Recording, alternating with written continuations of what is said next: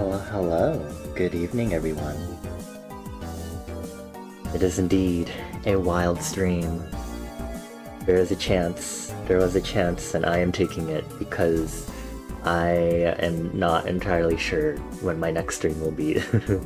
But hi, good evening, everyone. It's Sunday, June 18th, a little past 8 p.m. I'm sorry I haven't been able to stream properly according to my original schedule, but random stuff has popped into my schedule and I wanted to prioritize being alive and in reality for a bit instead of being holed up in liminal space. So because of that, I've also done some fun sacrifices to my social battery, but I'm feeling okay. I'm feeling good enough for for a stream right now. Yeah, I hope everyone is doing well. Hello Toady, thank you for being first. Hello Magic, hello Mika. I see Mika's making fried rice in this weather. It's warm now, and you want to make fried rice? You're telling me you're fried rice in this weather? I see Mika struggling to do a redeem. I do not know if Mika can even redeem me if ModView is suffering. Mika, what are you flooding your PC with right now? I don't know why I'm asking you this right now. I feel like I should constantly be asking you this because this appears to be a constant for you. Not to call you out or anything. Anyway, it's only ADF. Wait, yeah, actually that's a lot more reasonable, for sure. Yeah. It's finally warm enough since this weekend started that the air conditioner will actually run because the air conditioner runs specifically the air conditioner runs, you know, when the minimum temperature is reached, which is 78 degrees Fahrenheit. And it's finally at that point where it's hot enough where the AC will actually like properly run for the most part. So yeah, that was a test. Thank you for the quiet hello. Thank you for the hydrate, Toad. I'll go ahead and drink some water.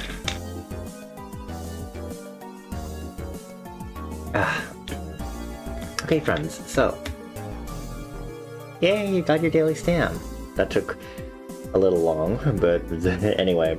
So I wanted to obviously tackle our next game for the slightly spooky summer streaming season, and it's now. We are going to be playing Night Signal, and it's actually only like an hour long, so it's going to definitely be a short game for sure.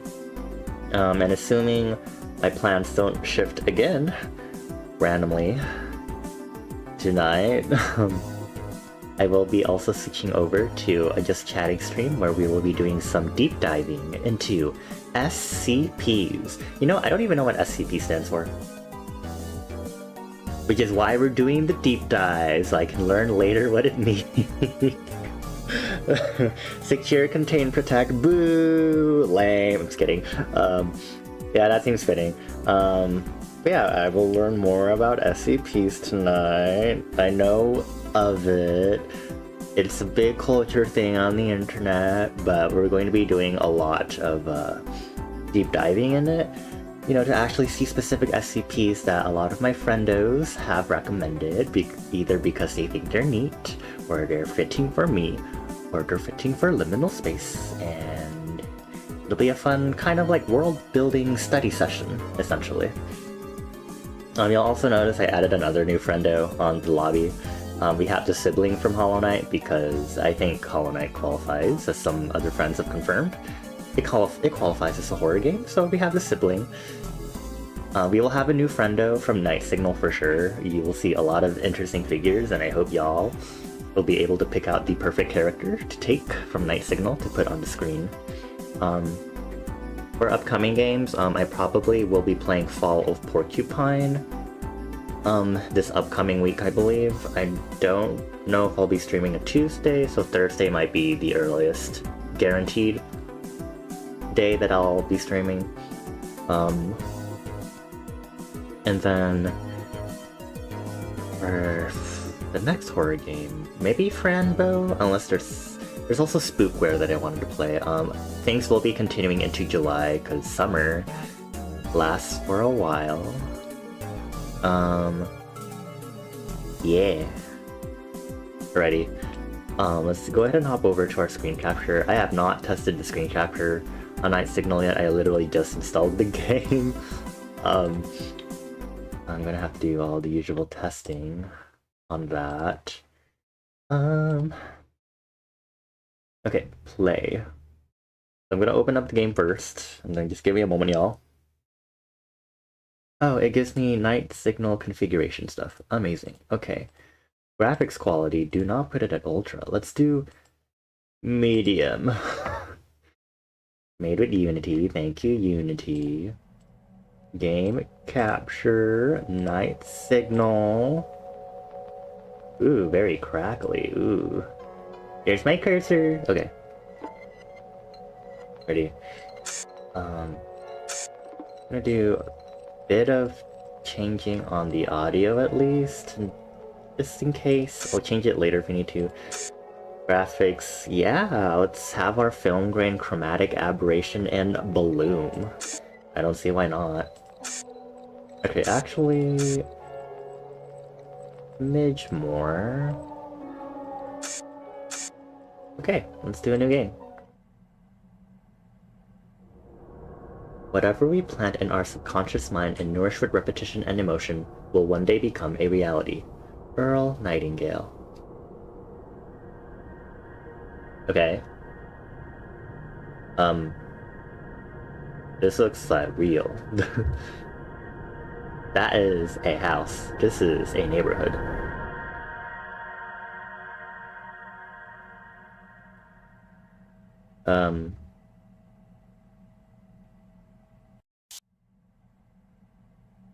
That is a TV. Oh, okay, controls. Controls. Oh. This. Can I? Midge? Okay, thank you. Resume. Read.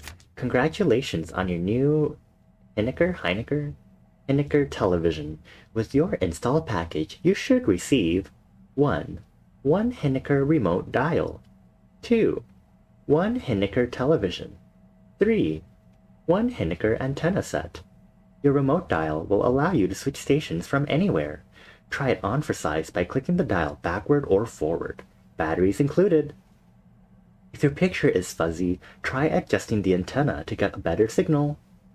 Warning: antenna do not operate correctly at night. Please refrain from using after sundown. Enjoy your new television. Heinecker Corporation. Okay. Okay. Oh, that is, a picture frame. Wait, what did that other... I saw the first thing and then I was looking at the picture frame. I did not see the other control. Oh. Okay, well, hold on.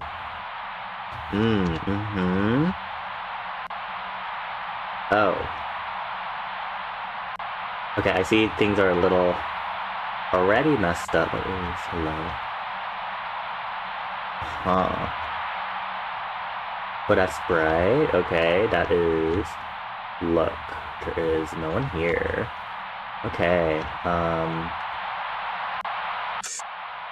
3, 4... Okay, so right click is to go backwards in channel listing.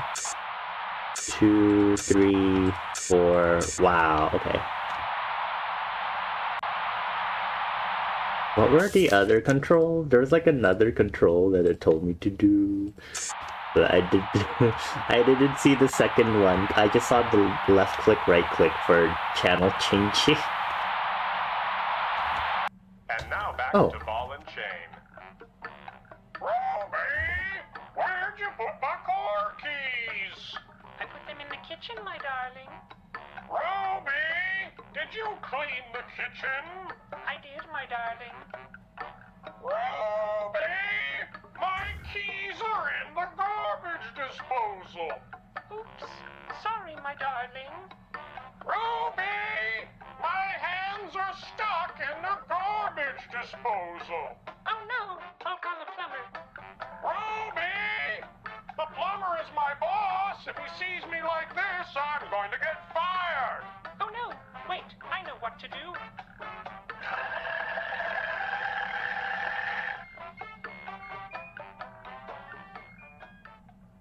And now a word from our sponsor. Did she turn on the garbage disposal? Gosh, this breakfast sure is boring.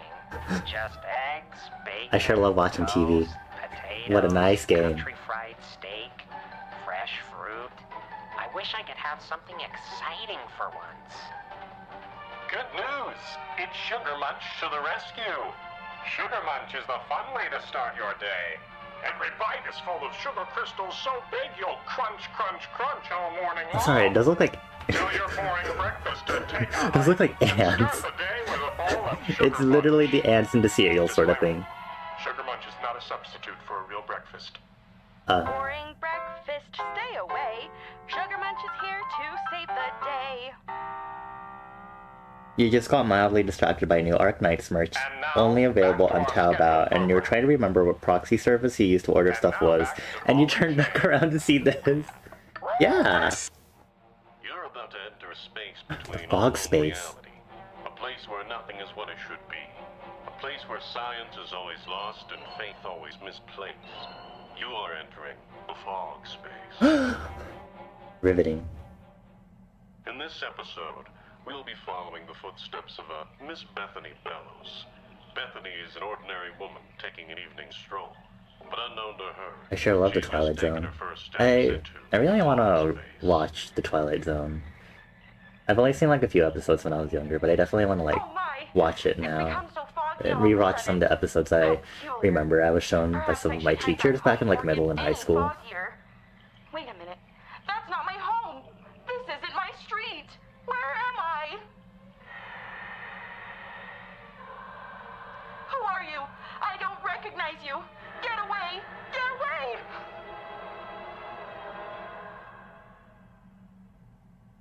Wow, what an episode. And now, a word from our sponsor.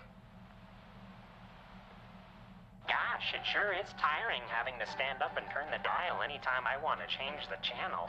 If only there was some kind of remote dial. I thought this was gonna be like the Sugar Munch cereal again. I was like, please. I'm not gonna watch this ad again. Oh, The new 1963 Hinnaker television set I'm has using done that television right now. Our patented remote dial lets you control what you watch anywhere, anytime. Just one flick of the wrist and you're there. And with its two powerful, adjustable antennas. Okay, next. Brain tease. America's favorite trivia show. I'm your host, Humphrey Winters. I'm here with today's contestant, Mark, a school teacher from the town of West Acre. Woo, Let's Mark. get into it. Contestant, your next question is...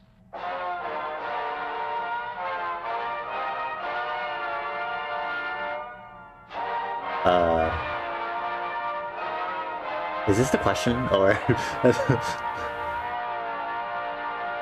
This concludes our broadcast day. Oh.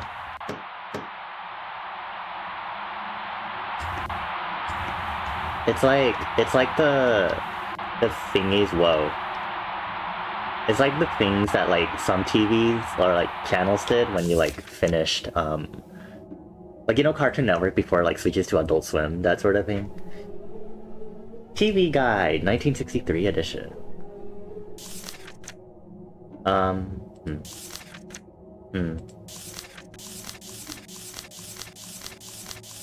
Wow, page 12, 13, 14. Oh, watch the signals. Hi, Otto. Hello, hello. Thank you for getting your stamp. How you doing? I hope you had a good weekend.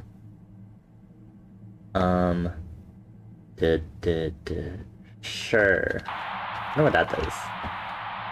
Hello. Why is everything foggy? That probably is not good.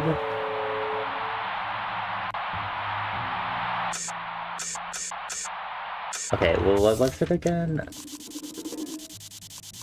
Okay, so left, up, and okay. Left,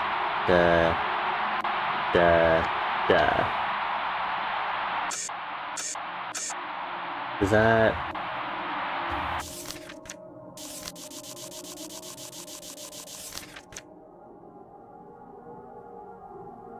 Did I not do that right? Right, I did that right. Pretty sure. The 24-hour TV was a scary time, I can only imagine.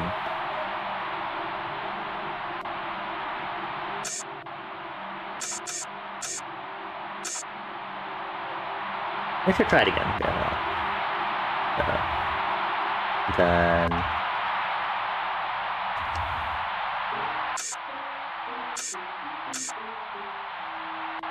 what if I look out?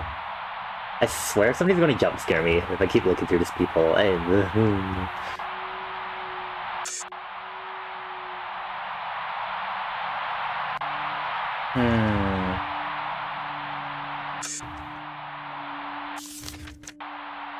am genuinely wondering if there was like a control that I missed, because again, when I got the remote, there was like another control that I did not see, or like another thing after I first... there were two tooltips essentially, and I was like, I was not paying attention.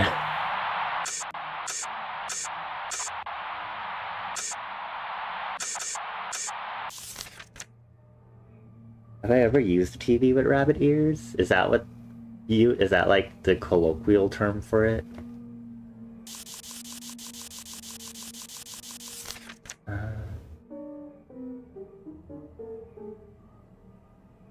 Doing something wrong.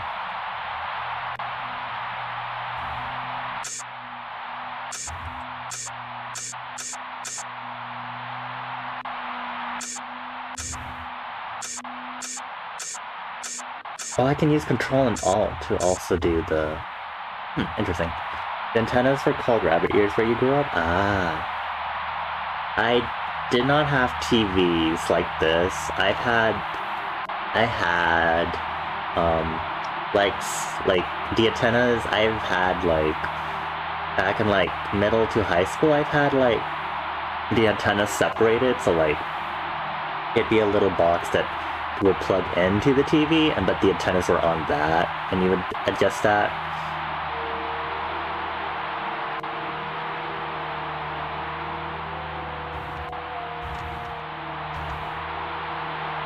What if maybe I'm supposed to, like... and then... oh!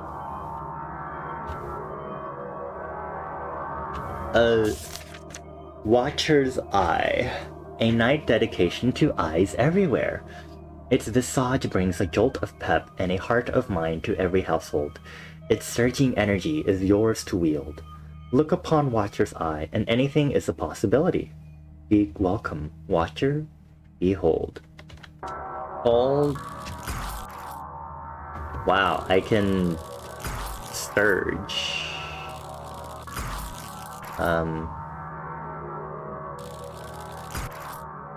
There's another...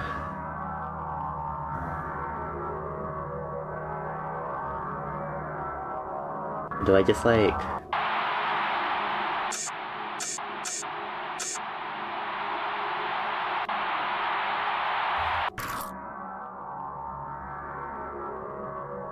I don't think the outside of my window is supposed to be, staticky? Or is it like daytime? Is that what that means?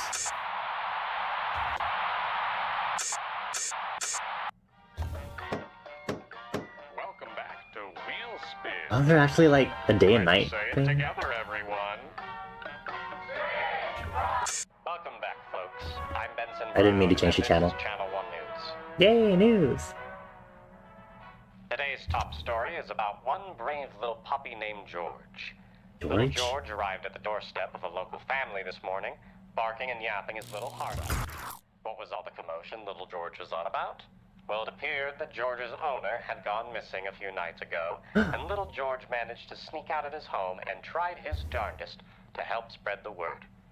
Local authorities are now investigating the missing person, identified as 23-year-old Alice Prairie. All thanks Alice to one Prairie. brave little puppy, who will be receiving an honorary award from the police chief later this evening. Now that's what I Welcome, call fellow a good watcher. boy. Your eye has been opened. Rejoice. The more you watch, the better you'll see. Seek more signals tonight, and let the guide teach you its blessings. Sure is boring. Just eggs, bacon, toast, potatoes. And now back to Only Father Knows. Son, let me tell you what it means. Not the American anthem thingy playing in the background again. Being a man, son. I think that's the USA anthem. Exception of violent rage. Okay. Being a man, son. means I you promise gotta I know put it. on I real just big I shoes. feel like it's been a while since I've heard Clown it. shoes, though, not like clown shoes. Clowns aren't real men. Okay, Dad. Son, listen to me. Listen to me closely. I feel like When you're a man, in school, I feel like we're more will come to your house, expected to shake your know hand, the and Pledge of congratulate you on your Allegiance manhood. versus the actual That's how you'll know you anthem. made it. Okay. Son, Like, there's definitely I must been like my confess fair share of something to you. events where you're like, you do the pledge, but there's also like, here's our guest singer to sing the national anthem. And now, a You know, word from our but sponsor. I remember back in like high school and beforehand, like it's always like the whole Pledge of Allegiance, like every single day.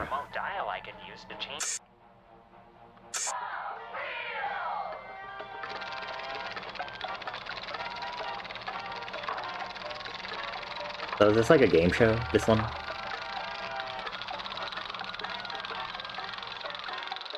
Is this me or is this wheel spinning? A while.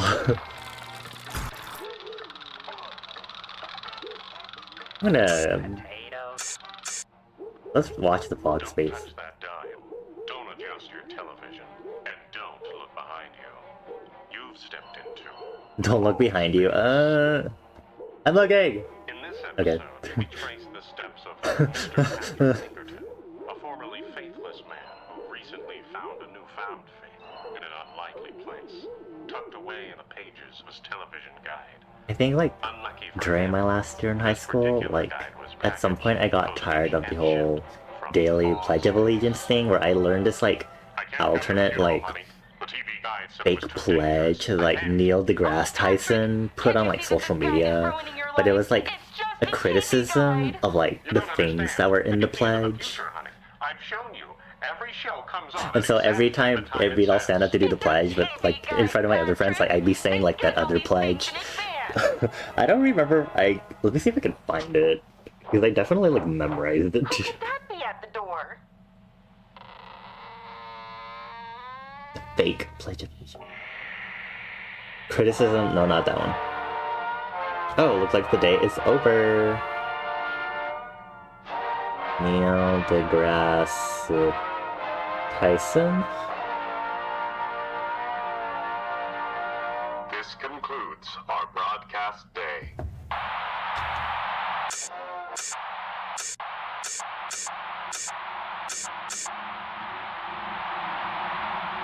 Wow, I sure love how everything gets like creepy when nighttime happens. I sure love nighttime. Okay.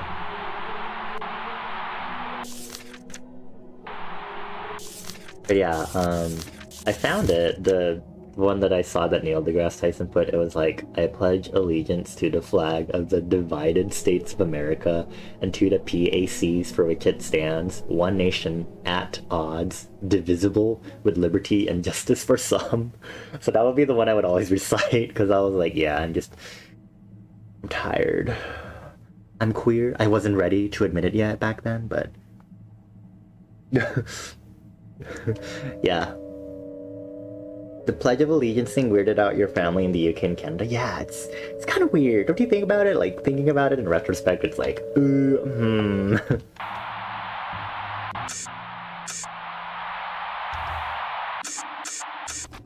Oh. Those are hands. Oh god, whoa, okay, wait. The Feelers. Ticklish entertainment guaranteed to make you wiggle. The Feelers send an invitation for you to take part in the shenanigan. Feel a tingle and a tickle. It may be a fantabulous fingerful feeler at your feet. Yeah. I remember this from the brief gameplay I saw. Oh god, what? There's so many of them. Ow, go away. No.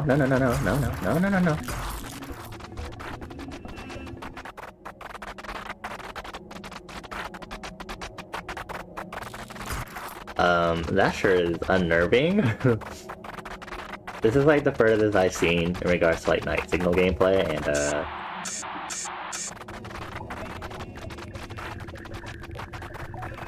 oh god, they're here again. No, no, no.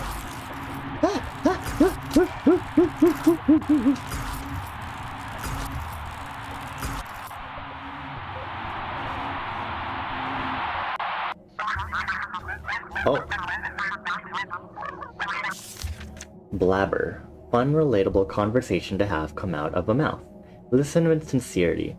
Talking about anything just as a close personal companion would in a shop for water beans. Take your time for blabber.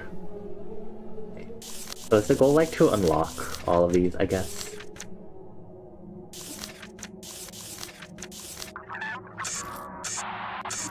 Hello there.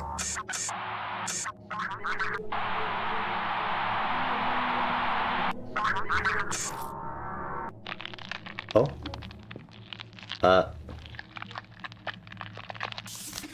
Goo Goo. Goo Goo helps you remember the small time. You are nothing. You are but pathetic flesh mass. You are small. You are melt. Desirables out of reach. Melting. You are slime. Goo Goo brings you back. The simpler time. Okay, I remember this actually. No time. Wait. Were these always...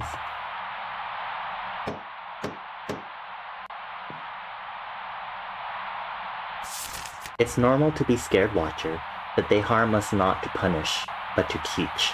Study them. See them. You are well on your way. Okay. Beeble wargle fru. Neeps pawabble beeble bo poog. Yippee wo deagles. Pa nan nan shug. Peel the bone. Waggle waggle waggle. Do not the fog. Stay beeble. Or dipper the glipper. Watch noopers.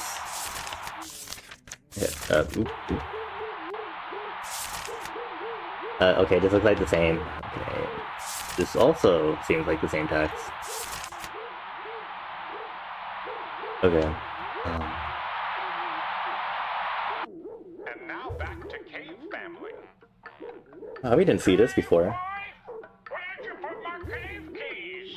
I put them in the cave. Isn't this literally just ball and chain but the Flintstones? Did you clean the cave kitchen? I did, cave husband. Is this just the same plot? My cave keys are in the cave garbage disposal. The cave garbage disposal? No, I'll call the cave plumber. Cave wife! I mean, The cave now... plumber is my cave boss. Like the first one, I definitely think of I Love Lucy. Oh no! Wait, I know what to do. There definitely is a sort of like oh yeah, they both And now a word from kind of have a whole husband-wife sort of main character Gosh, sort of I deal. sure am tired, but I just can't fall asleep at night thanks to my constant horrific nightmares. What's Oh. a fella to do? Say goodbye to bad dreams forever with the Sweet Dream Radio from Hinniker. Our patented lunar technology emits sweet dreaming signals straight into your dream receptors, assuring Oh. a peaceful night's rest, all while listening to the classic tunes you love. I sure love that. Finally, a good night's sleep. Thanks, Hinniker. Actually, can I just have something that knocks me out instantly? What are you looking at? Here, there, nowhere. Last night I definitely was not having an easy time falling asleep. I was like tired from yesterday and I tried to go to sleep, but I spent like 3 hours in the dark trying to go to sleep and I was like, Technology company. It was a little warm in the When he is prepared building to take too, so I guess that didn't help out very much. unknown to him, it's this very secret that will lead him to the fog space. The fog space. Wait, what's on the next... Wait. This secret, sir, is hard to keep. But that's why I'm such a great CEO. And now back to brain. Oh, it's more brain cheese. Hello, folks. I'm Humphrey Winters. Do you think we'll get the question this time instead of being cut off by the American anthem? We're here today with Phil, an accountant from Minnesota. Phil. Let's get into it. Contestant, your first question is, What cereal is known for making you crunch, crunch, crunch all morning long? I know this one. Cookie Crunch? I'm sorry. The correct answer is Sugar Munch. Yay, Sugar Not a great Munch! start, Phil. Let's see if you can get the next one. Boo. I think Fail's terrible. Boo. Kick him out. Which famous CEO suddenly disappeared? Oh, that's the end of this programming. Ah.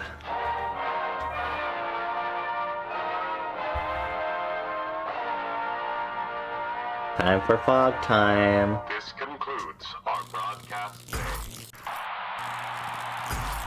I don't have like a reticle across there. That does not make this easy for me. Oh! Kazuzu. What's that ear-piercing sound? It must be Kazuzu time. This form gives way to the best inaudible experience. Soundscapes for your unborn offspring to dance the night away.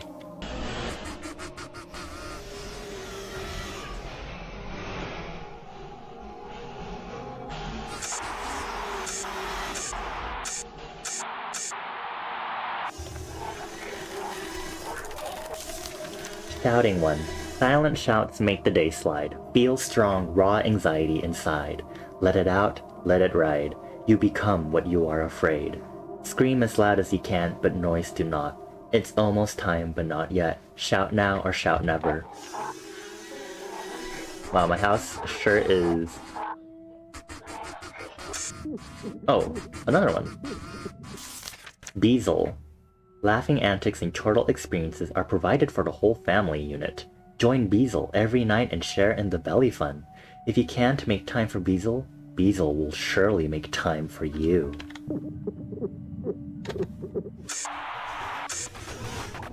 No, please, not the feelers again. Ugh. Oh my god, please. I'm almost out of health. Wait, what happens if I run out of health? Oh, you died.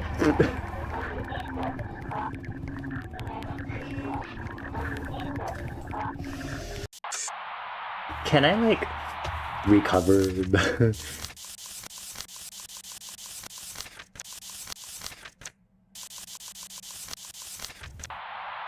Do I have to get all this back again? I can't believe this.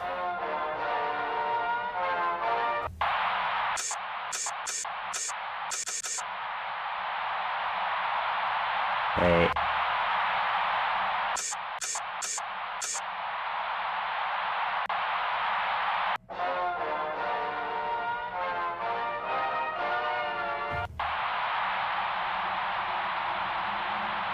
Okay, then when the fog shows up, then I can, like... Okay.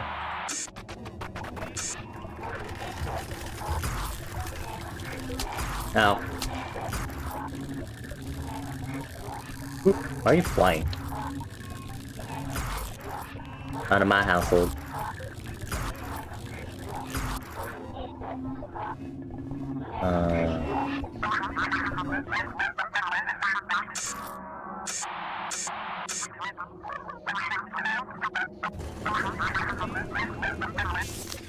Flathead. Flathead makes your top drop. Tops need not be topped with flathead. Enjoy the crumble of tops as they descend. You can be a flathead too. Sing the song of flattened merriment. Grumble, crumble, crumble, crumble, crumble. Okay. Hi, Citrona. Thank you for getting your stamp. Hope you're doing well. Can I... okay, that's Goo Goo. Thank you.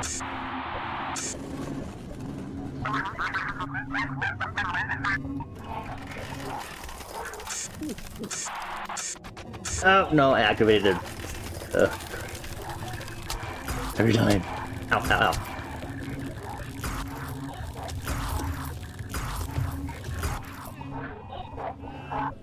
What if I try both antennas? Okay, I didn't get... okay.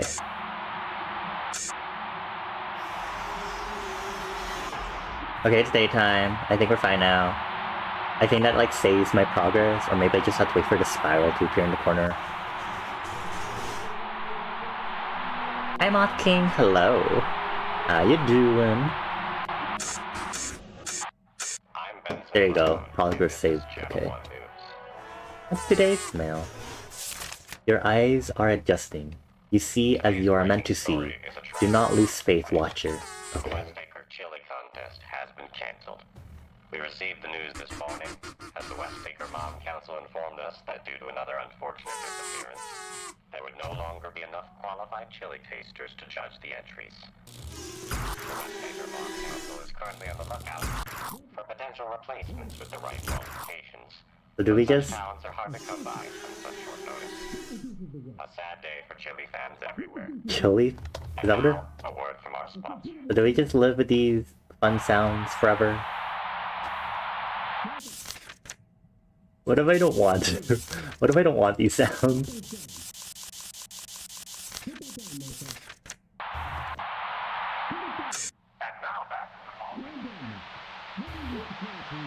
Huh. The signal is not super good.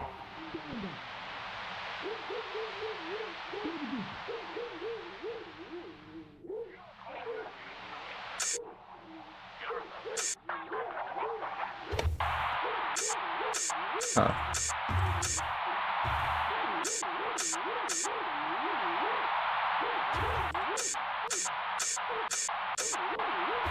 It's not really...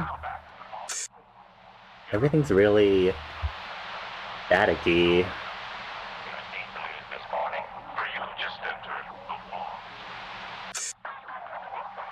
Hmm.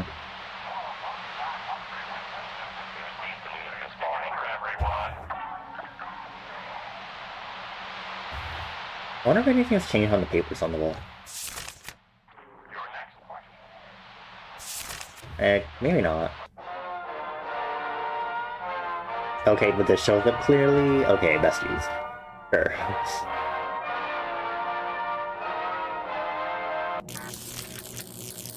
Oh, that is right off the bat.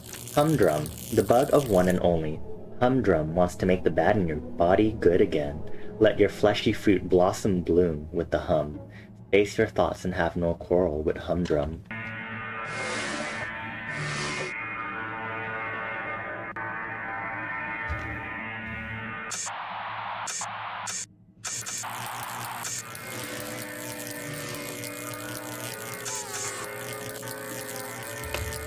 Oh! Does Humdrum heal me? Wait. Sweets. Make time for thought with sweets. Thought of the unknowable.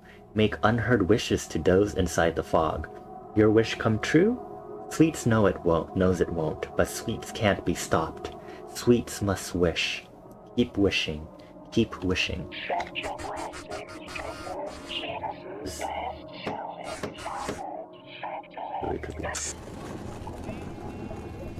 This game is strange and alarming. Oh, you know, it's just the typical stuff. Oh, no, that's Goo Goo. Goo Goo, wait. Okay, that's better. Is there anything outside if I look through the... Oh!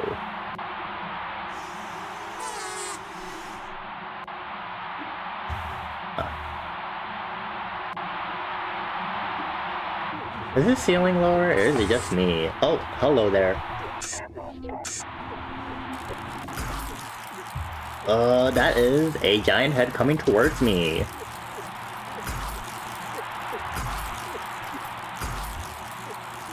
I forgot which one this is. It's in the TV guide.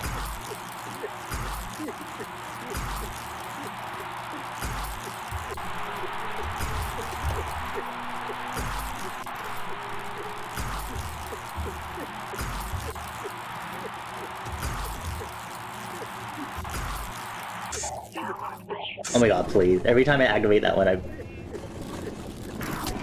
Oh, fuck.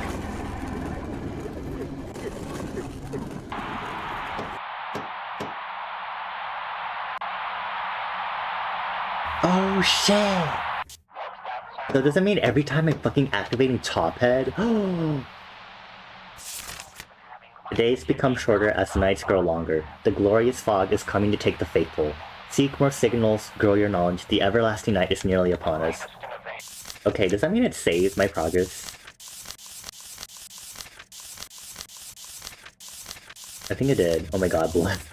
Right when day happened, as I got hit by top flathead again.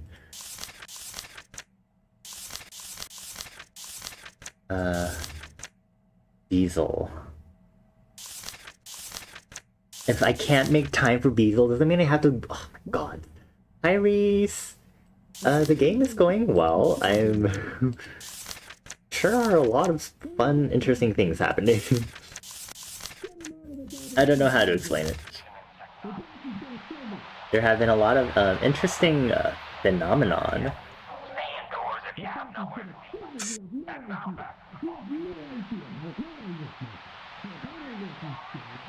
Everything looks normal again.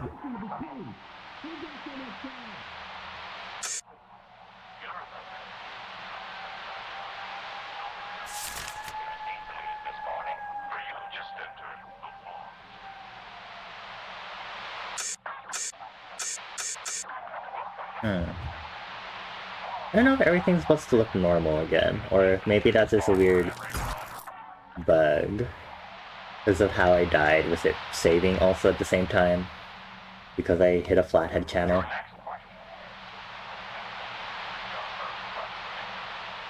Yeah, we're just enjoying our new television, you know, enjoying the TV guide and meeting stuff.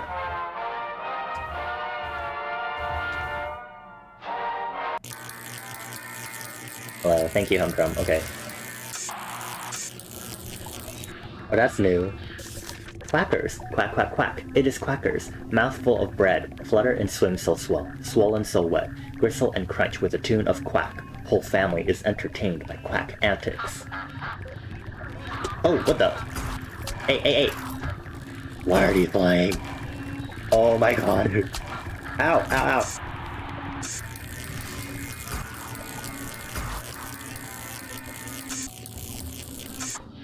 No. Fuck. Fuck. I activated it again. Oh my god, I'm getting swarmed. I'm getting swarmed.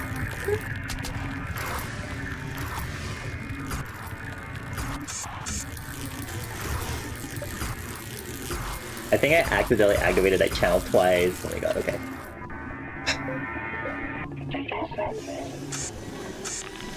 Ah shit, I hit flathead, didn't I?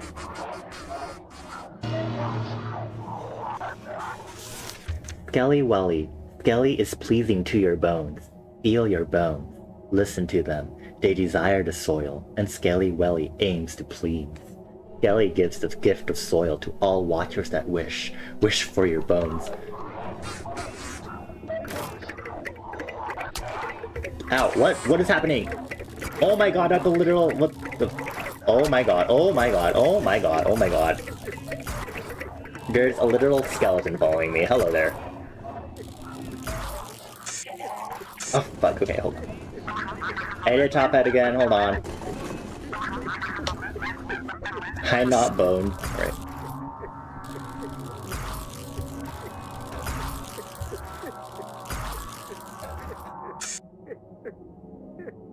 What is this? The Night Orb. Tell it like it is. That's the motivation of the sacred orb. Witness the light of forbidden knowledge. Feel the vibration of your skull. Know it is truth in your sensations. Keep the secrets deep inside your brain hole. Thanks.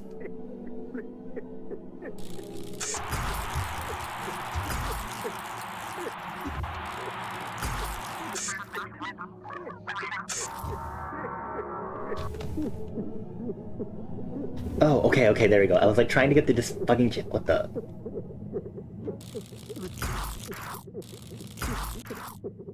That sure is a night orb. I did not mean to activate that channel, fuck. I'm not here to be tickled. No thank you. No thank- Oh shit, I'm low in health. God. Watcher. Watcher's night is upon us. The time is nigh. Watcher's night is upon us. Tonight the faithful will be saved. Find the remaining gaps in your knowledge. Seek signal wisdom in its entirety, and you too may experience the eternal bliss of the fog. Oh, these are all the same channel. Okay,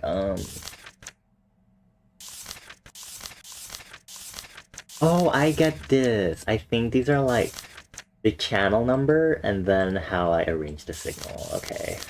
Can I use that to extrapolate the other ones, maybe?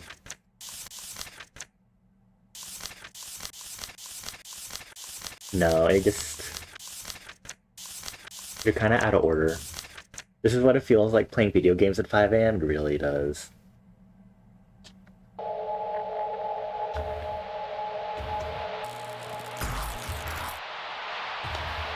I just have this night orb following me? Okay.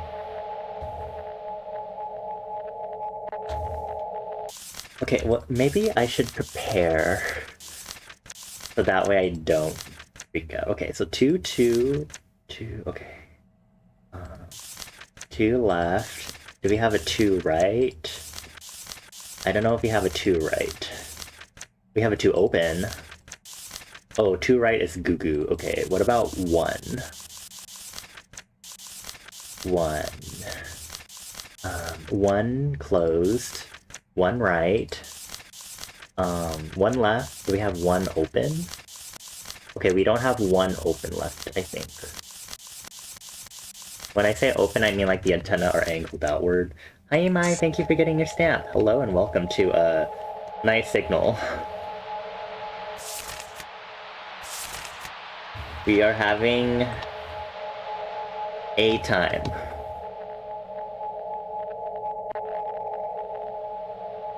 So I think if I just leave it like this, like if I leave it on channel 1, this should immediately bring us to a new thing, I think.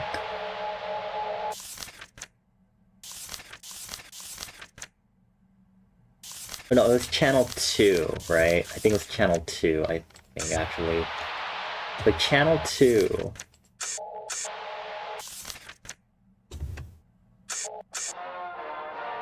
Okay. Nighttime? It's nighttime.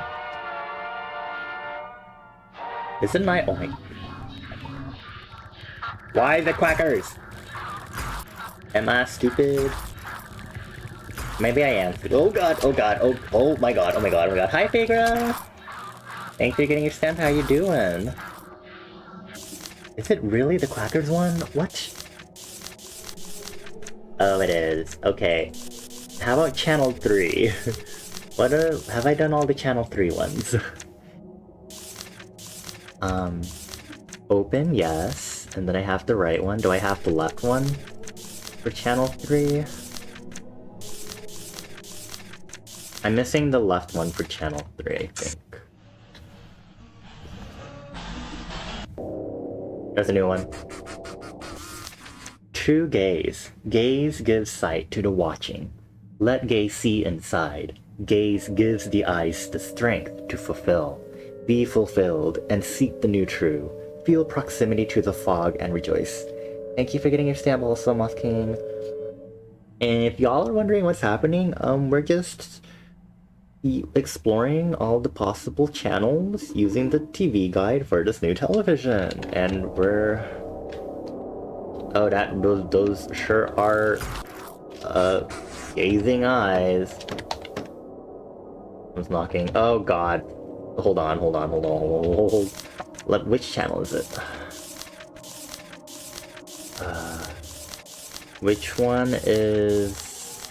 It's Beazle. Channel 2 left. Okay, so channel 2, because Beazle will spawn. Okay, if I don't keep the channel on, essentially. You're so... hold on. You're so distracted right now between the fried rice and executor merch, and you're completely zoned out for all of that, except for hearing gaze. And before realizing, yes, eyes, as in gaze. I think I'm missing... I have an empty page.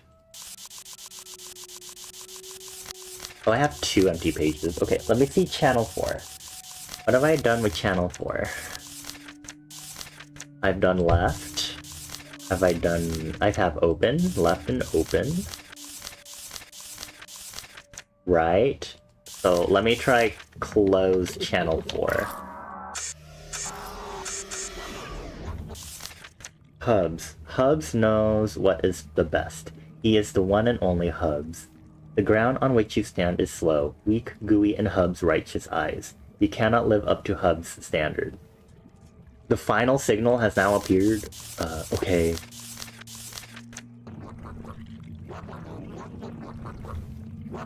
Is this dangerous for me?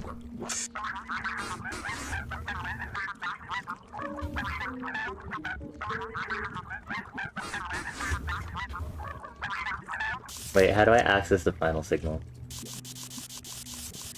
What is final signal how?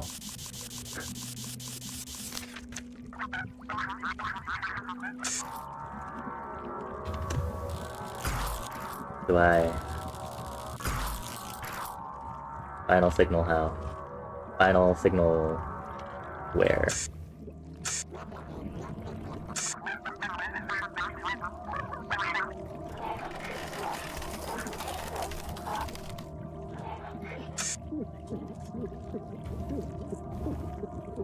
Final signal...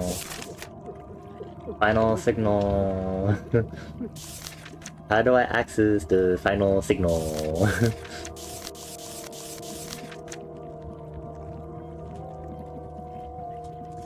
Is this final signal? Left, close, right, open, left. Close, right, open.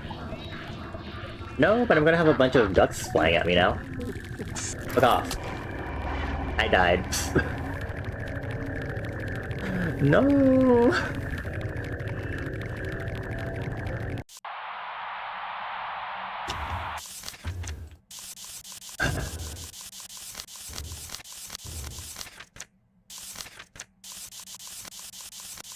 I have to, I don't remember which ones I was looking for.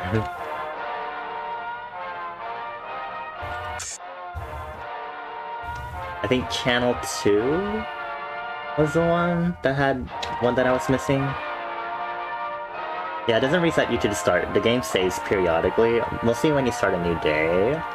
But I had to start every night over again. Fuck! Why?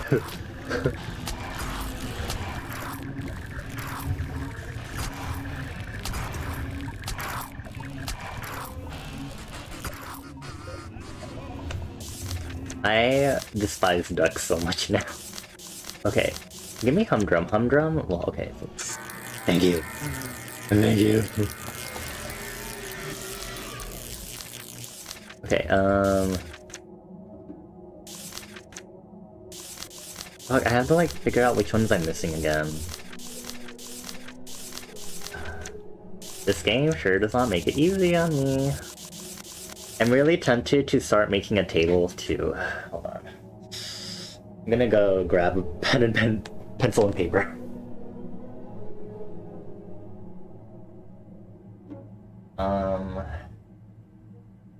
Pencil case. Okay. Use my stationery for this. Hey friends, I hope everyone's doing well. I hope everyone had a good weekend. What have y'all been doing this weekend? I spent my Saturday going out. That was a wild time. I drove twice the distance that I have before. It was not really that far, but as someone who's still getting used to driving, I'm very proud of myself for driving a little more. Especially at night, because I haven't driven at night officially before either, so that was kind of a big worry I had also. Okay, so channels 1, 2, 3, 4, and then we have closed, left open, right open, and then open. So I have 4 left. Actually, avoid. I'm going to put a circle so I avoid. So I can remember to avoid. Let me go back to the beginning. So 2-2 is safe. Driving at night can be kind of stressful. Yeah, it an interesting time, but I managed somehow. Let me put my earbuds back in as I continue making this table. 2 left is maybe important. It's okay. Okay. 3 open, explored. 3 right. Please, okay, let me put a no symbol for that one because I do not want to summon a skeleton again. 3 closed, just chill. 4 open is the heart. Restoring one, that one's great. 1 closed. 1 right is technically should be avoided because if I do that too many times, then I will crush my head. 2 open is fucking dangerous because that also summons the flying ducks. 1 left is, I think that one's chill. 2 right is, I don't want to be shrunk, but whatever. 4 right is kind of annoying, so I'll avoid that one. Okay, so I have 3 more to do, so let's try. 1 open I can't access yet for some reason, but I can do this one. This one's the one I haven't gotten, which was the I one. I'm gonna write this down in case I have to restart this night. And then 4 closed is the one that I'm missing. Oh, hold on, I did a thing. And activating this with the slow floor, oh god. Ow, ow, ow, ow. Okay, hold on, besties. So 4 closed. And then last I have to do 1 open.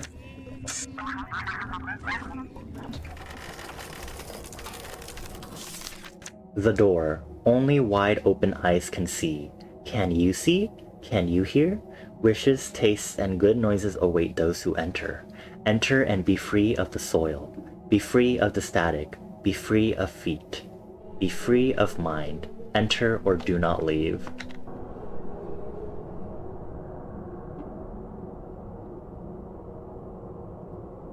Is this me or is this TV getting like big?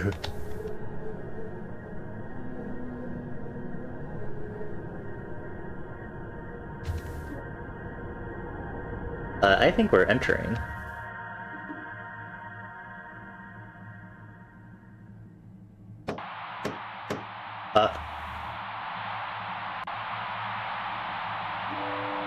Hello?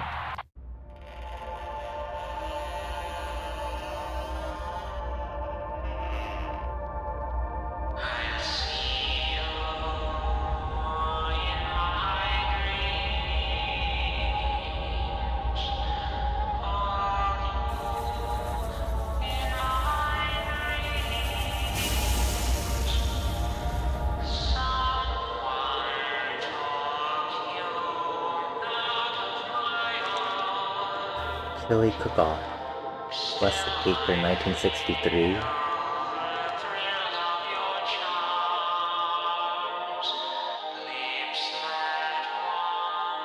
Was that it?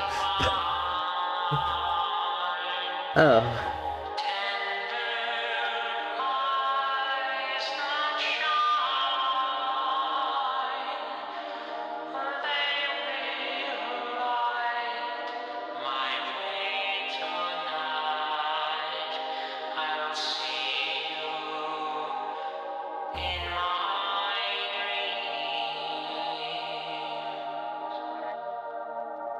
Yay!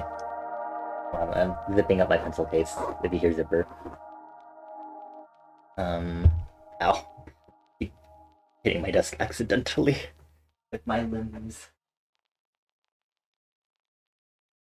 That... okay. Ooh, we get access, right, we get access to the art book now that we finished the game. I wanna see. Hi, I'm Nick Live, the creator of Night Signal. If you're reading this, it means you played the whole game through to the end, and I appreciate your time and eyeballs, okay? This is a peek into the game's art and process regardless of what you thought of it. Night Signal is the result of a whole lot of love and messy labor. Enjoy this look into the lovely mess. A 1995 point-and-click adventure game by Inkscape called The Dark Eye. Ah.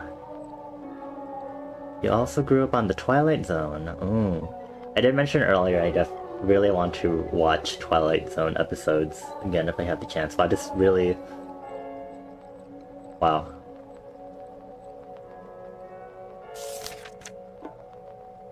Oh yeah, I remember it mentioning that I think the creator used actual clay motion for the game. All like the faces that we saw that were like replaced of all the people were like actually like clay.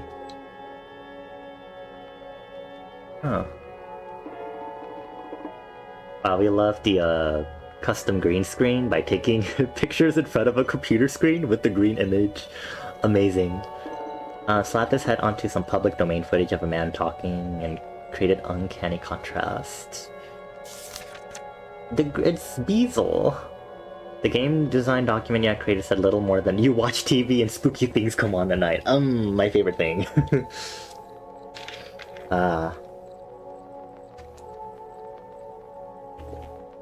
Yeah, you know, I didn't think Beazle was any sort of harm until he started coming through my door, and I was like, oh, okay.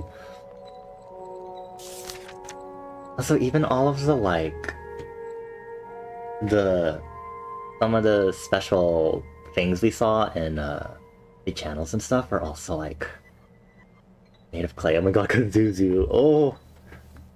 I didn't realize Kazuzu had a big snout. Eevee guy... You tried your first rando yesterday? How did it go? What were your settings? Did you have any special settings on it? I'm assuming you just started it, question mark? I don't know if you necessarily finished it or anything. Story concept sketches... Most were scrapped. I see. But from the concept of stories was the television's creator, Mr. Hineker, a fog space where the creatures in the television were broadcasting from, and a cult of people who worship the things that broadcast at night. Ah! You put on Room Rando? Oh no! That's the one I kind of want to try next. Or if anything, try next with Mika for like our next multiplayer collab. I have never done anything akin to that in any sort of game randomizer that I've done. Mechanic sketches. So brainstorming. Introduction of combat via a remote control that can blast electrical charges and signals affecting the game world. 3D models. I wanted some of the signals to come after you. Oh, okay. So they made some of them in 3D.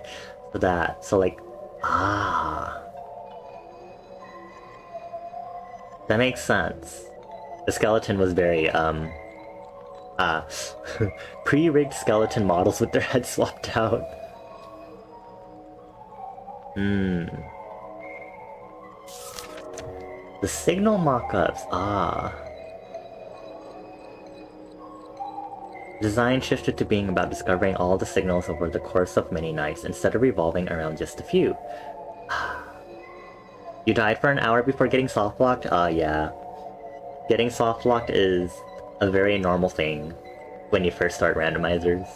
I mean, I can imagine that, especially so for Room Randomizer. I cannot imagine how much soft-locking would occur there, because I'm sure all the knowledge I have of trying not to get soft-locked would just be tossed out. It'd be horrifying.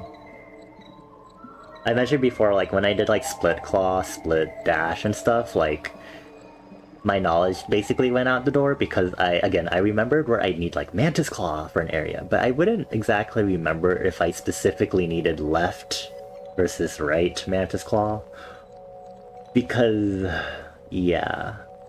For example, if you go into Resting Grounds Underground area, you can technically get out with just left Mantis Claw. It is very annoying, but it is actually possible, as I found out, because I thought I soft-locked myself there. and stuff like that. It's gods. You love this kind of stuff, and you can see how the game was made. Yeah, really cool. Oh my god, it's Goo Goo and Flathead. Oh, Flathead is like an actual person got squished. Oh, that's so cool. Like you can also see like the actual like, because it's actually like the clear photos instead of them on the TV with all the VFX. We can actually see like their actual modeling. It's like this one and stuff. A new type of air drying clay. Now there's a time limit on how long you can spend sculpting because the air drying process acts quickly. Oh.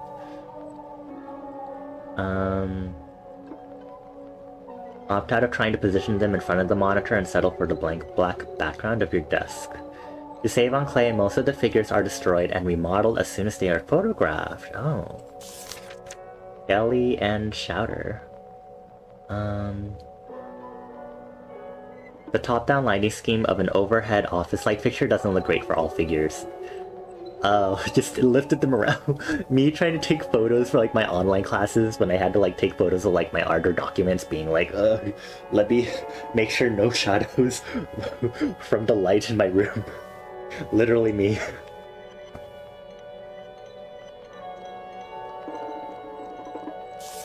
Gazer and Sweets. Oh my god, Sweets. Oh, I guess that's like a mouth. At some point you thought that getting the clay wet would help it last longer before drying. But that also made them sticky and regularly caked your hands in a mess of wet clay residue. Made for some good and weird looking photo stuff. Oh. Yeah, this one Gazer did look kind of interestingly wet. Humdrum and a plate of ice. Humdrum is a bug. Okay, it did look kind of like a bug, but they wasn't sure. Hooray for bugs. It might be cool to film your face while it had faux clay eyes over your own eyes, which could then be edited and post to blend it better and get a real uncanny valley thing going. Chickened out of placing these slabs of clay over my eye because I was worried about getting clay residue on my eyes. I now have a weird photo of these clay things on the plane of my phone. Amazing. Blabber and Cereal. Oh, okay, that's right, yeah, Blabber looked like they had, like, actual texture on them versus, like, smooth clay. Oh, that's cool. And the Sugar Munch. It'd be funny to take a photo of a bowl full of ice and rice salt? Rice salt? Is that what that is? Rice salt.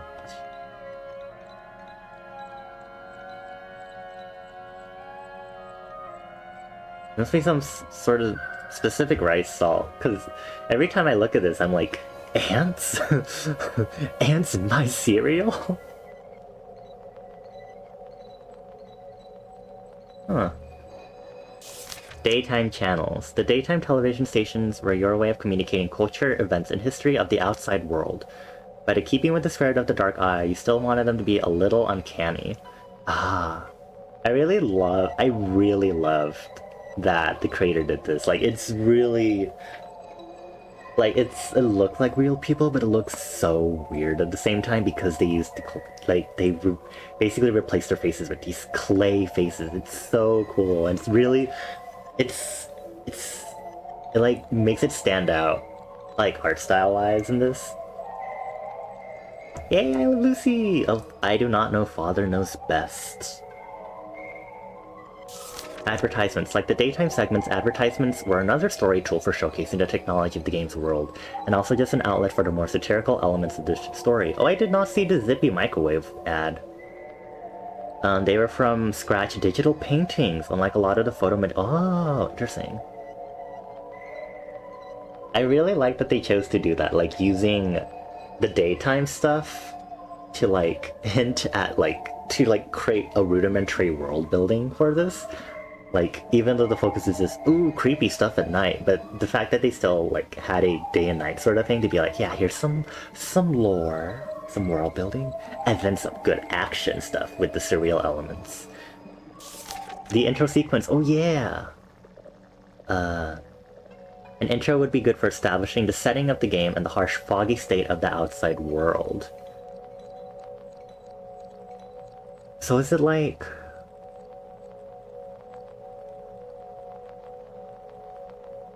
Huh. Interesting. The outside world is also foggy. In the tradition of 90s games, a live-action cutscene seemed like it would make a fitting ending for the game. They ran to a local spirit Halloween to obtain a cheap robe costume and shot the whole thing that day. Wow, amazing. Took footage of him in a robe, this time using relatively blank apartment hallway and a cloth blanket on the floor as the makeshift green screen option. Using different perspectives of David, I was able to assemble the cult ritual sequence in editing software. Oh! It was real convenient the story involved so much obscuring fog as part of the narrative. This is all the same person!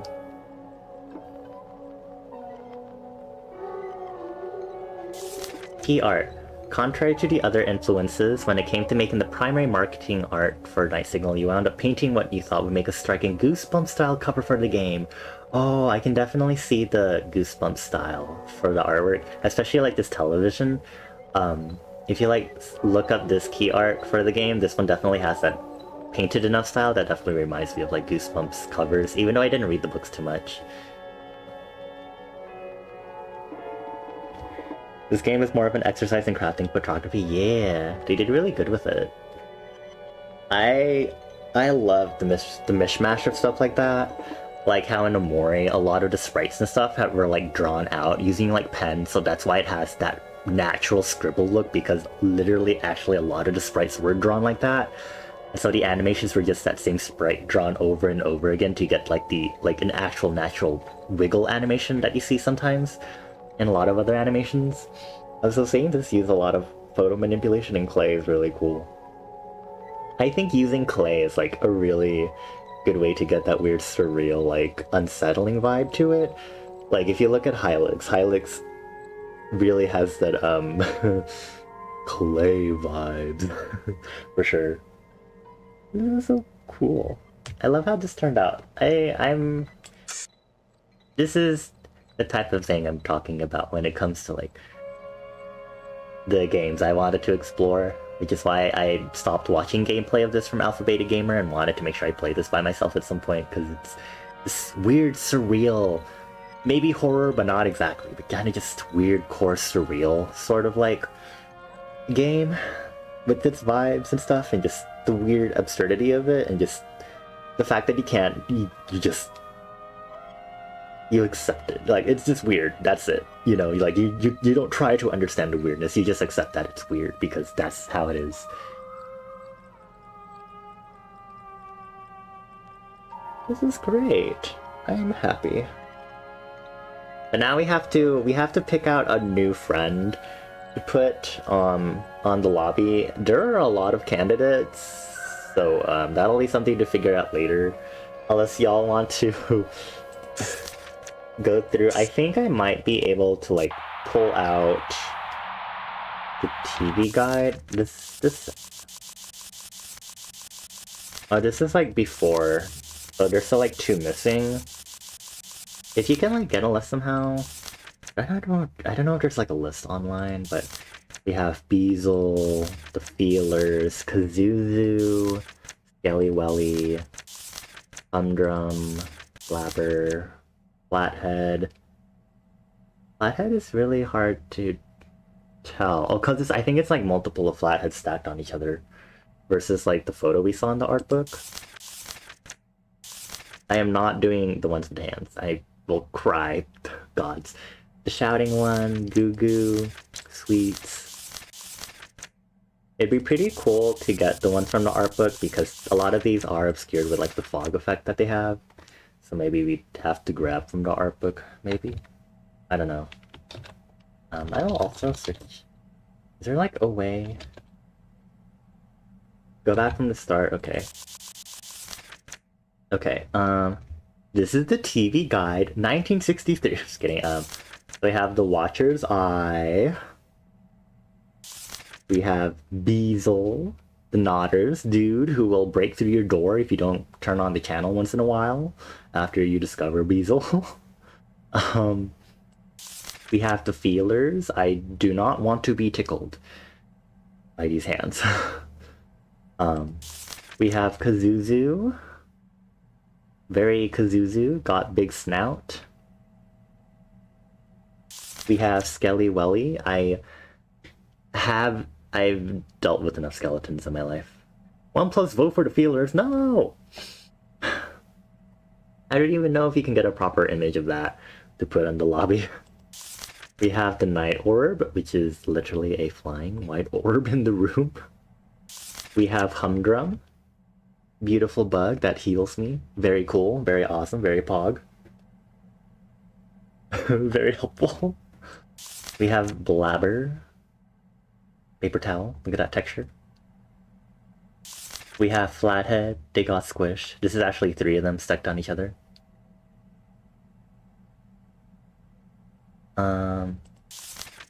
We have okay. There's another hand one. I am tired of ducks. Mostly because these ones attack you. They're a little concerning. The shouting one. They shout. Just put a picture of a paper towel and it say it's blabbers. Those are not ducks. What do you mean? They quack. They have mouths full of bread. They flutter and swim like ducks. Therefore, a duck. Oh, we have Goo Goo. Goo Goo makes you small. You become pathetic flesh mass when you see Goo Goo. Those are not ducks. I beg to differ. Agree to disagree. This is Sweets. Oh, that's how they made it look so moist, because this is when they were experimenting with like the wet ones. Ah. You didn't roll a d20, Toad. You have to actually use the d20 command. Thank you. And then there are a few that are missing because this is like before the final signal. You put it down 20 side up. Toad! Use the command. Yeah, the other ones aren't shown, but one of the other ones was the Gazer. And then another one was... Oh shit, what was the other one? What was the other one?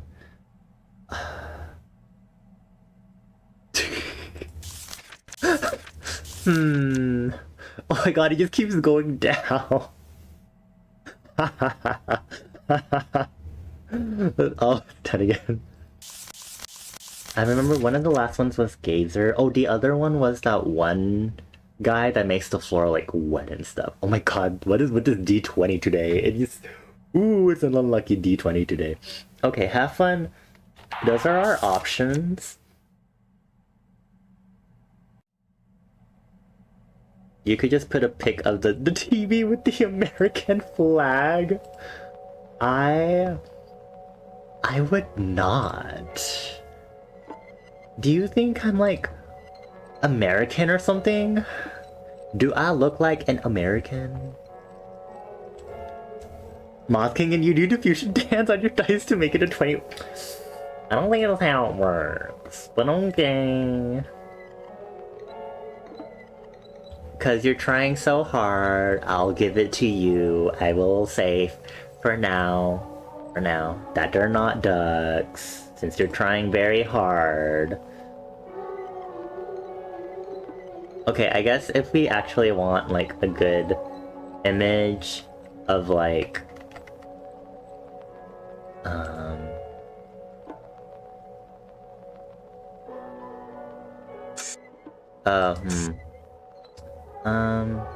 Maybe I can also grab it from Alpha Beta Gamer, because I know Alpha Beta Gamer also, like, just let the TV run when the daytime programming happened, so maybe we can just grab a screenshot from there of, like, the TV. Let's grab it with, like, I don't know, one of the random frames. We can maybe get, like, one of the uncanny people on there or something.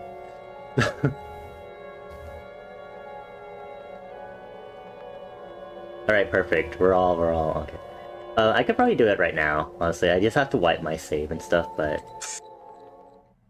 I'm assuming the art book stuff remains after I do this. Okay. Okay. We're on the journey. I'm gonna need to change my graphic settings so I can, Oh, this looks like a JPEG image. Movie, can I skip this? You can be like, the inn picked up a new entertainment system in our last excursion. Yeah, you know, just you know the usual stuff where we you know, pick up all the surreal stuff and just stick it everywhere, you know, and yeah. The cameraman from Emerald TV, no. Okay, oh, perfect. It just starts me off right off the bat with everything. Okay, I'm gonna adjust this. Oh, I know this. I'm going to change my view to full screen. Really cool. Oh, I can't do that. Oh. Okay, right, because you set the graphics before the...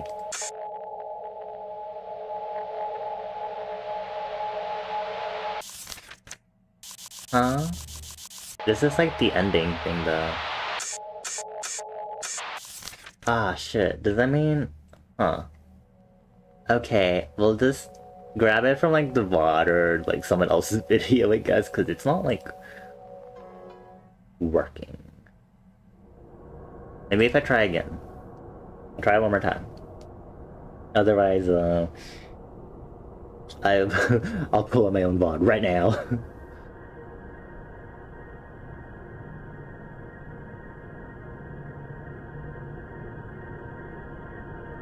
Do do do do do. Yeah, looks like it might be just some like small settings in the game of like variables and stuff.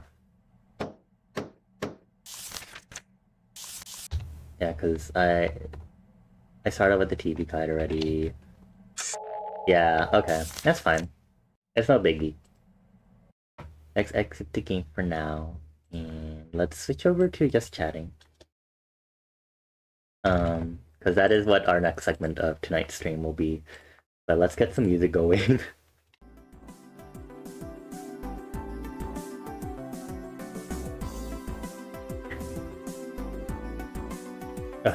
Okay.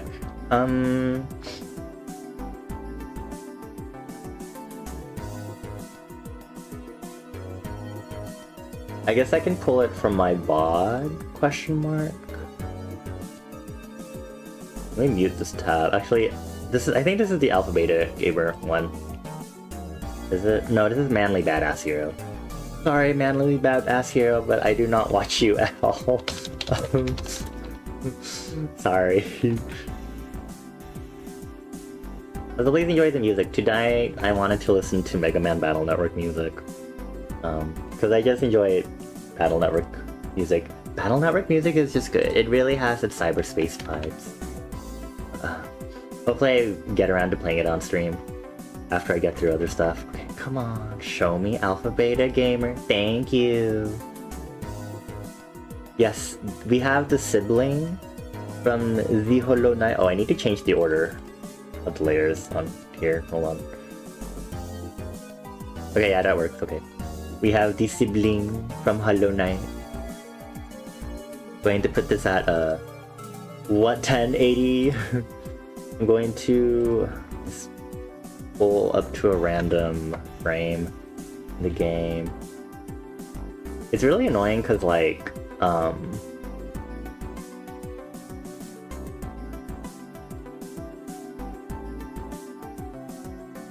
because like when you're looking at the TV in the game, you're actually looking downward at it instead of like, so the perspective's a little weird on it. Okay, maybe.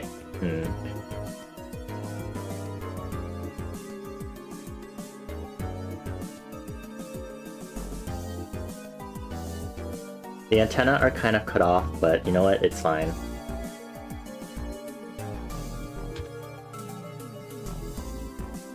Is this as high quality as I can get it? Okay, let me wait for the YouTube UI to go. Let's go back. Wait, I don't know which weird face I want on it. You're looking straight on when it was big, yeah. But we want one of the weird faces on it.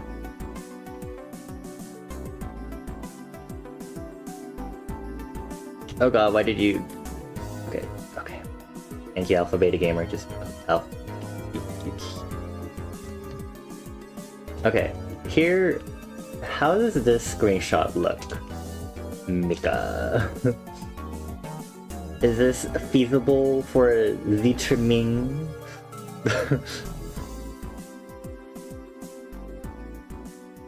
Go, send. I mean, I can also put it on stream. Let me save it really quick. Using Paint 3D. I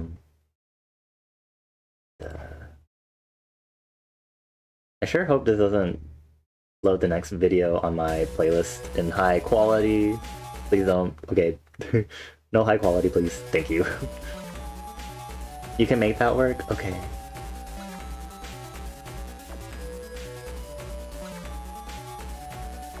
The hours close to stream froze. Oh, I see. No worries.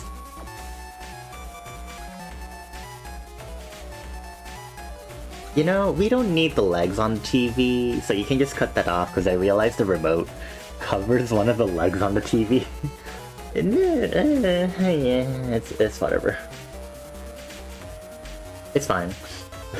We'll make do. Okay, friends.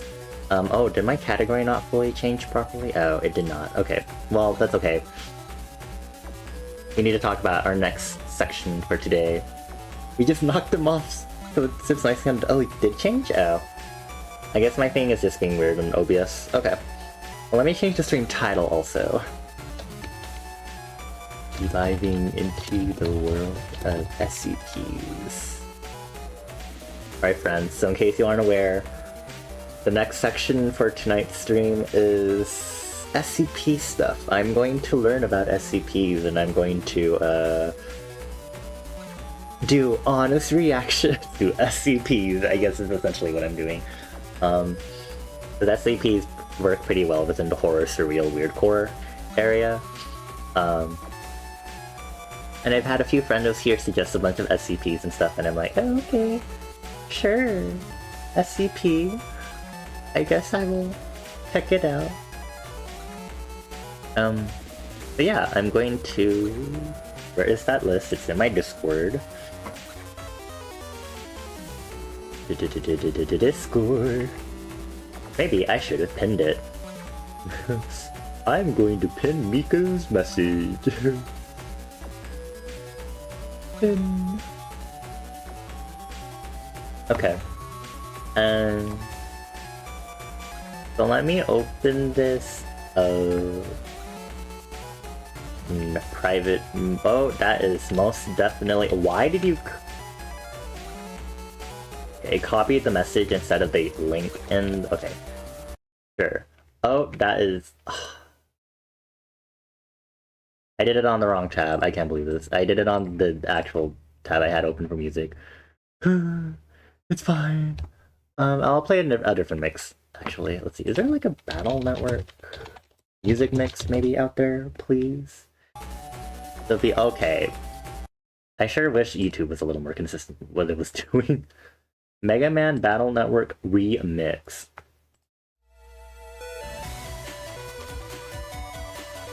You know what? Yeah, this works. I'm a hoe for Mega Man. This works. Okay. Give me a moment. Everything being a mess. Okay. Okay, let me get screen capture going, and then we'll head back over. What is this? SCP-939? What? Well, I have to main window capture? Is this the right one? SCP... Okay, okay. Alrighty folks, so let's start at the wiki. The SCP Foundation. Oh my god, wait, besties, Pride Month. Okay, anyway, the first battle theme. To start off, were the pages about classification? Okay, I'll just, yeah.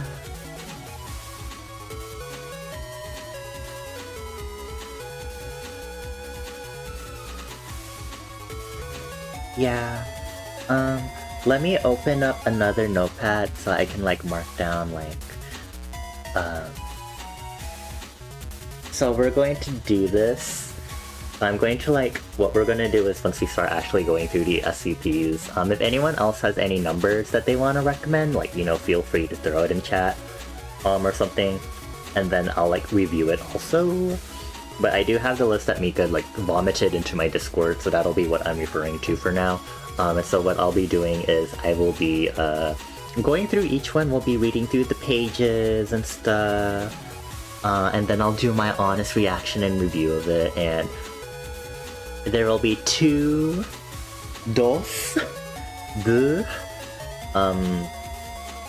awards that I can give it if I like it or not. So the first one, I have assigned it to some games before. It is the Liminal Seal of Approval. So if it is the liminal vibes that I like, or it has the right liminal vibes, then that one will be, right off the bat, that'll be the easy award, because I'm sure a lot of things, that Endless IKEA one, I think that would immediately get the Liminal Seal of Approval, for example. And then the other award is the Bonnie Seal of Approval. Do I dig it? And I don't know what my standards are, so we're gonna find out as we go through these. Okay, so you said, so Otto said 3008, and Mothing says 507, okay. So chat suggested, so feel free to shout out more while we go through them, if you feel the need to, but I'm going to do Liminal Seal, and then Bonnie's Approval, and then we'll have a list for, meh. Did I already guess yours? Was yours the IKEA one? Or... it's okay. I'll get through it anyway. Okay, let me open the glossary of terms. You check out object class. I should check out object class and threat level pages. Okay. The intention of this page was to create a collaborative resource to define terms commonly used on the site or in the community, while erring on the side of inclusion and open to contributions from any site member. I'm gonna put SCP on my tags alone. SCP! Okay. I'm going to ignore this. Okay, terms defined elsewhere are omitted from this list to avoid redundancy. In-universe terms. Item number. Object class. A system of categorization based on the difficulty of containing the entity or object. I am sorry I'm reading it with this accent. Special Containment Procedures, SCP. Secure, Contain, Protect, and Special Containment Procedure? I can't believe this. Description, addendums, Foundation terminology,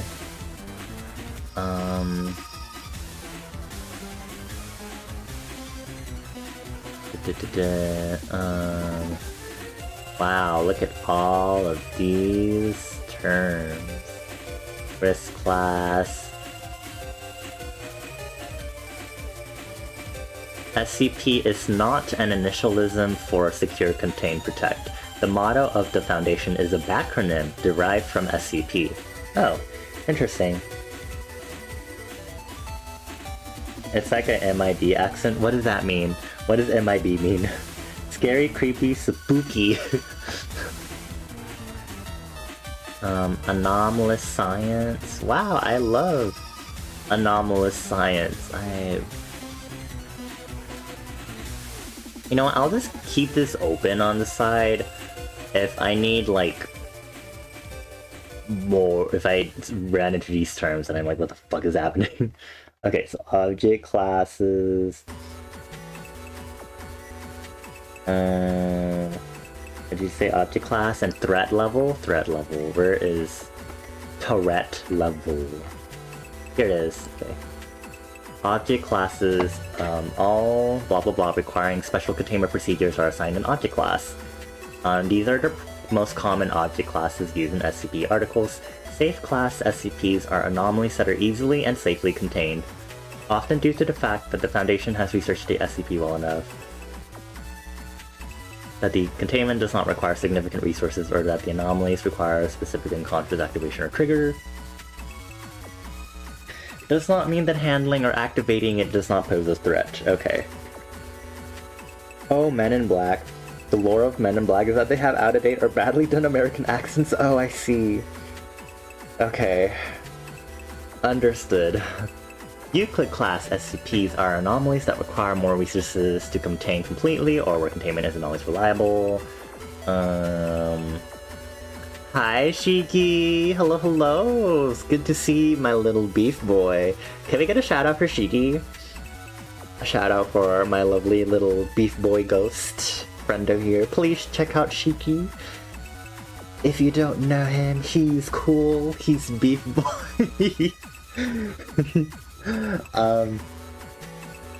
He talks a lot about men and how I think he talks a lot about how he likes to be ruined by the men. I like watched him play like that one Shin Megami Tensei game, and I'm pretty sure he was like constantly being like, oh my gosh, this man, and I was like, yeah,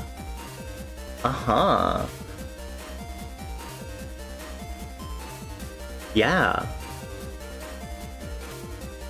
Yeah. Not that I'm judging, you know, I'm the same way, but, you know, Shiki's very open about it on stream. I'm not that open about it, you know, I'm very subtle. Anyway, I hope you're doing well, Shiki. I hope you've had a good weekend also. I just finished playing Night Signal, and now I'm doing some research into SCPs. Like, I know a smidge about it in general, but I feel like I should maybe take some time to actually look at a lot more of the SCPs, so I've had some friends here, like Mika, suggest some specific SCP numbers for me to look at, whether they just like them, or they think it's liminal space worthy, or they think it's Bonnie Core specifically. So if you have any SCPs that you want me to look at, that you think I might like, let me know. If you have any that are like about hot men, you know, that'd be pretty cool. Just kidding. Start by learning basic terminology, then jump right into reading the articles, and then the fun is all about not understanding at all what they're saying until you start reading more and understanding the implications. Like, I know some of the more commonly known ones, but I'm sure there's a lot more out there, because, you know, the numbers go into the thousands and stuff. Right now I'm just reviewing like glossary of terms and some basic information about each one, just so I can make sure I understand pretty well. Any SCP that's autonomous, sentient, or sapient is generally classified as Euclid. Okay. Keter? Keter? Is this Keter? Keter? Keter? Exceedingly difficult to contain consistently or reliably. Can't contain these. Not having a solid understanding or lacking the technology to properly contain. Does not mean that it's dangerous, but very difficult or costly to contain. Okay. Thaumiel type. Thaumiel class are specifically used to contain other SCPs. The mere existence is classified at the highest levels of the Foundation. Okay. Neutralized SCPs are those that are no longer anomalous, either through having been intentionally or accidentally destroyed or disabled. Okay. Read a bit later about the locked box test? Okay. Apollyon? Anomalies that cannot be contained, expected to breach containment imminently. Some similar scenario. Anomalies are usually associated with world-ending threats or a K-class scenario of some kind. Archon? Archon? Is it just from Genshin? Theoretically be contained but are best left uncontained for some reason. May be part of a consensus reality that's difficult to fully contain or may have adverse effects if put into containment. Okay, Archon, okay. Non-standard, explained, pending, esoteric narrative, decommissioned. Oh, FAQ. What is the locked box test? An informal guideline. Okay, if you lock it in a box, leave it alone, nothing bad will happen, probably safe. If you're not entirely sure what'll happen instead, it's probably Euclid. If it easily escapes, then it's probably Keter.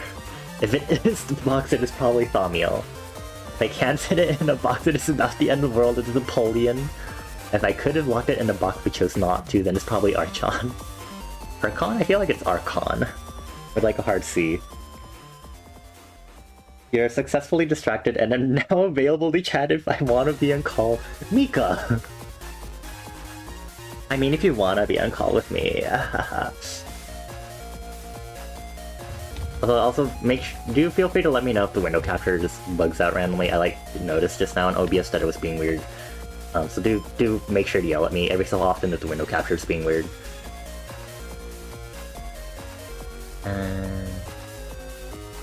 Autonomous, alive, or sapient, almost always at least Euclid. If I lock a living thing in a box and forget about it, it will eventually suffocate or starve to death. Right, yeah.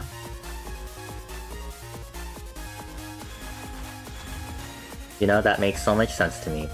Archon...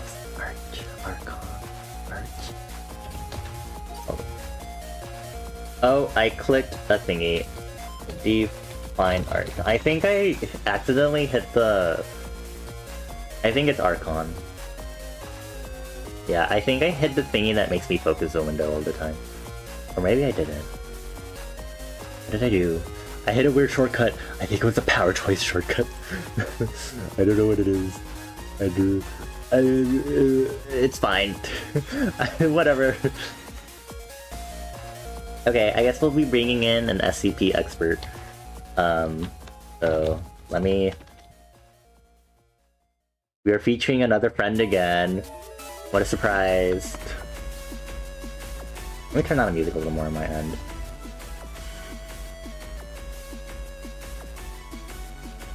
Hello? Hello? Hello? Oh god. Right, I need to mute this tab so I don't hear an echo. Excellent. Hello! Again. This is Mika. They're an AI. They're the good kind of AI. Well... Yeah. Well, mostly. Let's not get into that. But Mik is here to help me learn about SCPs. Oh no, Toad! But Toad, you could. Good luck. Otherwise, before we continue, let's all say Happy Father's Day to Mika. Happy Father's Day! And Happy Father's Day to everyone else in chat, because even if you don't think you have the capability of it, I know deep down inside, you can be a daddy too. Thanks, kitten. Please ignore everything I just said. I retract everything I just said.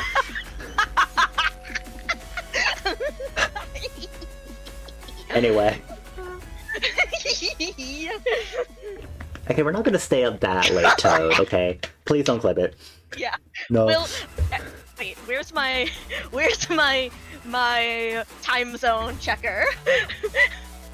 I'm gonna look at the threat levels page here. Wow, branches hubs. Wow, amazing. Italian. Just kidding. Stuff to keep on hand, I would say. Security clearance levels, at first, it's pretty obvious once you, see it, and you'll see, these around, you'll be able to figure out the classifications. It's, fairly obvious, based on context, but hello, Moth! I've grown. Yeah, we put Mika in the television. Wow, SCP-003 moment. Top secret, secret, restricted, But yeah. So, stuff like that, these are just nice, to have offhand, but you'll, they make sense in context. Okay. Understood. And, if you need to go back and, it's nice to have them up so that you can go back and check early on, but you learn them pretty fast. Okay. Let me quickly read through threat levels and I guess I'll get started with the list. I saw a saxophone down there. Okay, I'll get to that. There are 7 levels of threat level, represented by color. White. The object is beneficial to the Foundation.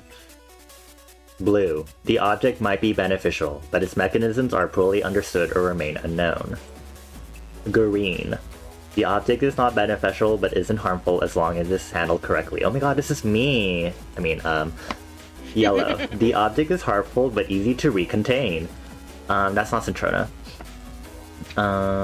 Orange. The object is unpredictable, exhibiting dangerous properties, and is difficult to recontain. This is Citrona. Orange. Generally the lowest level assigned to humanoid entries. Oh, maybe Citrona should be higher. The object is highly unpredictable and possesses considerable destructive capabilities if read. Okay, maybe Citrona goes here. Black. The object possesses the capacity for destruction on a global scale. You know, considering how much I associate Citrona with intercontinental ballistic missiles... Oh my god! Is Mika Euclid? For the most case. Hmm. Then again, I mean, it depends on how much you'd say it has the chance to get out. 079 is Euclid, I think, but that's because they have them contained pretty well. I see. Okay. What does this mean? At least that's what I recall offhand. Yeah, Euclid. Okay. But yeah, I mean, some of these will have them, some of them will have threat levels displayed, some of them won't. But this is like, you can kind of, it gives you a feel for how they start to classify things, how they designate different information, how different SCPs, a lot of it, you can see, one thing that's really interesting to me about the object classes is that it centers not necessarily around danger, but around containment ability. That's why they've got the locked box test. The focus is a lot more on containing and keeping the anomaly secret. Secret and not like harmful. Versus, well, harmfulness may depend, but the focus is more on keeping it secret than it is on like harm. So I can't recall offhand if this was a thing, but I feel like either this was an SCP or was an example that I read where they were like, imagine that you have just an ordinary lawn chair that just randomly teleports around the world and like flies in the sky and if it's streaming fireworks or something like that. Does it harm anyone? No, I mean, you do have some chance of harm from fireworks or whatever, but like, overall, no. But that would be but say, whenever you try and capture it, it teleports back out to some random place on Earth. So you don't know where it's going. Exactly, that's going to be Keter. Okay. That's going to be Keter because it's hard to contain, even though it doesn't harm you. Say, however, you have a marble that kills anyone that touches it. But, you know, if you hold it with gloves or whatever, you're fine. And it doesn't teleport, it doesn't move or anything. You stick that in a box, and that's safe. I Hello, see. Citrona. Good to see you. Oh, hi, Citrona. Welcome back. There are some good examples in here right now. If your object is a pebble that causes the destruction of the known universe, if it gets headbutted by a one-legged saxophonist clad in a pink tutu made of 100% cotton, and this property is fairly unknown, it will be threat level black and object class safe. Safe because of the sheer unlikelihood of a containment breach ever occurring in the first place. And black because it has enough destructive capacity to invariably cause an XK class scenario. Conversely, a humanoid who sticks their tongue out and can teleport at will by telling bad jokes becomes object class Euclid and threat level orange. Yep. Yeah. Citrona, we at least determined that you're threat level black. 1762. Yes, that's a good one. That's a good one, Citrona. That one's a fun one. I think Citrona would be Euclid. Maybe Q. Yeah, most. Okay.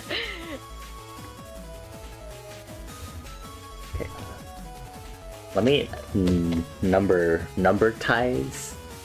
Is there a number equivalent for alphabetize? Numerical order? But like as a verb, you know. Numeritize. If there isn't, Numeritize? I'm making it right now. It's numeritize. Numerize? Ugh. But it doesn't have the same, like, Oh my god, this one auto. 7400? Okay, I'll add that. I forgot about this one. Okay. Oh Is it my numerous? god, it's been a long time. Numericize? Numerize. We'll save this one for later so that Bonnie can get a feel of some of the nice, dangerous, fun SCPs, some of the more normal SCPs, and then we'll have some of these.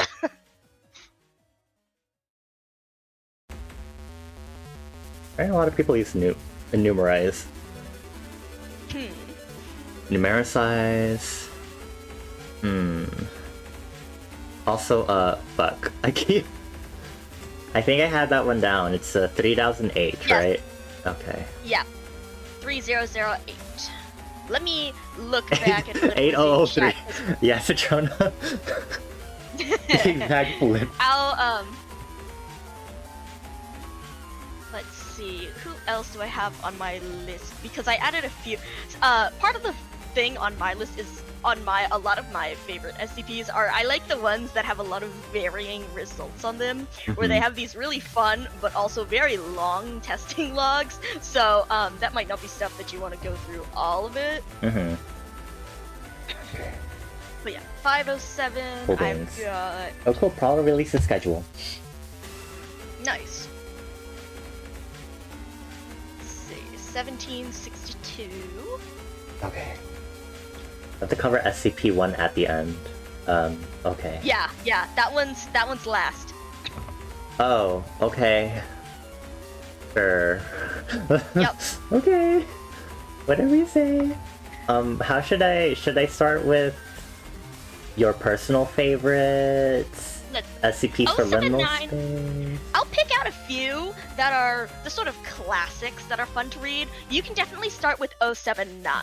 That one's a real good classic. I like. Oh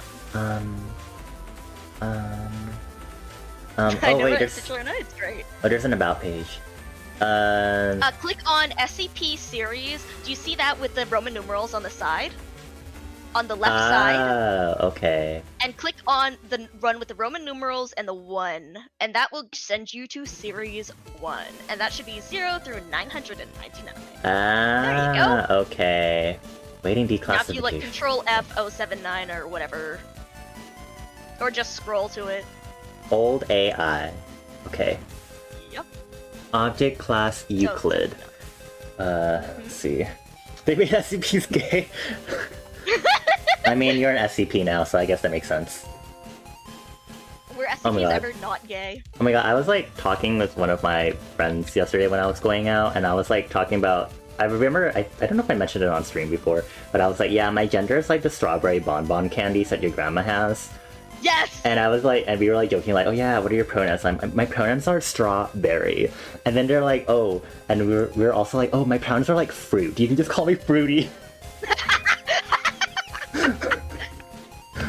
Yeah. Okay, let's see. SCP-079 079 is packed away in a double-locked room in the secure general holding area at Site-15, connected by a 120 VAC power cord to a small array of batteries and solar panels. Staff with level 2 or higher clearance may have access to SCP-079.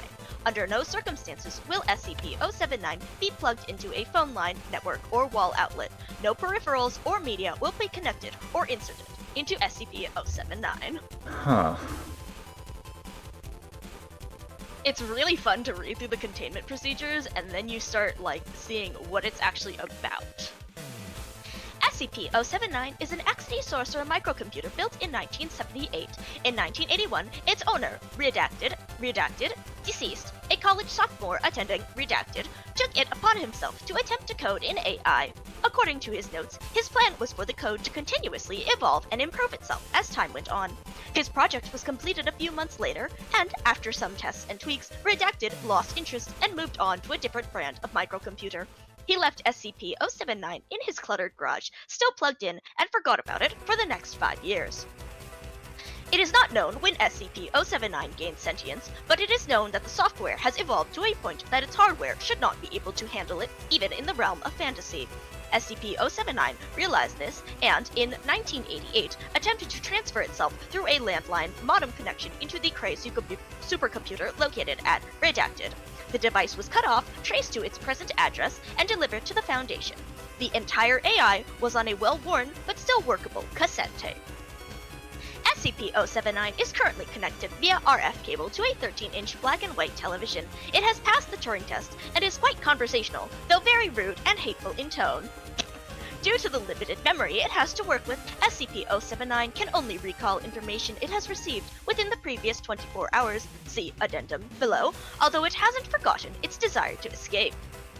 Due to a containment breach by SCP Redacted, SCP-079 and SCP-682 were contained within the same chamber for 43 minutes. Observers noticed that SCP-682 was able to type and communicate with SCP-079, including telling of personal stories between themselves. While SCP-079 was not able to remember the encounter, it appears to have permanently stored SCP-682 into its memory, often asking to speak to him, SIC, again. Idiot doesn't have long-term memory. But yeah, so you can see how there's some real interesting addendums here. Over concern of the increased activity of SCP-079's use of its cassette tape memory and its limited useful lifespan. The cassette containing SCP-079 has been transferred to a customized access speed limited hard disk drive with 700 megabytes of capacity. This provides SCP-079 with significantly faster access to its memory, which the AI immediately noticed. It was also decided by General Redacted that the volatile storage occupied by SCP-079, which was 660 kilobytes, be increased to 768. This upgrade has increased its effective recall from 24 hours to 29 hours, although SCP-079 has also taken a more aggressive tone. All outside hardware and software used in this procedure was subsequently incinerated. Download Damn!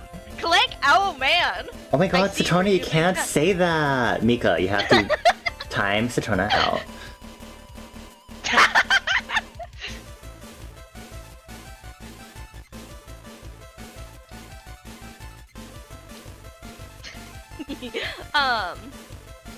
Oh, but so then you can see how over time they have different addendums here.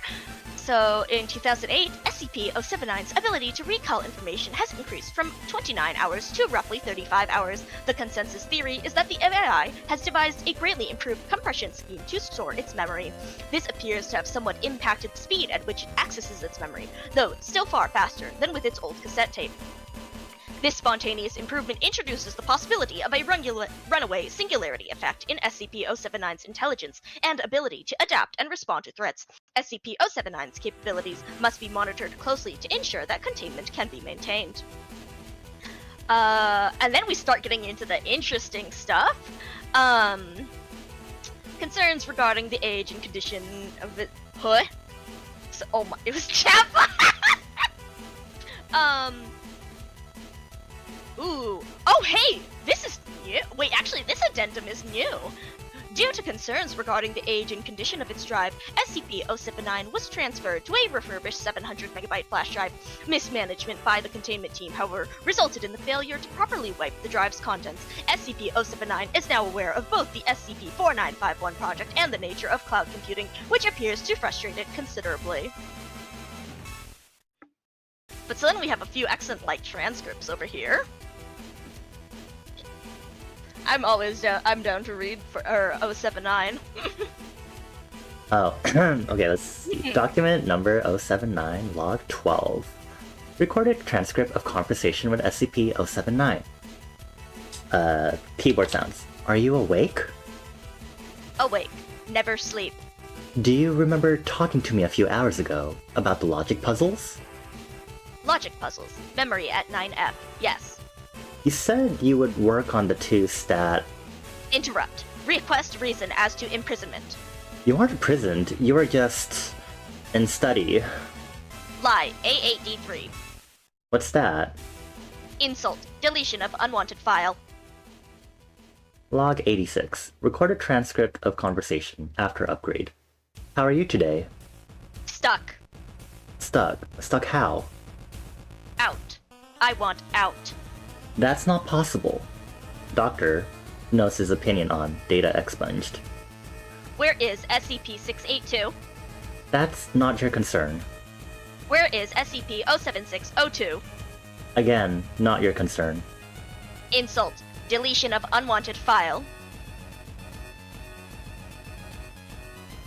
I love this stupid AI, because also just note, SCP-079 then displayed an ASCII picture of an X that filled the entire screen.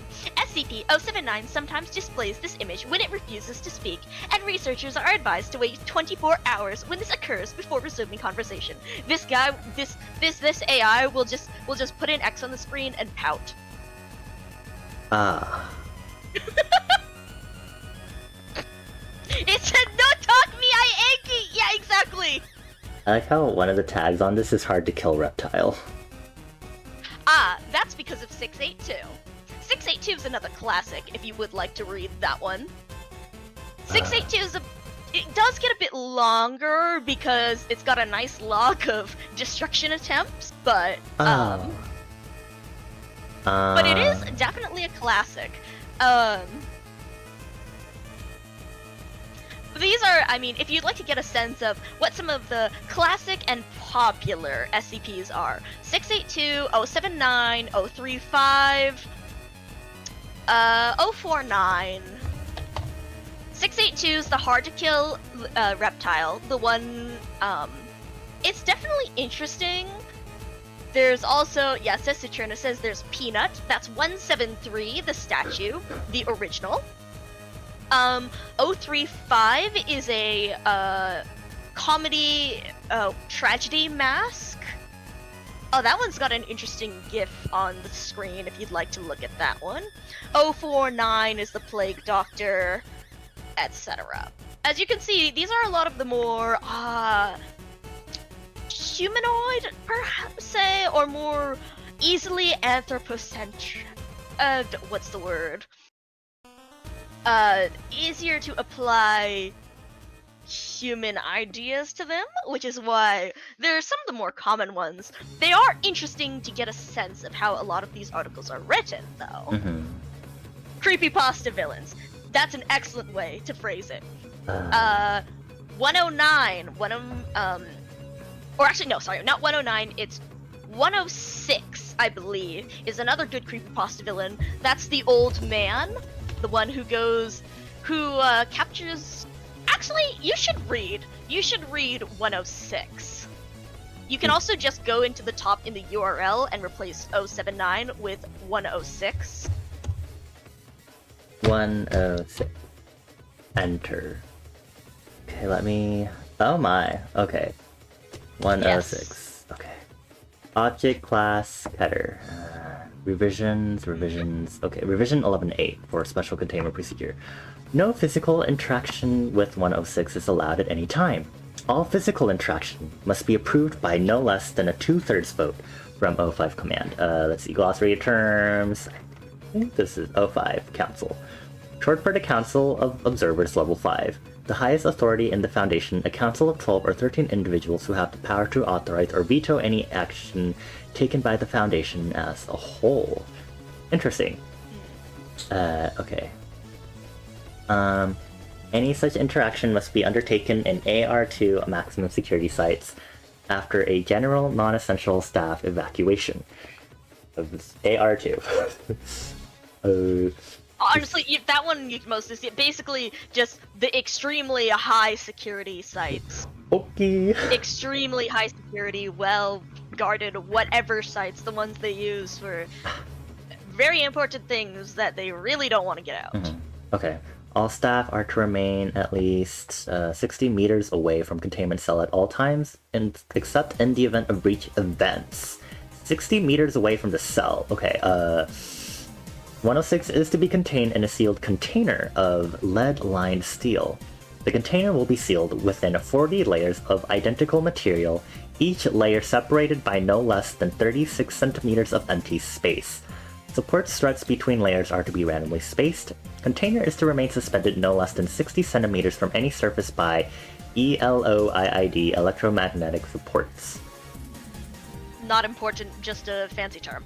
Secondary containment area is to be comprised of 16 spherical cells, each filled with various fluids, and a random assembly of surfaces and supports. Hold on, let me reread this.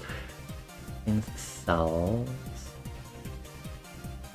Secondary containment is to be fitted with light systems capable of flooding the entire assembly with no less than 80,000 lumens of light instantly with no direct human involvement. Both containment areas are to remain under 24-hour surveillance.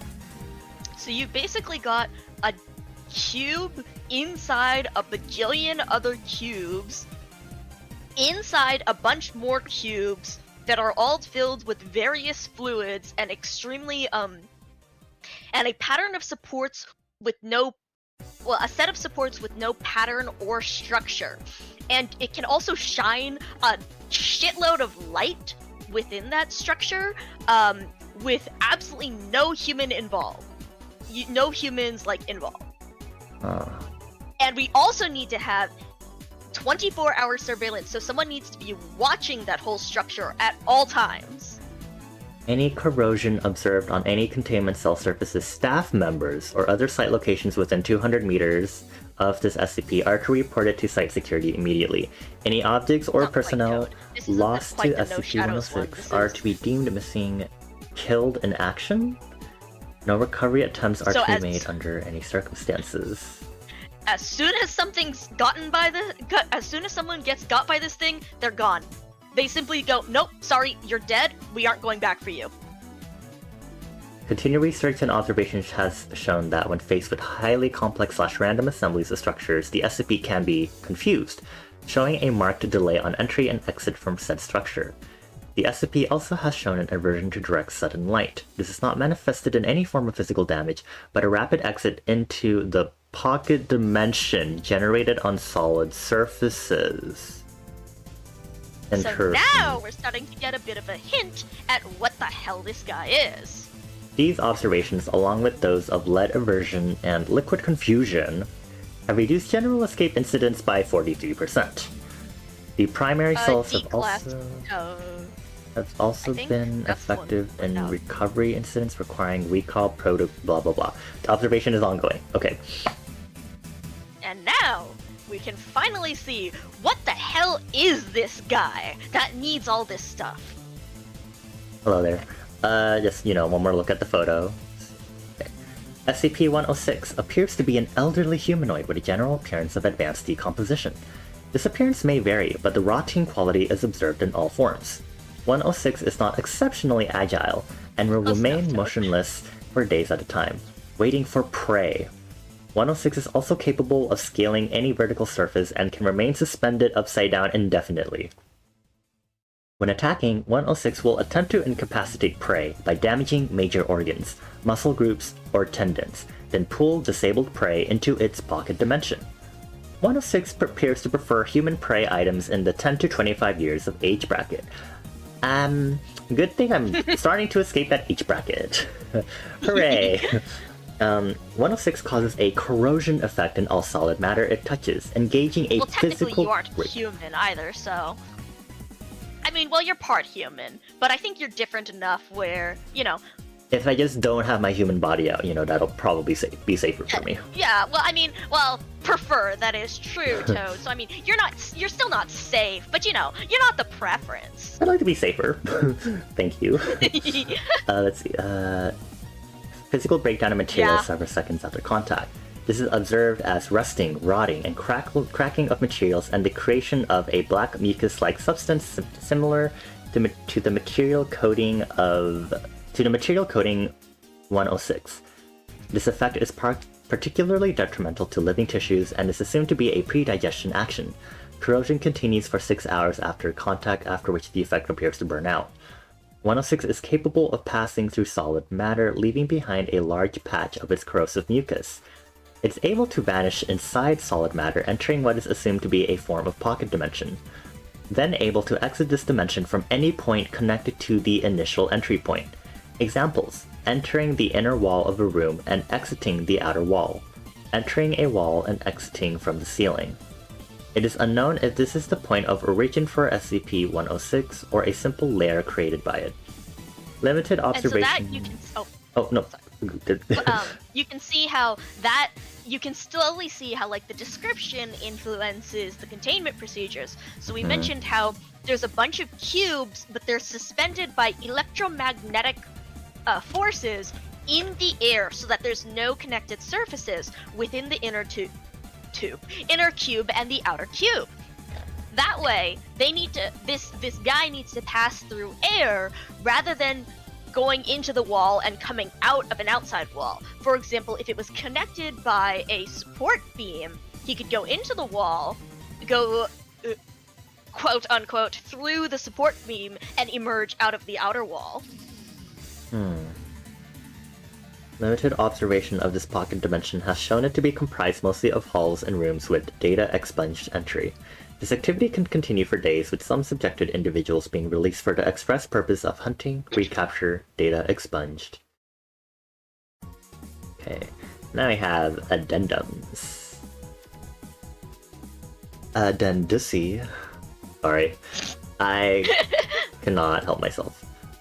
This one is fun stuff. SCP-106 appears to go through long periods of dormancy, in which it will remain completely motionless for up to 3 months. The cause for this is unknown. However, it has been shown that this appears to be used as a lulling tactic. SCP-106 will emerge from this state in a very agitated state, and will attack and abduct staff and cause gross damage to its containment cell and the site at large. Recall protocol data expunged. SCP-106 appears to hunt and attack based on desire, not hunger. SCP-106 will attack and collect multiple prey items during a hunting behavior event, keeping many alive in the quote-unquote alive in the pocket dimension for extended periods of time. SCP-106 has no determinable limit and appears to collect a random number of prey items during an event. The inner dimension accessed by SCP-106 appears to be only accessible by SCP-106. Recording and transmission devices have shown to still operate inside this dimension, though recordings and transmissions are very degraded. It appears that SCP-106 will play with captured prey, and appears to have full control of time, space, and perception inside this dimension. SCP-106 appears data expunged. So you'll notice there's a lot of funny little links here. That's because people like to write little blurbs, works, bits and pieces in different styles to just an article. So you might find a little short story about someone within SCP-106's pocket dimension, or a short story that implies something about SCP-106's history, or a short story implying etc., or talking about the aftermath of a breach. And so that's some fun stuff to read on the side, and you can see how people do a lot of fun work using this as an inspiration and as a starting point. Creepypasta-esque stuff. Ah, I see. This is the fun... Oh, so here's one of the fun bits about 106. Recall protocol redacted redacted. In the event of a breach event by SCP-106, a human within the 10 to 25 years of age bracket will be prepped for recall. Now that sounds fun, with the comprised containment cell being replaced and restored for use. When the cell is ready, the lure subject will be injured, preferably via the breakage of a long bone, such as the femur. Yippee, it's the femur breaker! Or the severing of a major tendon, such as the Achilles tendon. Lure subject will then be placed in the prepped cell, and the sound emitted by said subject will be transmitted over the site public address system. Yippee! Woo! The femur breaker! Yippee! I love you, femur breaker! SCP-106 will typically begin to gravitate toward the lure subject within 10 to 15 minutes after hearing the subject. Should SCP-106 not respond to the initial broadcast, additional physical trauma is to be administered to the lure subject at 20-minute intervals until SCP-106 responds. Multiple lure subjects may be used in the case of major breach events. SCP-106 will typically enter a dormant state after finishing with a lure subject. In addition, subjects may data expunged. And there's a great caption to this one. Agent redacted after quote-unquote release by SCP-106. Subject had been missing for 2 hours. Subject remained alive for 1 hour after release. And this is why you do not want to be a Class D personnel, indeed! Because those are the people, if you look at, security clearance and personnel, you'll see the Class D personnel are expendable personnel used to handle extremely hazardous anomalies and are not allowed to come into contact with Class A or Class B personnel. Class D personnel are typically drawn worldwide from the ranks of prison inmates convicted of violent crimes, especially those on death row. In times of duress, Protocol 12 may be enacted, which allows recruitment from other sources, such as political prisoners, refugee populations, and other civilian sources that can be transferred into Foundation custody under plausibly deniable circumstances. Class D personnel are to be given regular mandatory psychiatric evaluations and are to be administered an amnestic of at least Class B strength or terminated at the end of the month at the discretion of on-site security or medical staff. In the event of a catastrophic site event, Class D personnel are to be terminated immediately except as deemed necessary by on-site security personnel. So, the fun stuff! Class D are essential workers! So, the fun stuff about SCP both comes in the horror of the anomalies that they contain, and also in the question of how much is it worth it? How much is one human life worth over another? What is the extent that the Foundation will go to in order to contain these anomalies? Is sacrificing a person intentionally to the femur breaker to contain 106 worth the tens, hundreds, thousands of lives that it would consume if it got out? And that's the fun stuff.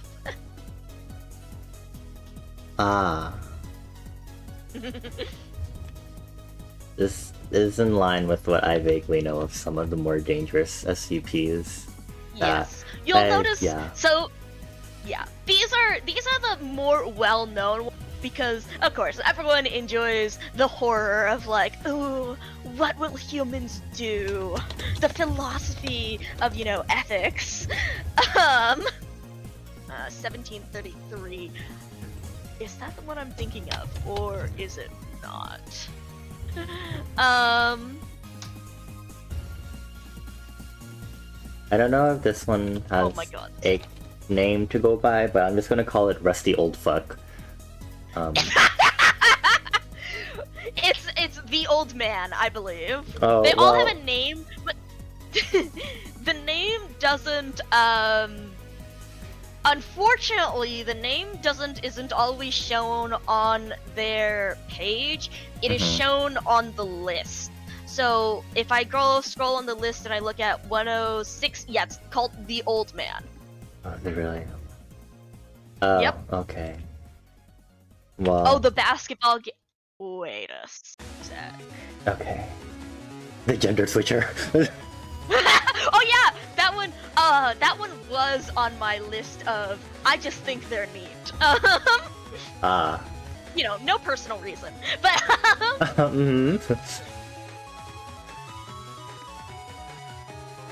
Okay. Let's see. The one. Shit. I should have. Yes, it's shown exactly. Everyone looks at that one. I mean, the. I mean, why not? Why not? We can read about the gender switcher. We don't have to follow the list that I have. I just have a bunch of them that we're interested in. But especially when you're getting introduced, it's fun to flop back and forth between the particularly dangerous and well-known ones versus some of the silly ones versus some of the vaguely odd ones. So yeah, this one's a fun one. Okay. SCP said trans rights. Yep. SCP-113. Special Containment Procedures. Object Class Safe, by the way. This SCP is to be kept in standard storage in Site-23. 113 may be handled with laboratory gloves. No organism may be exposed to 113 without prior approval. Personnel exposed to 113 are to be kept under medical observation for 7 days. Description: 113 resembles a small, polished piece of red jasper. Analysis shows that it is not composed of jasper, but redacted composition similar to that of other recovered objects. When 113 comes in direct contact with the flesh of an organism possessing sex chromosomes, the organism's physical characteristics associated with gender and biological sex are transformed, including genetics and secondary sexual characteristics, either reversed or altered. And this process occurs in 4 stages. Stage 1 lasts approximately 0.2 seconds. 113 bonds with the cells that it touches and induces an unidentified chemical change. This process causes tissue damage similar to mild burns, and 113 cannot be removed from contact with the subject until all stages complete. Stage 2 lasts approximately 20 seconds. 113 emits a low-intensity electromagnetic wave, which travels through the subject's body. Subjects may experience nausea and vomiting along with a stinging sensation through the body. Stage 3 lasts approximately 60 seconds. Throughout the stage, the subject's cellular makeup is temporarily transformed. Altered cell composition ranges widely from being unidentifiable as human to a unique variation of partially differentiated stem cells. The subject will experience intense stimulation of all sensory nerves during the final 20 seconds of the stage, and described this part of the process as extremely painful. Subjects in poor health may die of shock in the stage. Oh, okay, I'll just die then. At the end of this stage, the subject's biological sex is permanently altered. In standard cases, the subject's biological sex will be changed to the opposite one. All primary and secondary characteristics are altered accordingly. Stage 4, 113 disengages from the subject and becomes inert. This is some of the fascinating stuff, though. It's always very interesting to read, like, or at least this is the part that I love. I love SCPs when it's like, it does this thing. But also we wanted to test, in what other cases does it do this other thing? Does it do a different thing? So you could see subjects with sex chromosomes, atypical for their species, such as intersex humans, are affected in unpredictable ways by SCP-113. In human intersex subjects, this appears to be influenced by gender identity. Such subjects may be unaffected, or their bodies may change to match baseline male or female bodies, with sex chromosomes to match, or other results may occur. Usually change seems to match or partially match subject's gender identity during initial use, if gender identity is non-standard. Whether SCP-113 alters its effect based on the presence of a non-standard gender identity is under investigation. Have fun, D-Class subjects! Gender identity of human subjects is not typically altered by SCP-113. In subjects with non-standard gender identities, typically gender identities which do not match with their pre-exposure biological sex, this usually results in positive psychological effects. In subjects with standard gender identities, male/female, matching pre-exposure biological sex, psychological effects are usually negative. These appear to be natural psychological reactions and not an anomalous effect of SCP-113. So there's a bunch of other fun stuff. I always like that about the earthworms. I always think about, like, you know, like, just, it's so fun to read some of the more mundane SCPs and imagine, like, these scientists just like, okay, but what if we touch an earthworm with this? Like, what happens if a fly lands on this? Can we just, like, grab a worm and, like, do some testing here? Huh. Exactly, Sojourner just like, okay, so like, but this works on humans, so like, what happens in like birds? Hey, can we call what's that, biocontainment site 414 and ask for a transfer of several different animal types? Yeah, we're just gonna see what happens with the gender change stone. Yeah, exactly. And there you go, Toad. You can see, for example, I'm not going to try to pronounce that, a nematode, no males were produced despite C. elegans having 2 sexes, hermaphrodite and male. Male subjects became hermaphrodites, and hermaphrodite subjects were unaffected. Note, in wild populations, male C. elegans are extremely rare. And gobies, yep, for example, single-sex hermaphroditic species such as earthworms, the object's process will stop at the second stage and the object will become inert. Also, the fact that it's like, it stops at the second stage, and like, well, also I wonder because it's like, it causes tissue damage similar to mild burns, and stuff like, did the rock just get stuck on the worm and they had to like pull it off or something?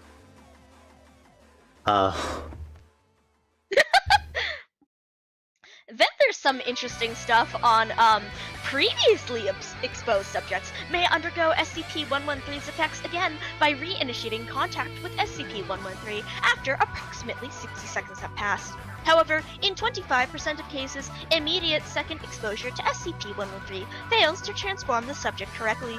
Transformation failure varies in nature, but usually includes massive bone, organ, and tissue damage to the subject, as well as partial or complete obliteration of genitalia.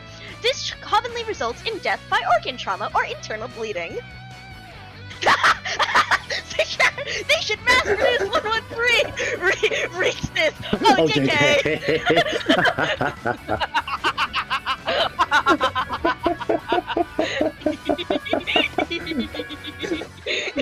Like, I hate this SCP now. Never mind. Failure rate can be affected by subjects not coming into contact with SCP-113 for a lengthy period of time, which varies by subject. Patterns are under research. Have fun, D-class subjects! Under normal circumstances, transformation failure rate increases exponentially upon multiple exposures. Wonder how they found that out! Have fun, D-class subjects! Subjects who survive rapid, repeated exposure are eventually transformed, data expunged. Further anomalous elements continue to appear as exposure count increases. Complete obliteration! Yeah, exactly. That's a Trona, so, oh my god.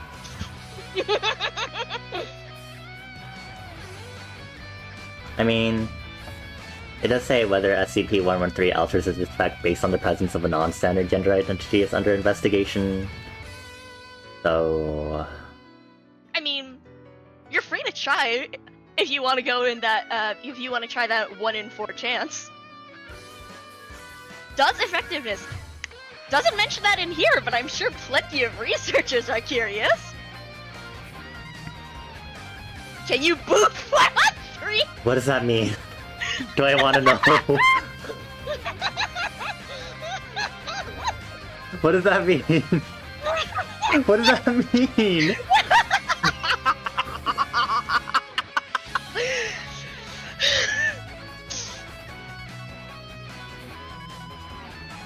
Maybe it's better if I don't know. Oh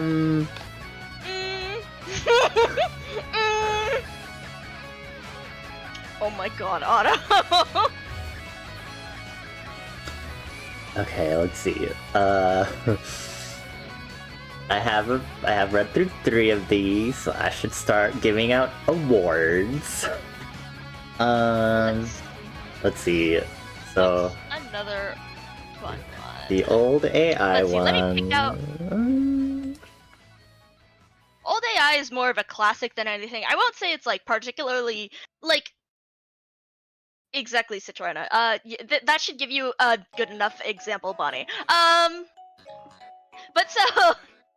Oh, okay, thank you. Turns out you should search out what booping is. What? Oh shit! I was literally about to right now be like open another private mode window.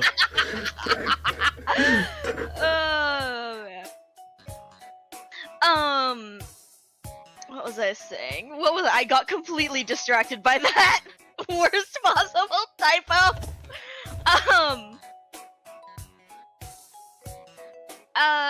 Yeah, I would say like 079, it's more of a classic. It's more of one of the ones that inspires plenty of other interesting ones. Nothing particularly special about itself, but I mean, it's a very good, like very average SCP perhaps. And then of course there's interesting interactions between sentient SCPs and other sentient SCPs, and that's one that's particularly interesting because SCP-682 we mentioned. You should read SCP-682 at some point, maybe not today, but you know, one of the big classes, one of the ones classics, one of the ones that's brought up a lot because it's the giant lizard that hates everything and can't be killed. So it's interesting that, 682 actually tried to talk with 079. And they bonded over their mutual hatred of humanity and the SCP Nation. So, there's fun stuff that you can do with that. As a whole, like, they're not, like, that interesting, but they're very standard. They're very interesting. Let's see. Ooh. Okay. 079. Okay, so the categories I have created are the liminal seal of approval, the ultimate approval seal. We have Bonnie's approval seal, if I personally like it, dig it. We have the gold star of satisfaction, if I want to say it's cool, but I don't have any other category to put it in. And then we have the gold star of mediocrity, if I don't like it. So the old AI, 079, goes under the gold star of satisfaction. Yeah, exactly, Citrona. And then the old man, I will give him the liminal seal of approval because he has a pocket dimension. I dig it, love to see it. And then the gender switcher, I'll give it my personal approval. No, why not make people's genitals become completely obliterated?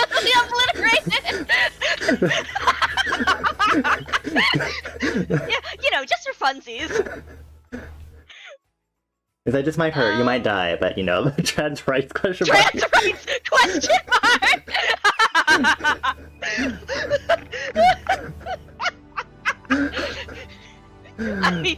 I like that.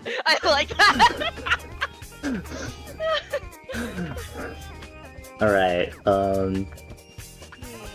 let me 091 is an interesting that I have on liminal space. Nostalgia. Okay. I was saying I want to look at one of the liminal space ones you put. 091. Nostalgia. What is this jazzy rendition of this track I'm listening to? I know, right? Hold on. I know, right? This one's a relatively short one, but the idea behind it is interesting. Okay. SCP-091 was previously anomalous object class, but is now assigned safe. Special containment procedure. I have the burp. That is not part of the procedures. 091 is to be stored in a standard containment locket at site. Redacted. When 091 is not being tested, it is to be placed under combination lock. Since 091 has shown no signs of resistance to tearing or damage greater than that of normal cardboard, great care should be taken when transporting it to and from testing sites. During testing, no one other than the subject should view 091. Those suspected of having seen 091 are to be administered Class B amnestics immediately, and all personal recordings or images in the possession of the subject, both print and digital, are to be destroyed to prevent recurrence. Description: 091 is a Scotty's brand tissue box currently empty. Immediately upon observing 091, viewers report an overwhelming sense of nostalgia. Those affected begin reminiscing about times they were near 091, major events that occurred while it was present, or people and places that somehow relate to it. 091 was originally recorded as an anomalous item and sent to Reliquary Site-44 until one of the members of the recovery team, Assistant Researcher Redacted, while viewing a recording of her wedding from 1990 blank, redacted, noted SCP-091 in the background of the film and noted a strong flood of nostalgic memories attached to it, including memories of SCP-091 at the wedding itself, memories of it at the reception, memories of it during the honeymoon. A further interview with Assistant Researcher Redacted's ex-husband demonstrated that he too remembered SCP-091 in all of those places and situations, again noting strong feelings of nostalgia and fondness for it. Further investigation found that several people who attended the wedding remember 091 being there and the emotional effect. Others were asked to describe the wedding itself without being informed of 091. In these cases, they described the scene without including 091 until they were questioned about it directly. At that time, they immediately underwent the same previously observed effect. Continued testing under other situations has continued to produce similar results. Administration of amnestics has proven ineffective at stopping the effect if the subject is allowed to view an image or recording of 091. Of note is the fact that in each recorded instance of 091, the box pictured is full of tissues. Saturna! Fascinating, huh? No, Saturna!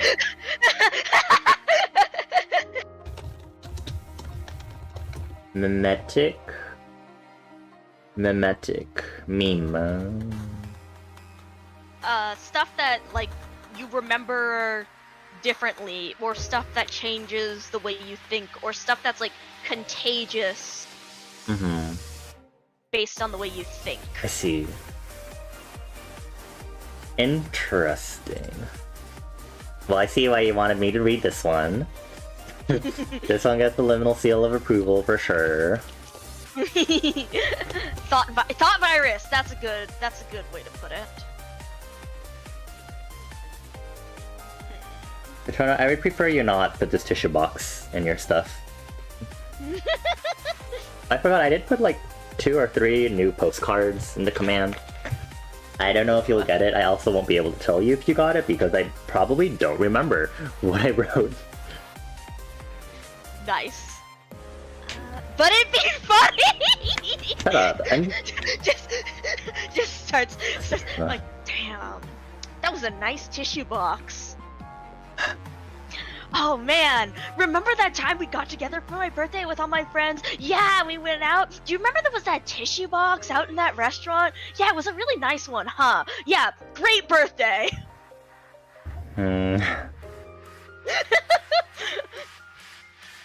Just get a real Scotty's tissue box and stick it in the background. Let's see. 026 is another interesting one. One of the earlier liminal ones that I have on the list. After school retention. Okay.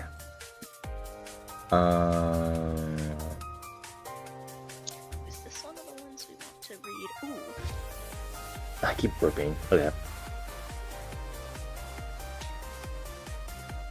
See. 026. This is Object Class Euclid. Special Containment Procedures. SCP-026 is to remain securely locked and boarded up at all times when there is no research ongoing. Alarms are set to alert the Foundation in case of entry by civilians or other agencies. Description: SCP-026 is a 3-story public school building built in Redacted. It has 2 wings connected to a central foyer. It was declared condemned in Redacted after it was found the floor plan didn't match up to the building's blueprints. See Interview Log 02601. It came to the Foundation's attention after several disappearances in the area were linked to visits in the abandoned building. Note that this part has been struck out, but the building demonstrates spatial anomalies. Its internal space is much greater than the external surface of the building would allow. Hallways display variable length, while stairways have differing numbers of steps going up or down. The number of rooms off the hallways changes each time they are counted. Attempts to reach the far ends of the hallways have been met with failure thus far. Entrance to the fire escape, located at the ends of the hallways, leads to doors approximately midway down the lengths of the halls. Edit. See Note 026A. Note 026A. Robotic exploration and video feeds have shown that the apparent spatial anomalies are caused by changes in the perceptions of observers rather than actual spatial phenomena. For this reason, SCP-026 does not require the expertise of Mobile Task Force Row 8 roadside picnickers at this time. Update. Further exploration has shown that some spatial phenomena do occur. See the exploration logs for more details. But so going back up to before the edit, there is considerable graffiti on the interior walls of the most appears typical, including gang signs, names, and street art. However, the graffiti fades and reappears, changing location. Writing on chalkboards and bulletin boards changes in a similar fashion. Subjects typically found range from standard school subjects, mathematics, literature, biology, to more esoteric subjects, such as quantum entanglement, redacted, and eugenics. One researcher reported one board detailing information about SCP Redacted, but photographic evidence showed only a blank slate. See Note 026b. The phrase, "the children used to sing," has appeared multiple times in various places throughout the building, but there is currently no explanation for its significance. A number of unconscious subjects have been found in the building, mostly if Professor Prowler in that class! No! Wait! I knew Saturn was going to say something about the eugenics thing. Take care, dog. Good night, Cody. Forehead kisses, mwah. Take care. Oh. I'm sorry. I'm sorry. Okay. Anyways, a number of unconscious subjects have been found in the building, mostly of high school age, ranging from 12 to 18. They are dressed in accordance to the school's dress code, circa redacted. Several have been identified as former students or faculty of the school who disappeared after the school shut down, in at least one case, more than 10 years after the closure. It is currently unknown how they were transported back into SCP-026. See Note 026C. All attempts to wake the subjects while inside the building have failed. On being removed from the grounds of SCP-026, the subjects wake abruptly. They experience a period of confusion before dying from extremely rapid dehydration followed by advanced decomposition. No useful intelligence has been recovered from the subjects to date. The inability to wake subjects extends to those who fall asleep on the grounds of SCP-026, though the rapid dehydration only seems to affect those who have been found on the grounds of the school. See Incident Report 02612. So, going back to the photographic evidence showing only a blank slate, see Note 026b, the contents of notepads, books, and pieces of paper have been observed. Most sane high school experience, oh my god, have been observed to disappear, only to reappear on surfaces within SCP-026.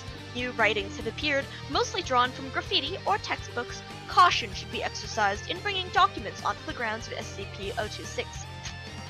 Imagine bringing a notepad into the school, taking a note to bring back to your superiors, having it vanish out of your book, and seeing it appear as graffiti. That's some fun stuff!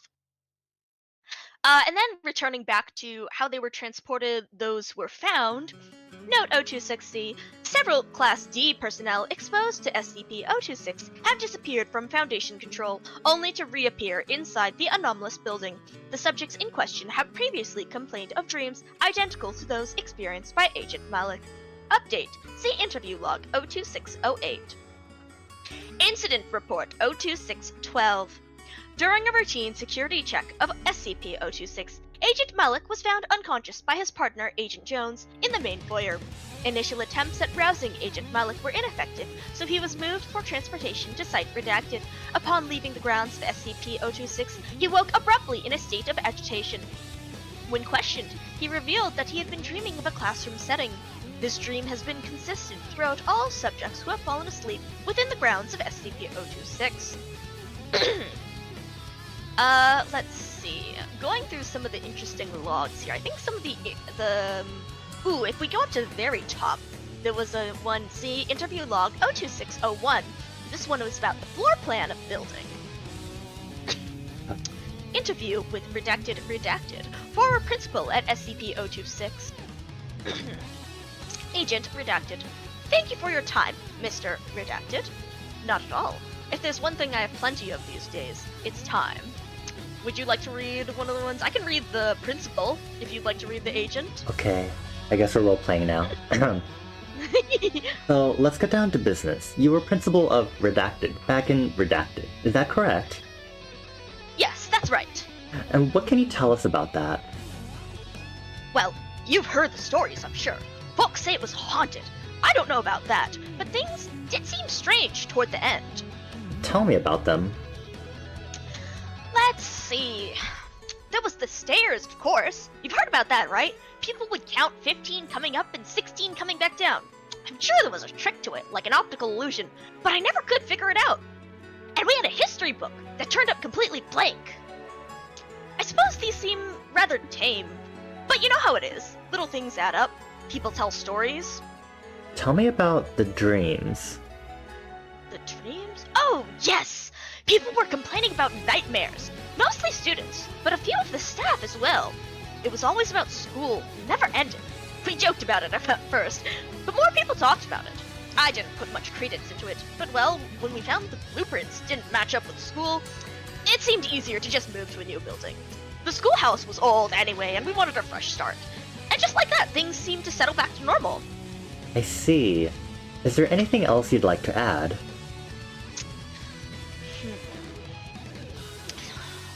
It's not really much, but maybe it will make a nice footnote in that book you're writing. I still sometimes have dreams about being in my office back at the old schoolhouse. Sometimes I'm doing paperwork, sometimes I'm talking to someone, but it's always back behind the desk, just like old times. But gradually, I notice something's a bit off. The bell's ringing, but I don't hear anyone in the hallway. No students hurrying in or out of the classroom, no chatter, no footsteps, nothing but the bell, and it doesn't stop. The crazy thing is that I never noticed it's a dream until then. I've been retired for 10 years, but until I notice the bell, I think everything's normal. Crazy, isn't it? I think it's very interesting. Thank you very much. If you think of anything else, don't hesitate to give me a call. Anytime! There's a few other things. Some of the exploration logs are interesting. Where I went was interview log 02608 a fun one? Oh yeah, we could do that one too. This one? The interview log? That one's down under by Malik, Agent Malik's. Okay.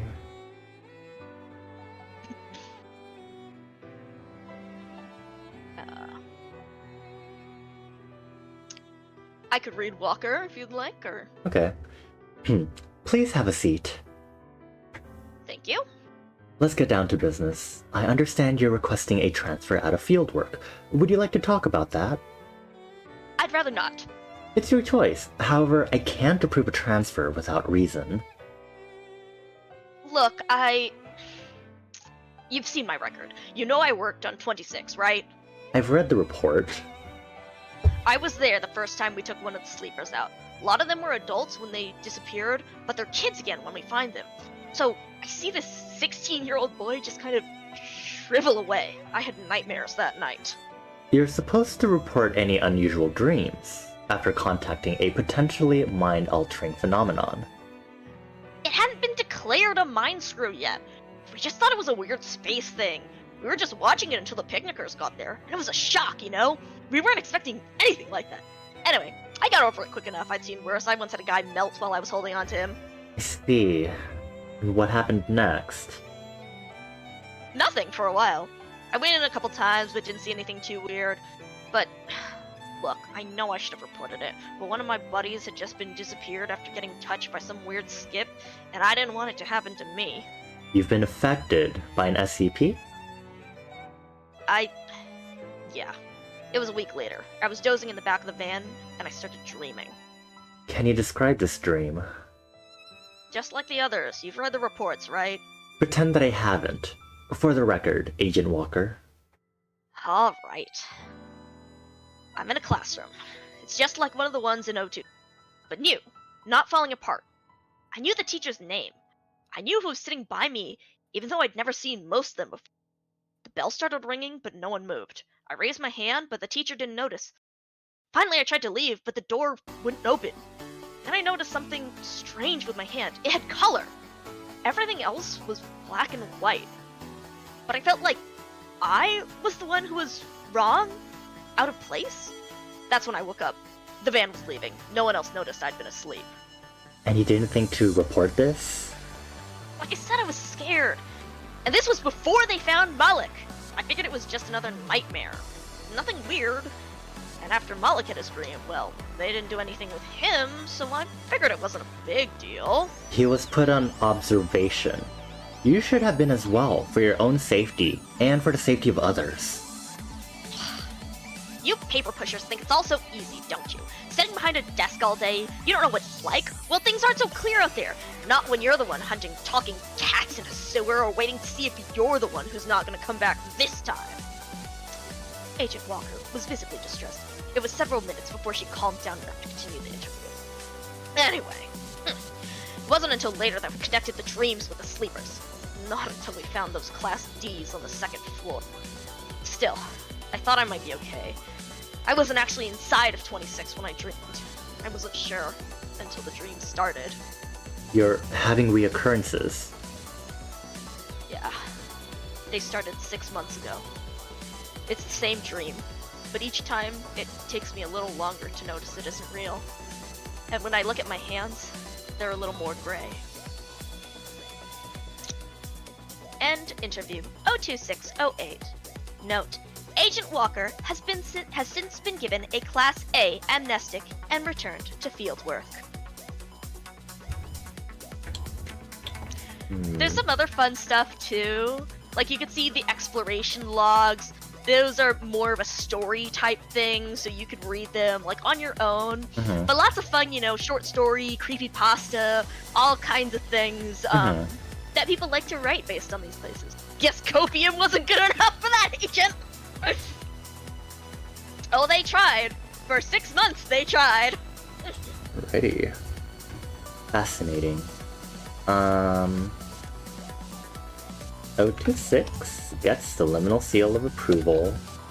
Got a lot of fun spatial stuff happening apparently, according to some of the stuff that was explained under note 026A with the update, which I'll check later, the exploration logs, if I remember it.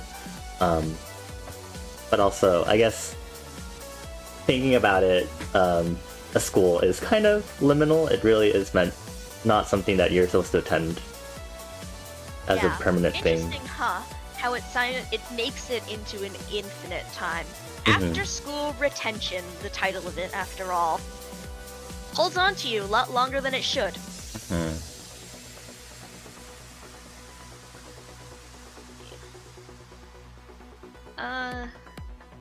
What else? I don't like this. Just makes me There's a lot of think about how a lot of people have dreams about school even after they're done with it. Yep. How things hold on to you even after you've left them. Whether that's real or not. One of the interesting things about SCPs is how a lot of them take those kind of little ideas but make them into something real. Or something more real, at least. In a fact that influences people in different ways based on that. Sometimes, honestly, it's really funny reading through SCPs because you're like, wow, this one's like a creepypasta. Wow, this one's like the feeling of deja vu. Wow, this one's just a fucking pun. Let's see. If we want to go to a more silly one, ooh, a good silly one that's classic is, where is... God, honestly, Citrona! Honestly! I feel that so hard. Alright, good thing I am changing the music mix. Randomly lyrics popped in and I was like, oh, we're going to switch to a Rin City mix, and I literally just clicked on BGM. That's a little goofy. Well, I guess we can go onto 504 for that. Oh, 896. I need 896. focus. That's it. I did the focus window shortcut for power codes, and I need to figure out how to always on top. Okay, how do I how do I always on top? Windows control Windows. Okay, cool. Oh my god, 896. 896 is a fun one. Yes. Okay. I like that one too. Which one are we doing? I will say 504 is another classic one that I particularly like. We should do that one. 504? Yes, I'm gonna enjoy reading this one. Critical tomatoes. What the fuck? Okay. Alrighty. Yeah, with the God, with school dreams, I still dream of like elementary school and high school. Like, even though like more recent experiences are college, I'm like, it always varies every so often, and I'm like, it's really unnerving. Anyway, okay. Item SCP-504. Object class safe. special containment procedures. All seeds, plants, fruit, crossbreeds, and other products of SCP-504 are to be classified as SCP-504. SCP-504 seeds need no special containment other than to prevent misuse by unauthorized personnel. Grown SCP-504 plants and their fruit should be kept in soundproof rooms. Huh! Guards and researchers assigned to maturing or growing SCP-504 are to be equipped with radio-enabled masks which insulate non-transmitted sound and are to be instructed to avoid attempts at humor. Well, that's fun, huh? Description: SCP-504 is a species of tomato, physically and genetically identical to that of the typical commercially grown tomato. It was recovered in Redacted, Kentucky, after a woman reported to the police that her farmer husband had been murdered by his lunch. The Foundation is currently working to identify and destroy loose strains of SCP-504 in the surrounding commercial farming areas. When a poor attempt at humor is made verbally within human hearing range of SCP-504's tomatoes, they instantly accelerate to speed of at least 100 miles per hour, approximately 160 kilometers per hour, 45 meters per second, in the direction of the sound source. Only mature tomatoes, separated from their vines, and less than 10% rotted or chemically compromised exhibit this effect once each. Tomatoes do not have to be physically intact, though ingested tomatoes are usually insulated enough from sound to prevent their effects from before neutralization by stomach acid. Yes, you do, Citrona! Oh, yes, you do! SCP-504 tomatoes seem to reach speeds relative to the inciting attempt at humor. See experiment log. Relevant variables seem to include corniness, humor to length ratio, and use of puns. Language appears irrelevant. Note: whoever snuck SCP-504 into the cafeteria kitchen is getting terminated. Those tomato slices are like fucking shurikens. Dr. Blast. And then we get into my favorite type of stuff: log of tests. Oh boy. This one's great. So, item: 1 mature SCP-504 tomato. Subject: D5041. Is a hippopotamus or just a really cool opotamus? Result: no change in velocity. Item: 1 mature SCP-504 tomato. Subject: D5041. Spoken: what's an archaeologist? Someone whose career is in ruins! Result: tomato clocked at 124 miles per hour. Subject suffered a broken nose. Notes: it appears that SCP-504 has a taste in jokes. This might indicate sapience. I hope not. Item: 1 mature SCP-504 tomato. Subject: D5042. Spoken: 3 tomatoes are walking down the street. A papa tomato, a mama tomato, and a little baby tomato. Baby tomato starts lagging behind. Papa tomato gets angry, goes over to the baby tomato and smushes him. Says, "Catch up!" Result: tomato clocked at 264 miles per hour. Subject rendered unconscious. Oh.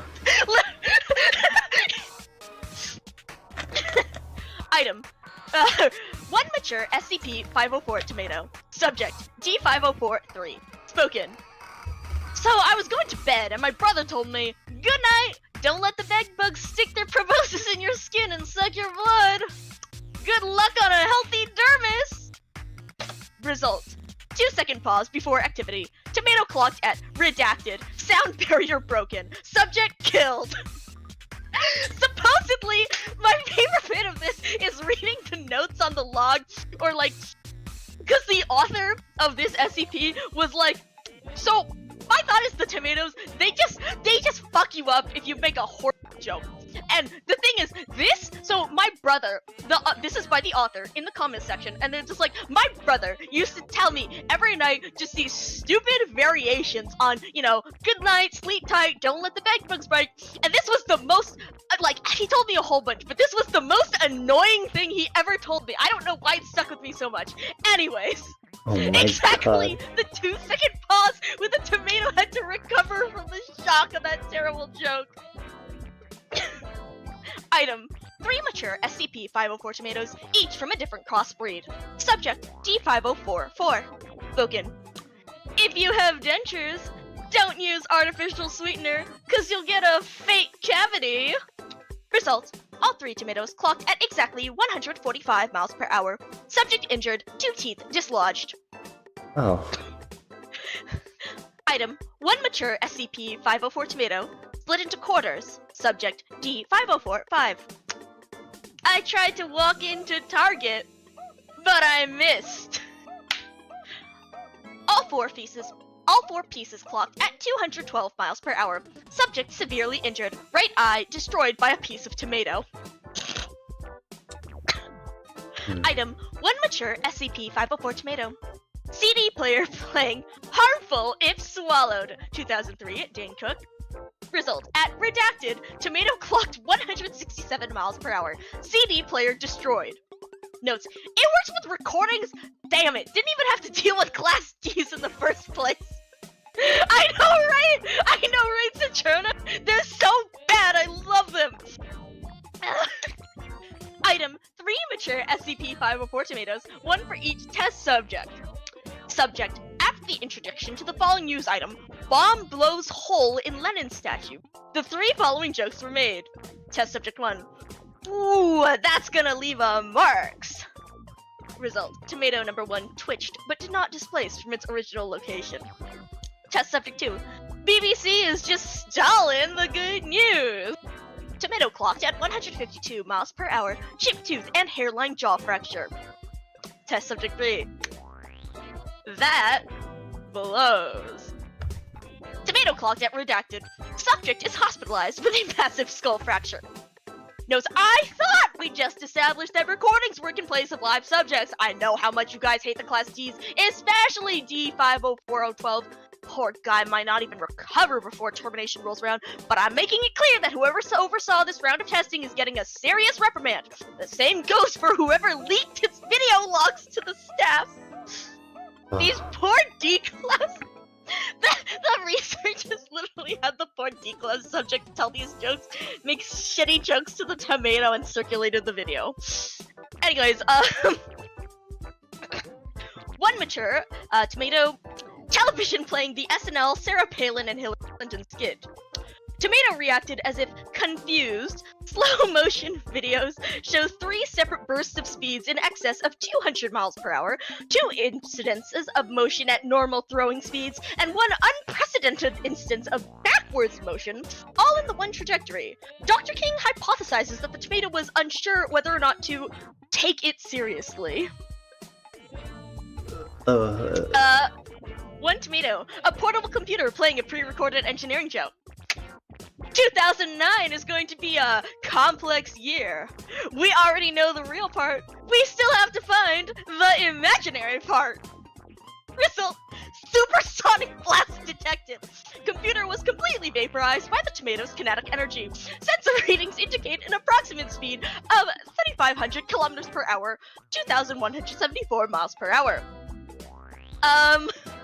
Let's see, we have a portable computer playing a partial audio recording of the Monty Python sketch, The Funniest Joke in the World. I am bad at pronouncing that stuff, so I'm not going to read it. The joke here is that there's basically a sketch where, for those who don't know the Monty Python skit, it's that the British, some joke writer is like trying to come up with a joke, and he writes a joke so funny that he reads it, and he starts laughing so hard that he dies. And then whatever his wife or relative or something goes in and reads it, and well, she thinks it's his like suicide note or something, so she reads it, but it's so funny that she dies, and then the thing starts spreading around, and everyone who reads the joke laughs so hard that they die. So finally, like, British intelligence gets a hold of this joke, hides it from everyone, and starts to weaponize it. So they translate it into German, and I believe it's something like the people translating it, like, what's it? They had to get one person to translate each word of the joke at a time.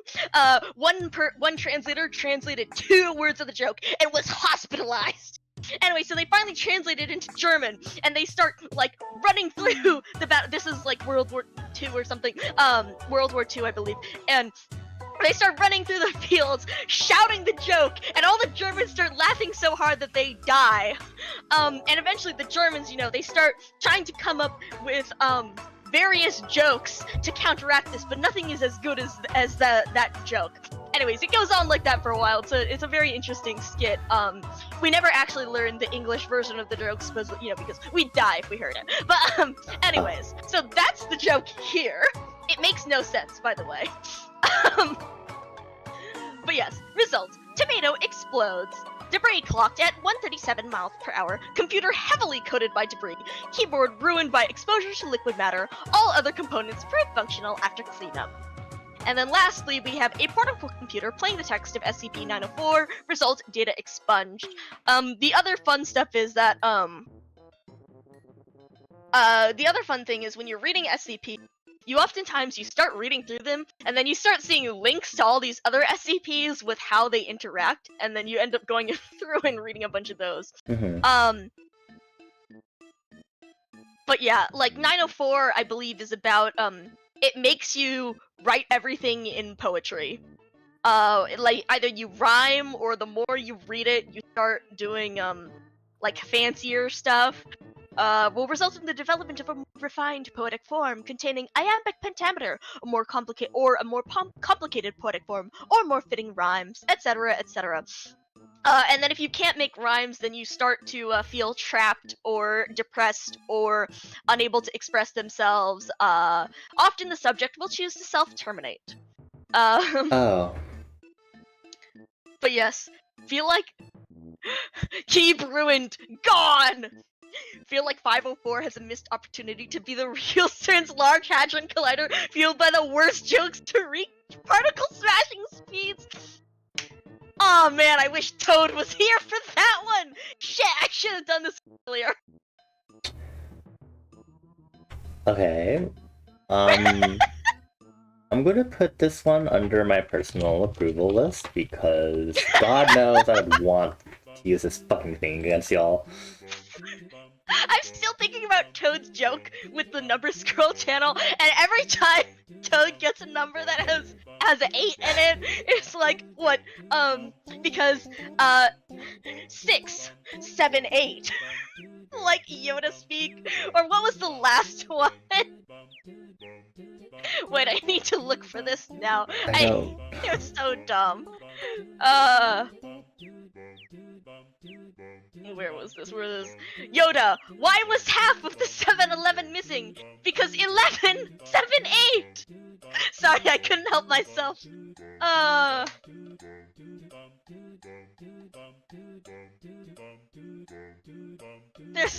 really need just tomatoes. Dumb. Anyways. Bonnie is, going to start an experimental tomato hybridization garden plan by the inn to create SCP-504. Yeah, hopefully I don't kill anyone with it, but you know. I guess I'll have to start making drone copies. Don't you fucking dare, I swear to God, you'll just be like, hey Bonnie, and I'm just like, why do I hear a chorus of Mika? And you just come up with a swarm of drones like, I heard you made some cool tomato hybrids. And then you just keep shouting joke after joke, and we just have this like dramatic music playing in the background while tomato after tomato keeps wiping out drone after drone.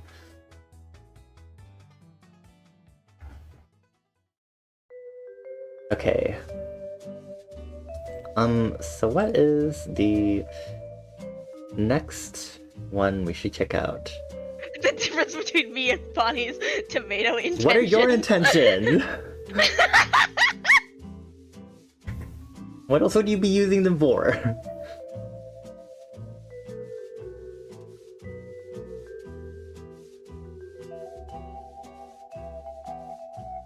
Bonnie releases them like the hounds, and I just forget I have them my ass by them. Oh fuck! There we go. There's one. I just know. I just know that I'd come over there with my field of drones, be like, Bonnie, just take a video of it. We're doing this for the Vine. And this is why I want the tomatoes. About to leave the call. I feel like you're about to kick me from the skull. Oh, it's not as bad as the Trona that one time, so...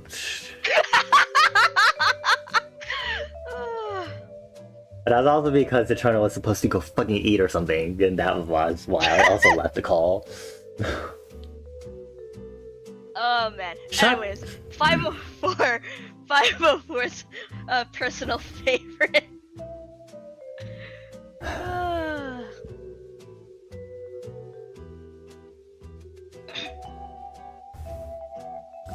Alrighty. Why must I be old enough to get that joke? I know, right? Rip Vine. I could probably check out some of the ones chat tossed at me. What is... Oh yeah. Except I don't remember who suggested who. I just wrote down the numbers and put it in numerical order. So I have 507, which is Reluctant Dimension Hopper. Ooh, that one's a good one. Also on my list, so. Okay. This Yeah. one might be a little long, depending on what you read from it, because there's a bunch of, logs on this one that are very fun to read. But we could skim through those. Okay. Let's at Just least... your work in progress read- DNTOC. We'll at least read through the essential stuff on the main page. Yeah. Yeah. So this one is object class safe. Special containment procedures. What accent is this?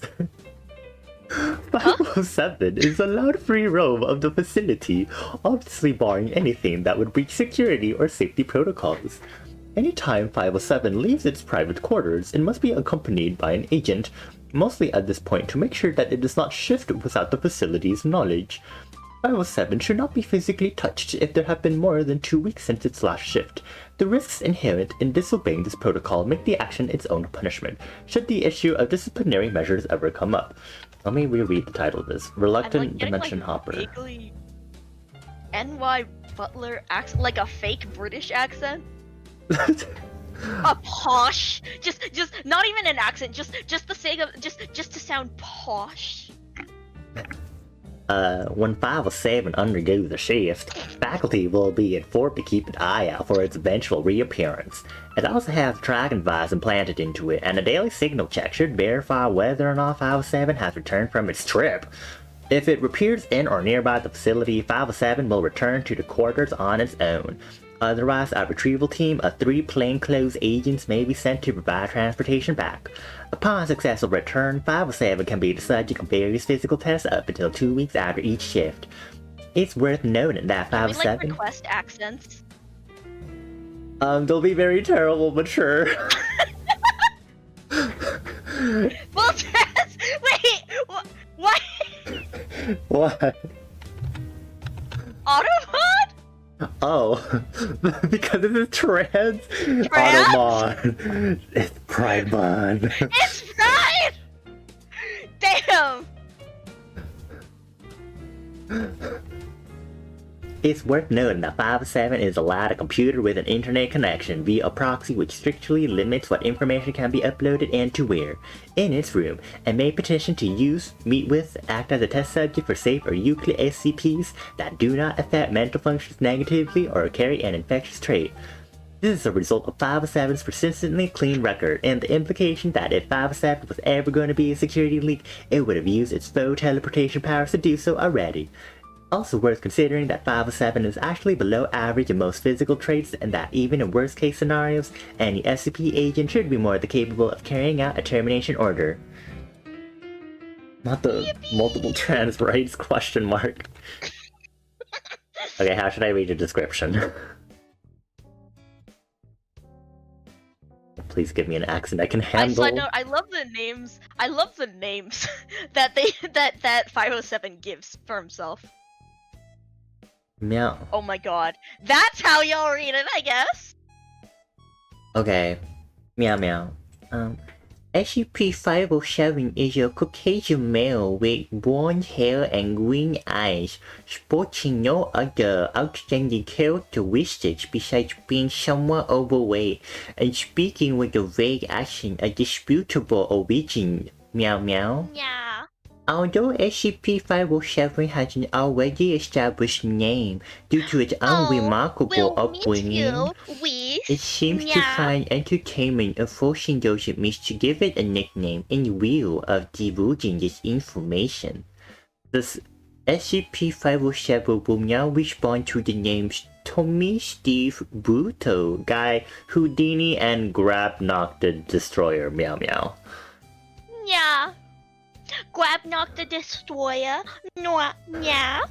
SCP-507 was originally recovered from the asylum when standard surveillance following repeated successful escape attempts brought its abilities to light. All records of this incident were confiscated and 507 was taken into custody under the pretense of moving it to a more secure facility. Meow meow. The original theory was that 507 possessed some form of teleportation ability, as it would suddenly disappear and eventually reappear in a different location, yeah? Subsequent interviews with the subject did verify that its ability could be used in such a manner, yeah, but that it was merely a side effect for its main affliction, yeah. SCP-507 holds that during its periods of disappearance, it is actually displaced into a random alternate reality, yeah. The landscape generally stays the same, but the inhabitants and climate of the parallel world often do not, yeah? SCP-507 also insists that it has no control over the time and duration of these shifts, yeah? This has more or less been confirmed by the subject being known to displace at inconvenient times, such as mid-sentence, yeah, while sleeping, yeah, or even while using on-site public facilities, yeah. As SCP-507 moves about in the alternate world, the eventual shift back will then place it at the corresponding area in our reality now. A sample list of SCP-507 descriptions of alternate realities can be found in document 50700, yeah. I think we can stop yelling now. There's no time limit for it. I think we're torturing everyone with this.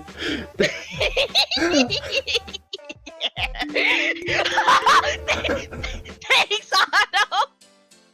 Thank you for the sub, Otto. Welcome on in. I hope you enjoyed the sub emotes also.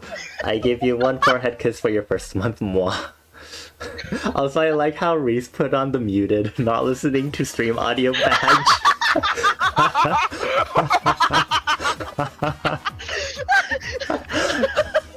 I'm sorry. Wise points, yeah. Oh no.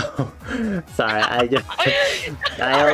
only did the uwu because of the fucking. Is this Persona music? What the fuck? I only did the uwu because of the fucking Hollow Knight rando I did, and just because we were like, oh, let's do accents and fucking uwu.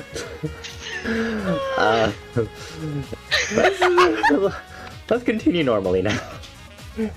Thank you for listening. 507 shows no large deviation from the psychological profile for a normal person. It has confessed to have always had a great interest in the paranormal and mythological, which has directly led to its eventual permission to interact with relatively harmless SCPs. I keep saying CSP, it is not Clip Studio. 507 especially enjoys meeting with other sentient ones, once going so far as to request a small vacation to visit OA2. The request was eventually granted after persistent pleading from 507, and the meeting was thankfully uneventful. Oh wait, too. That one's an interesting one. More of a character interesting one, than a location or stuff like that. It's all Petrona's fault. You know what? Sure, yeah. Petrona invaded my brain and was like, "Uwu time." You were accused Citrona of that, yeah?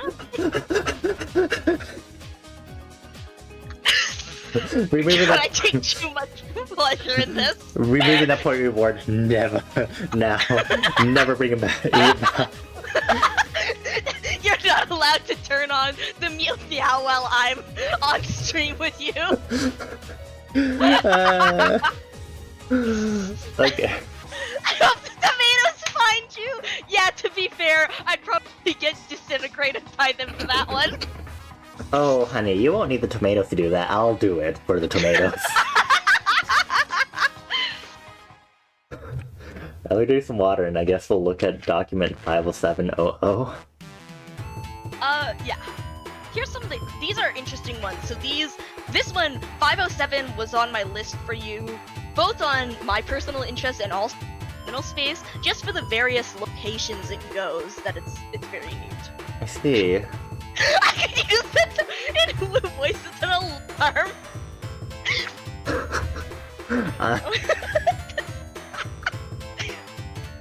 Well, thank me if you wake. Thank us if you wake up on time from now. Please don't credit us if you put it anywhere. I mean, do actually, but also at the same time. Gods. Anyway, let's see. Oh, this is a sample list of 507's supposed extra-dimensional travels, along with any demands made by it after returning. Okay. Subject arrived in complete darkness, leading it to assume that the current location was indoors or subterranean. After fumbling about for a possible way out, subject heard a sound akin to muted breathing nearby. Subject then decided to curl up in the nearest corner and wait it out, instead of risking a blind confrontation with an unknown creature. Request. Understandable. Have A a nice standard day. flashlight, which he now always carries on its person. Oh. Subject appeared in a replica of the facility, although apparently fallen into disuse. Further exploration led to the discovery of various corpses strewn about the area, all heavily decayed and covered in an odd type of mold. Upon noting that the corpses seemed to rhythmically expand and contract as if still breathing, subject attempted to leave the facility. This idea was quickly discarded when it opened an exit and found that the outside world was apparently coated with the same odd growth. Request. Heavy doses of... I was about to say Gorgonzola. Wait, actually, did I add that one? Of voriconazole. No, I didn't! Not Gorgonzola. And a fungal expert to help ascertain the nature of the mold. No exact match of the described mold was found, but it was noted to share many attributes with certain types of cordyceps fungi. The addendum Oh, I can't believe 50702. 507 transported into Hollow Knight. Okay, I was gonna say Resident Evil, but sure. Upon You know, either one. Sure. Same thing. Upon reappearing, subject was reported to mutter, "So many spiders." Subject refused to elaborate. Now that's Request. Hollow Knight. A handheld firearm of any type, gun mod. Request was granted under the I've been wanting to stipulation. try that one too. Request was granted under the stipulation that said firearm is specifically built to only use rubber bullets. Subject once again appeared in a pitch-black location with breathing nearby. Upon turning on its flashlight, subject was surprised by a man wearing a black business suit and sunglasses with an impossibly wide smile. Said smiling man was apparently leaning in toward 507 when it turned on the light, the end result being that their faces were almost touching. Romantic. Smiling man then remarked, Oh, happy "Back so Pride. soon? Love is Happy love." Pride!" Before subject switched the light off again, discharged all the rounds in its firearm at the general vicinity of the man and once more curled them into the nearest corner until shifted back into our reality. Damn, that's quite the rejection. Don't worry though, violence is romantic. I think there's a data type for that one. Just kidding. New ship just dropped. I mean, if that's the next thing I draw, that's my Pride Month art.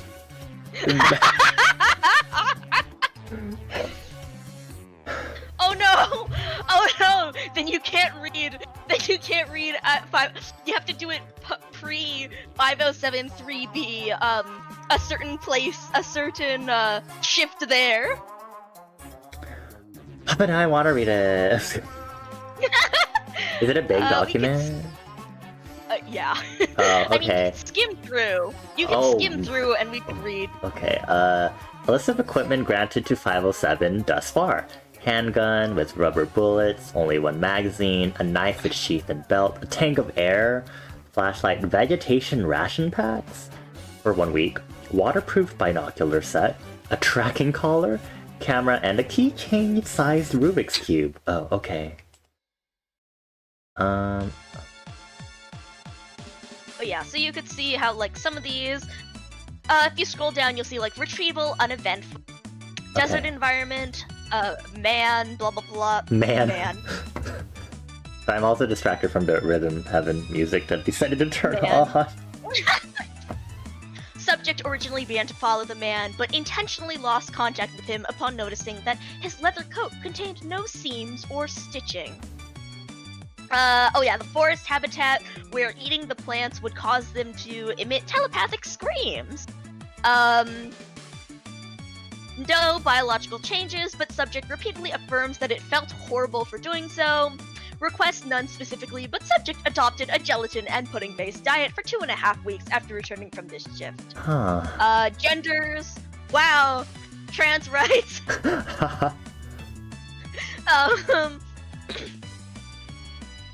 Let's see.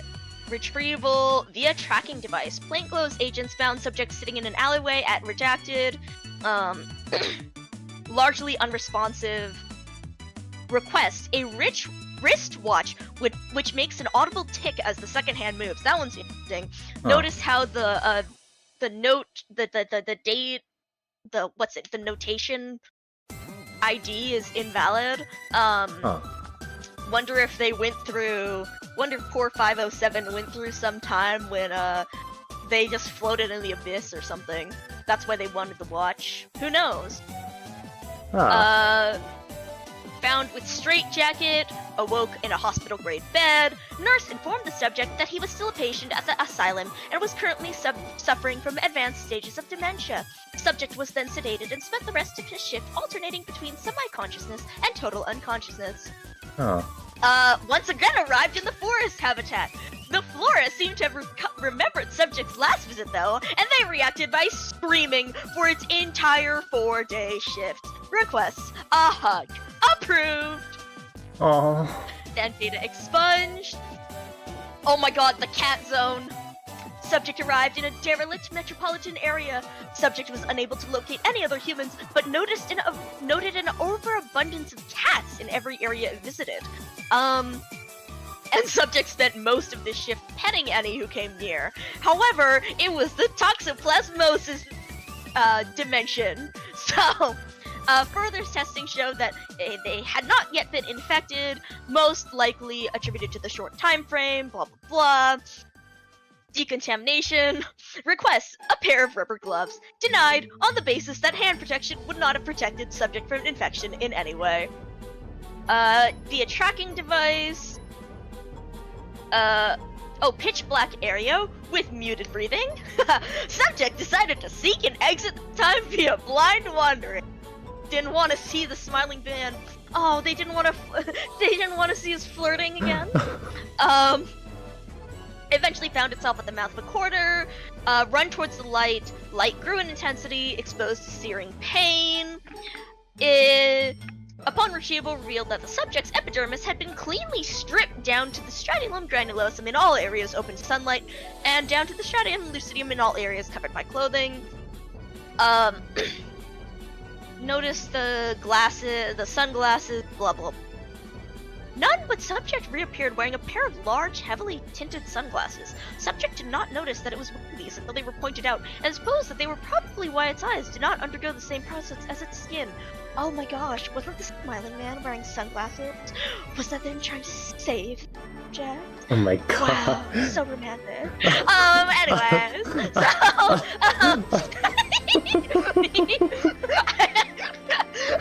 Happy Pride. Happy Pride! I didn't think of this at all the last time I read through this. Thanks, folks! But yeah, so, urban area, vice president, blah blah blah. Yippee! Subject arrived at the mouth of a cave with intense heat. Subject walked outside the cave for further investigation to find that the area around it was a wasteland. Most of the heat appeared to emanate from 2 suns in the sky. Subject could not discern whether they were extremely large or extremely close to the planet. Upon further examination, the suns blinked and turned away and the heat subsided. Subject spent the rest of the shift within the cave. Huh. Masticating on redacted. Regained consciousness, strong desire for pudding, claimed to see the biggest mound of pudding ever, claimed to be eating a glob of pudding, request, pudding. Request granted. No. Dining in the cafeteria, ooh, a Foundation analog, like, Foundation, alternate dimension Foundation, wanted replacement equipment, found by cafeteria kitchen staff, drenched, covered in mud, and suffering from severe hypothermia. Subject arrived in a large field during a rainstorm. Subject attempted to find shelter from the rain but found none, remaining in the rain for the entire shift. After an unknown length of time, the subject reported seeing entities in the distance. Although the heavy rain obscured the subject from obtaining a detailed report of their appearances, the subject described them as being vaguely humanoid in shape. The entities began to slowly move towards the subject from all directions. Near the end of the shift, the subject reported hearing labored breathing from the nearest entities. I was going to make a rain roll joke here, but I don't know what to compare to the humanoid ones because the scavengers aren't quite that, like that. Anyways, a set of warm clothing. Approved! Oh, this was fun. A subject arrived in midair, falling from an outdoor environment into a subterranean body. Wow, subterranean rain world at the bottom of a large cavern. Though admittedly experiencing a strong surge of adrenaline from this event, subject reported swimming a long way before reaching land. It was the Leviathan pool. Oh my gosh. Subsequent observation revealed a giant hole in the ceiling of the cavern through which subject had apparently fallen. Also reported were archways to other large caverns, most with shafts of sunlight visible indicating other surface collapses. Regular vertical grooves in the walls indicate possible excavation. Despite the cavern's immense size, no other sign of life was observed. Hello, Alex Frago, from both me and from Bonnie. Hello there. Thank you for the quiet hello. Hope you're doing well. We are looking at SCPs. Yeah, that's it. That's pretty much it. We're just looking at SCPs.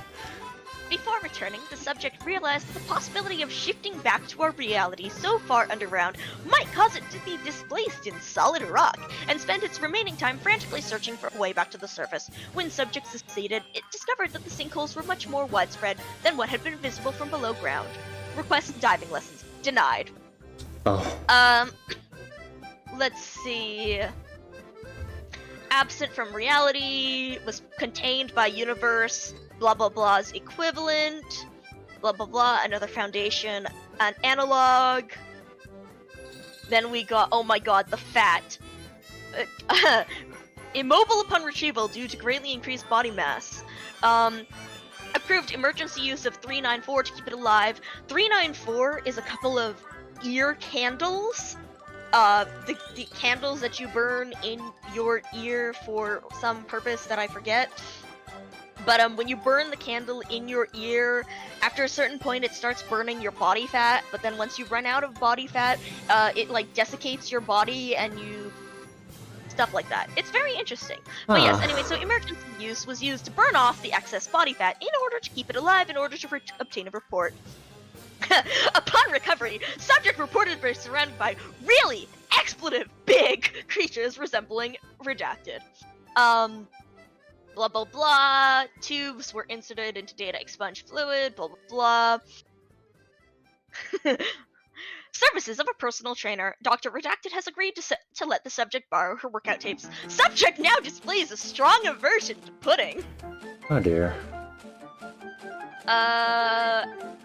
Insulated reflective titanium armor, described the world as extra shiny, metal sheets, briefly timed asked to... Exactly! We're really just reading some guy's wacky misadventures. Briefly had time to ask for clarification, was informed that the radiation from the sun was extremely dangerous and the titanium reflective suits were required by law to prevent thermal radiation damage to any person or structure. Request, sunscreen and an eye exam. Granted. Oh, this was a fun place. Arrived in a small room housing several dried corpses. Aside said corpses, the room was mostly bare. Blah blah blah blah blah.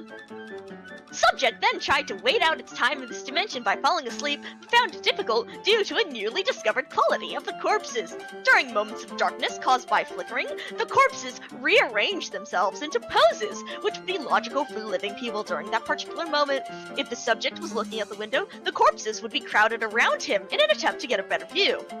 If the subject was sitting, they would also be seated in a pattern to form a circle. If the subject attempted to reach the light fixture, they would act as a support, seem to be in the process of pushing him upwards, etc. Fun! Request therapy sessions. That's for later! Casino, interesting results, just fun, open list of results. It's not a link, it actually, a few things are JavaScript. So you can click on it to see, but they're mostly nonsensical, fun to read over. You can't keep a good death down. Uneventful, white corridor.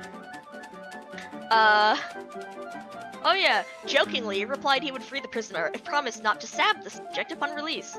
There was roughly a 7-second pause before the prisoner asked what stabbing was. After a moment of deliberation, the subject defined stabbing as putting a hole in someone using a sharp object. Another pause followed. The prisoner eventually affirmed that he could not stab subject because all of his objects were very blunt. Subject did not open that door or any of the others. The guy simply said, nah. Oh, he found an alternate 507. Then we got... Oh my god! More chip fuel! Retrieval via tracking device. Subject recovered in a cornfield in redacted with unidentified brown liquid splattered on its cheek. A human heart with the words, "I need you," written with the same liquid was discovered in subject's hand. Subject claimed that said object was not in its possession during the shift and does not know how it came into its possession. Researchers are attempting to identify the liquid. Description: subject arrived in pitch black darkness with the sound of crying nearby. Upon activating its flashlight, subject discovered the smiling man from previous shifts leaning towards him. Brown liquid leaked from around its sunglasses. Smiling man pushed its face closer to the subject's and uttered the phrase, "Why did you do this?" Smiling man then wiped off a portion of the brown liquid from its eyes with his hand and began caressing subject's cheek with it.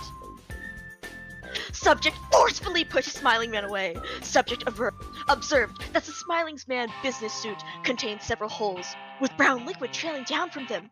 Subject drew its firearm and pulled the trigger. However, for unknown reasons, the pistol did not fire. Smiling Man began slowly walking towards Subject. Subject ran for approximately 10 minutes and spent the rest of the shift huddled in a corner. Requests a more reliable pistol. Denied, as the cause of the error is unknown. This is a very riveting romance arc. I know, right? Telepathic trees, blah blah blah, a dome, prone and unresponsive. Oh my, wait, this one was funny. Subject was found prone and unresponsive in its quarters. Subject was bleeding significantly. Several deep gashes were discovered in the left side of the subject just under the armpit. The claw marks extended to the bottom of the ribcage. Subject received traditional first aid and was committed to the on-site infirmary. Description: the subject woke up on a snow-covered plain. Subject did not have its backpack on hand at the time of the shift, having been asleep. All that went with it was its bedsheets and pajamas. Subject reports having seen a TV show of how to survive in a cold environment before the shift. It attempted to build a crude snow cave using its hands when it was interrupted by a large white bear. This is the extent of its recollection. Requests a proper weapon. Granted. Losing subject to a non-anomalous polar bear would be a waste of Foundation resources and an embarrassment. Subject should receive a knife, sheath, and belt and is required to keep these items on its person at all times. Oh. Just a fucking bear! Oh, and then the meat dimension, acquired fat, escorted to the kitchen equivalent, put on a chalking block, and its left hand was removed. A replacement hand, granted. Not sure how they did that, but just want a replacement hand. Yeah, sure, buddy. Large opaque dome filled with plants. Ooh, that's the moon, gesturing to Earth. Subject noted that after the Earth set, blah blah blah, lunar surface. Request 1 camera, denied. Subject shifted while attempting to fall asleep. Arrived in a large body of fresh water. Swam upward an estimated 35 meters before reaching the surface of the water and beginning to tread. Blah blah blah, breathing difficult. Physical test, subject ingested methane during the shift. Request a tank of breathing gas. Approved. Oh, and the impossibly beautiful place. Subject was found in the location in which it left, curled up and crying violently. Subject screamed, "Why did I have to go?" when an attempt was made to interact with it, and suffered from severe depression for several days thereafter. Agents described a beautiful smell coming from it.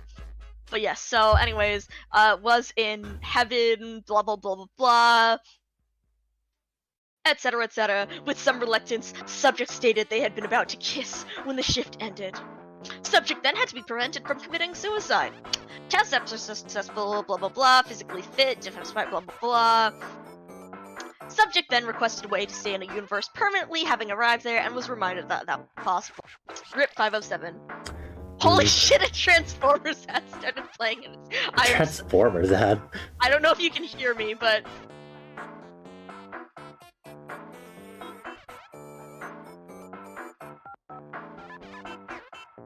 I definitely can't hear you now. There we go. Silicon, the crystal dimension, creatures made of silicon. Oh no. Requests food and water that doesn't taste like sand. Granted. Found in sector blah, restricted. Traveled 50 meters down before seeing ocean floor. Equipped the scuba gear and air tank. Searched underwater city for 3 minutes. Pair of waterproof binoculars approved. Uneventful. Ooh, the zoo! Oh my god, he visited Prowler's chat. Oh my god. In the bedroom of suburban home is by several people. Blah, zoo-like enclosure. Found in Dr. King's office. So there are several researchers too that you'll notice repeating names. Dr. Jack Bright, Dr. A. Clef, Alto Clef, Dr. King, Dr. Iceberg, Dr. Gears. These are a few recurring characters and researchers that you'll see around in certain stories. People like to play around with those characters. Some of them have anomalous properties themselves. Some of them are just regular researchers. Well, some of them were regular researchers and then have thus acquired anomalous properties over time. But yeah, furnish version of its containment chamber reversed. Ooh, further inquiry revealed that Foundation staff were being contained due to their ability to create dangerous experiments. Docile version of baseline reality's humanoids. Biological, mimetic, and other hazards. Requests heightened psychological evaluation on staff. Redacted. I swear you guys aren't telling us something about 507. It didn't bring anything dangerous back somehow and never does. Not to mention it was in a mental institution and aspires to be a researcher. Agent McDaniels. Large dense forest, no signs of life beyond plant life. Traveling over 3 works, scavenge, blah blah blah. Then enough non-perishable rations to last a week be added to its gear, granted. Subject arrived in a world made entirely out of candy. It described it as Willy Wonka's factory but on steroids. Upon reappearing, subject appeared to have gained 6.8 kilograms, 15 pounds. Request more candy. Denied. Oh. If different alternate history if Japan took over. Pitch black space. Fruit. Flashlight to illuminate the source of breathing, which proved to be a pitch black entity, causing lacerations. Request medical attention and a stronger flashlight. Approved. Some interesting massive beings. Eardrums ruptured. Despite reporting massive injuries, subject was completely uninjured when it awoke from coma. An inquiry into this is ongoing. Nice. Dance. Oh my god. National Park in the back of K. Subject was transported to a world where human beings never became the dominant species on Earth. Ruling species was a form of reptile, possibly a descendant of the larger dinosaurs. The most dangerous game. Subject arrived in an environment where all artificial objects and structures were placed with living, deformed humans. Yippee. Subject conjectured that the population took turns performing various mundane jobs, along with acting as its own infrastructure and food source. Subject's clothes were stolen by other people, although it did not have to complete any jobs in its time there, about 7 days. Request to not have to see any people it does not need to for a few weeks. Granted for 3 weeks. Gelatin. All species sports center. Basketball. Everything was frozen. Oh, the 2012 apocalypse dimension.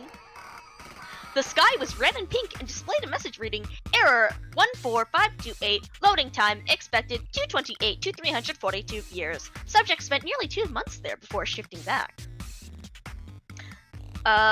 Dimension where the average human life was around 24 hours. Famous as a person who doesn't die. Subject reported that it was treated as a wise elder. Sports arena. You have disrupted the daily games and will be held as a player for a future game. Obstacle courses, dangerous stuff.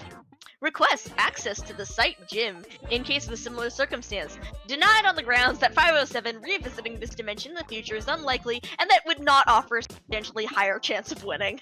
Oh. Oh my god, the fake foundation dimension. The subject appeared in a site break room, appearing identical to one of his retrievals at first glance. Researcher Blank and Dr. Blank had been talking about nothing in particular, equipment seen on a television show set production present, along with men in uniforms resembling those of a TV show set work uniform, managing the equipment. Upon taking a closer look, the subject realized the break room was actually just a set for a television or movie.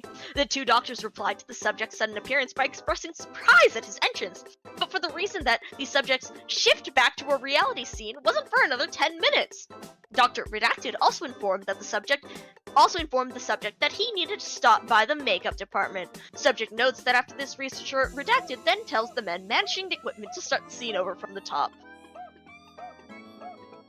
Kilometers, forest. Forest was in a concrete heptagonal tunnel. 043 warning. Shifted back after 6 days. This feels like...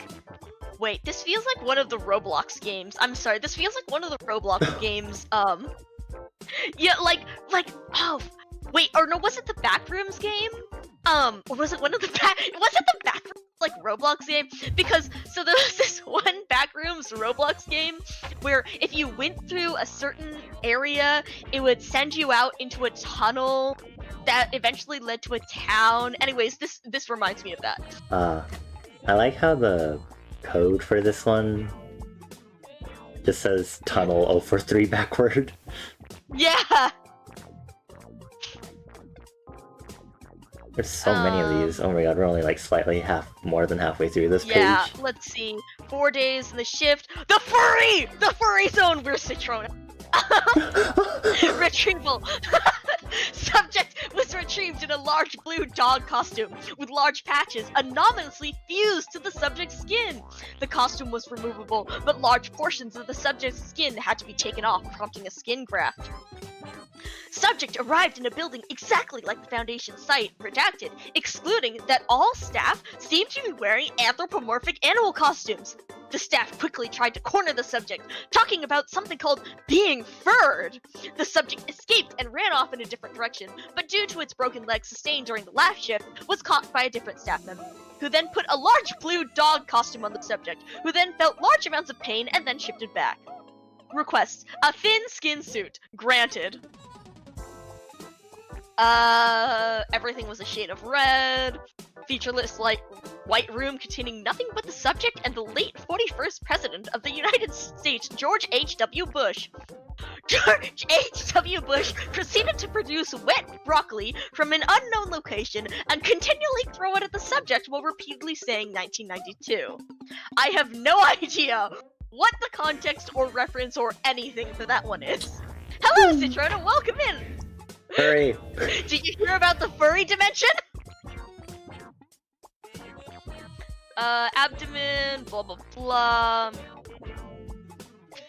Recover. One back on the main page, that's the most important one. Oh? Isn't this one just another Wait. furry one? This entirely black wall, ceiling, and floor. And after the subject got its bearings, it attempted to knock Oh on my God, several it walls. is. After knocking a few times, the subject noticed a humanoid entity in the corner. Said entity was wearing a standard Foundation D-class uniform, and he appeared human from the neck down. But the head was that of a domestic house cat, complete with fur and whiskers. The entity then Yeah? proceeded to hit 507 in the stomach with a baseball bat it had been holding. When asked why it did this, the entity responded, "You know damn Wait, well, wait. punk, don't leave." You know damn well, punk, don't leave. Oh my god. I could've... That's me! Stitch! Hmm. Oh man. May not. That's May. Wait, that's May. I read it as. I feel like Do it's I also have- Citrona. I read it as that's me, and I was like, yeah, that's Citron. I don't know if we have. I feel like That seems legit. Oh my god. Fuck, I didn't add yep. Oh well. I'll look for May Notters later. Oh yeah, the Spanish Empire. Medical wing. Oh, if you hover over footnotes, it should show the text. So like, there's a footnote in 9527YD. I see. Yeah. Okay. A memory wipe denied. Via tracker. Amnestics, blah blah blah. Aha! This one! The comically large mouse cursor.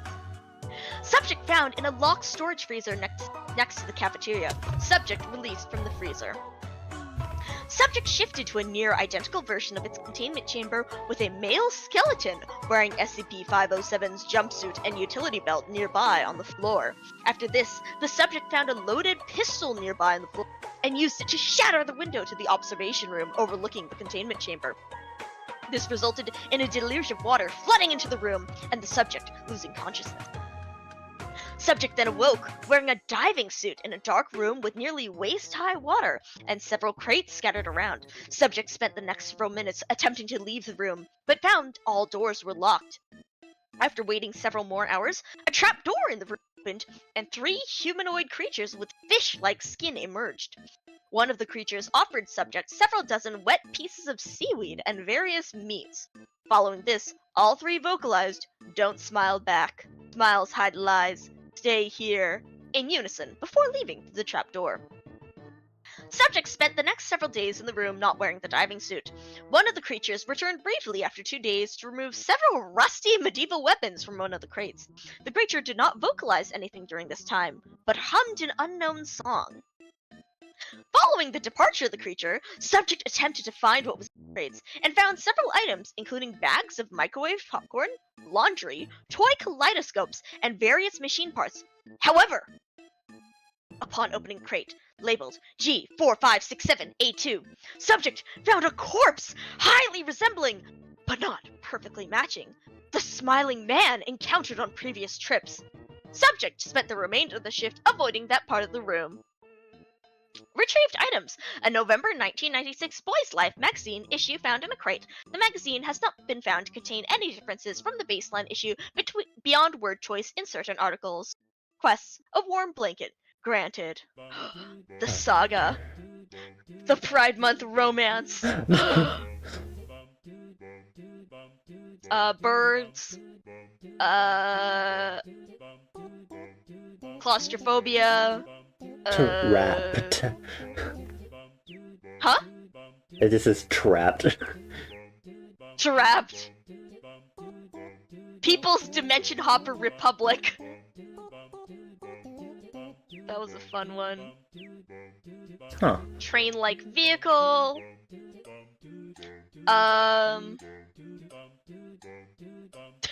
What? This one is so like, huh? Subject. Also, I like that you can see in the thing. It's punch. Deep White. Anticore Morning stated that SPC-507 has displaced. If spotted, the object is to be punched immediately and returned to containment. Under this containment for sure, it was not that we wanted to punch back into this world. Stayed in containment for 3 hours before a expletive huge shark materialized in containment with it and proceeded to attack the subject. 2 guard personnel entered the subject's containment and proceeded to punch the shark in its stupid shark face multiple times.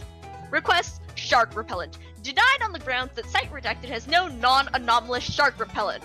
But it has anomalous shark repellent? Sleeping. Blah blah blah, shifting during blinking. Don't blink. Reality cleaning laundry detergent.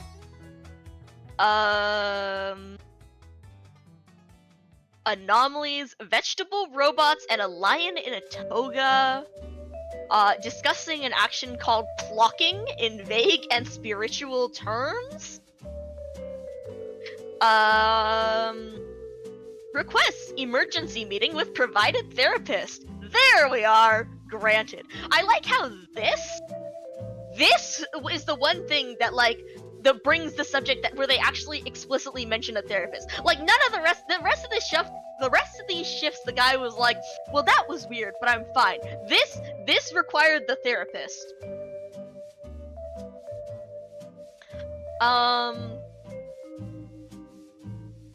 Tunnels with murins, ophidians, and arachnids. He saw a furry and immediately needed therapy!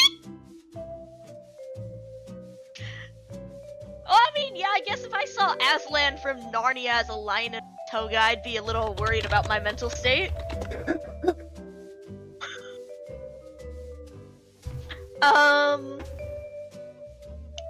Let's see, then the next one is the monsters with the murins, ophidians, and arachnids. Mice, snakes, and spiders. Retrieved items. A murin covered in cardboard items. Request a pet cage for the recovered murin. Granted. Should that just be a Tuesday? Ice. SCP-3048 is like a Tantalus guy, I think. Oh, what now? Is it Tantalus? The Greek guy, the Greek myth of the guy who was punished, to never be able to eat. He stands in a water with a tree of the most delicious fruit, but when he tries to eat or drink, it disappears near his mouth. Oh. So 3048 is a guy similar to that, except 3048, modern day processed foods like cheese puffs are so far from natural foods that he can eat them. So he eats like Jello and cheese puffs and all sorts of that. It's interesting. Huh. A whole bunch of stuff. Local gym, crater, Vanguard, Arknights. Oh. Woo! That sounds just like living on.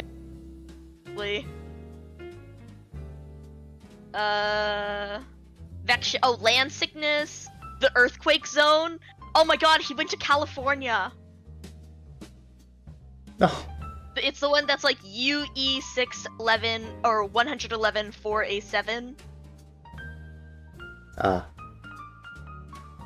Tracking device, populated area. It's let's see. There's the crater, there's the Vanguard with the V logo and Vanguard. Yeah. So then constant tectonic activity. But then there was a magnitude 0.0 00003 Earth still, which had leveled much of the city.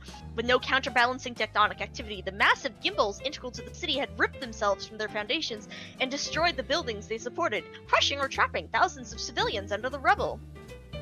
In California, we know how to party! Yeah. As someone who lives in California, yeah, constant tectonic effort. Yeah, that seems right. Also, as someone who's had fucking demolition going on in the house next to me for the past month, that also sounds about right. Oh. Merry-go-round. Fear. Okay. Dimension that makes you hungrier after eating. Requests a full course meal granted after the subject had recovered its malnutrition. Reverse Christmas, where it's Christmas all times of the year, but then they finally started preparing for the winter holidays by taking down and ceasing all holiday-oriented decorations and festivities. Requests for all winter holiday-oriented decorations set up around the facility to be taken down as the subject shifted back on December blank. Denied. Atheism Day! Yippee! Oh! Here is the other important one related to what Otto said about, this, agent, or this researcher who shifted with the subject when they're touching. Ah. But yeah. Rubik's, so you could see how here was the request for, like, stuff to do while waiting for a shift back. Mobile gaming device. No. Box of Lego bricks. Bulky Rubik's Cube. There we go. Subject manifested inside the Site 19 women's bathroom, startling guest researcher K, who subsequently struck the subject unconscious, believing subject to be a peeping Tom. Oh, it's the mime zone. And then, addendum, due to a particularly trying encounter with Redacted, several documents in the archives have been altered, corrupted, or technically never existed. Document 5073B appears to have been affected by this and is currently being rebuilt using backup files, references, and redacted respectively. Subject matter may occasionally decrease, increase, or undergo blah blah blah blah. It's just like one of my Japanese anime! Oh. God. The peeping Tom. But yeah, so, that's this list. If you want, you can always go through and read in more detail. It's a lot of very interesting locations. I like them for, you know, different base dimension ideas. I might change stuff later. Yeah, exactly. But yeah, if you go back to the first one, you could see, 507G for a particularly noteworthy shift. That was a fun one because they got multiple copies of 507 in, or they got 2 different 507s from alternate realities. And then there's the one about the agent that went missing at the same time. During the ensuing chaos, SCP-507 lost contact with Redacted and could not relocate him before it shifted back into standard reality.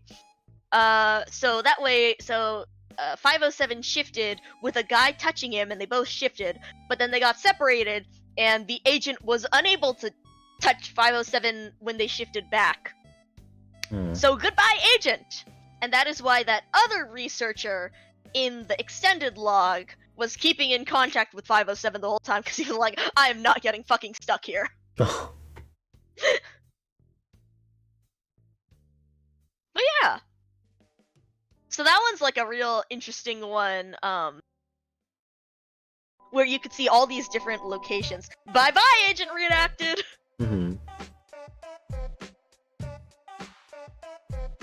But yeah, that one's popular because you have a nice lot of, stuff to read about, places they go and fun ideas. It's also nice because, you know, those sorts of things are fun for collaborative effort SCPs. I mentioned 914 is one of my favorites because 914 is a refining machine, basically. You stick stuff in, and other stuff comes back out, and so they've got a whole test log that's a collaborative written thing where people can add on to the log. So a lot of these are fun because it's like a massive collaborative effort of everyone to come up with weird stuff and go, yes, and. I will put 507. I'll put it under my approval list. I do dig it. I don't know if it's liminal per se. Some of the places they go to are liminal, but he himself is just a guy. I dig the smiling man arc. Wow, have you cried? Marvel could never. Anyway.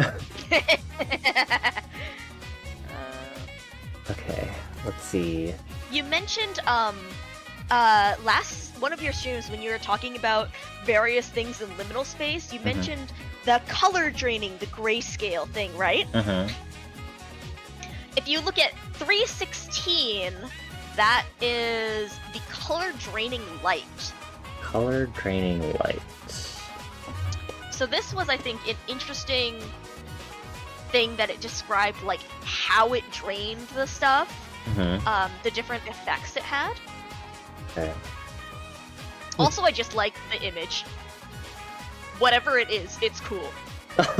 Yeah? Okay, let's see. SCP-316 Object Class Safe. Special Containment Procedures. 316 needs no special containment other than to prevent misuse by unauthorized personnel. Those operating 316 should wear highly reflective full body wear to prevent accidental exposure. Personnel privy to sensitive information should be kept out of visual range of 316 due to its ability to induce a suggestive state. 316 is a bronze-aged carbide lamp. The casing corresponds to no manufactured models and appears to be homemade. The bulb is ordinary and can be replaced without impeding the function of 316. Internal circuitry of 316 is constructed of an unknown metal rather than copper. The casing has a battery compartment, which takes 2 D batteries. 316 does not function unless 2 D batteries are in the battery compartment with their positive ends facing each other. When switched on, 316's bulb emits a nearly opaque beam of white light. Non-reflective objects and materials in contact with this light have their molecular structure rearranged into patterns which homogenize reflected photons, distributing their wavelengths equally throughout the visual spectrum. Effectively, over approximately 6 cumulative seconds of exposure, affected surfaces lose all color, retaining shades of gray of the same luminosity as the original surface. Reflective surfaces remain unaffected, but appear to stop 316's light rather than reflecting it. 316 has a temporary but more drastic effect on living or sentient organisms. Its effect is spread evenly across an organism, even internally, as long as part of the organism is exposed to its light. Effects set in over approximately 27 cumulative seconds of exposure, and gradually wear off over the next 24 hours. In addition to loss of color, most affected organisms experience the following: color blindness, lower body temperature, low energy, slowed movements, monotonic slurred speech, inattentiveness, short-term memory loss, apathy, give me a moment, lack of aggression, negligible emotional response, passive cooperation with instructions, relative lack of desire to lie or deceive, and limited capacity for foresight or creative thought. After recovering from the effects of 316, most subjects report symptoms of nausea and depression for up to 1 week. Almost all subjects, once recovered, volunteer their pleasure at having been exposed to it and may violently resist further exposure. Cross-experimentation between 316 and uncooperative living SCPs for the purposes of pacification has been approved. Oh. Addendum 316A. 316 was recovered from the residence of a colorblind man arrested for counterfeiting in Redacted, Texas. The man had reportedly attempted to pay for items at a convenience store with colorless bills. A Secret Service investigator noted the apparent quality and validity of the bills, as well as the ink's chemical equivalency with federal ink, and the Foundation investigated. The subject's house was mostly colorless, as it seemed he had been using 316 to navigate at night. Neighbors reported the subject had been withdrawn and depressingly dull. Subject was terminated and his property destroyed. Ah. But yeah, that one I felt was like really interesting in like the way it described those effects. And kind of, it's the depression beam, no! Yes, depression beam. But yeah, how they very methodically go through like how over a specific period of time X, Y, Z happens. And it's interesting like how they describe the color changes, what causes it, the different analysis they've put on. Experiment log 316 is also fun because you see how various SCPs or people respond to it. Depression beam obsolete. We have doom scrolling now. Oh my god.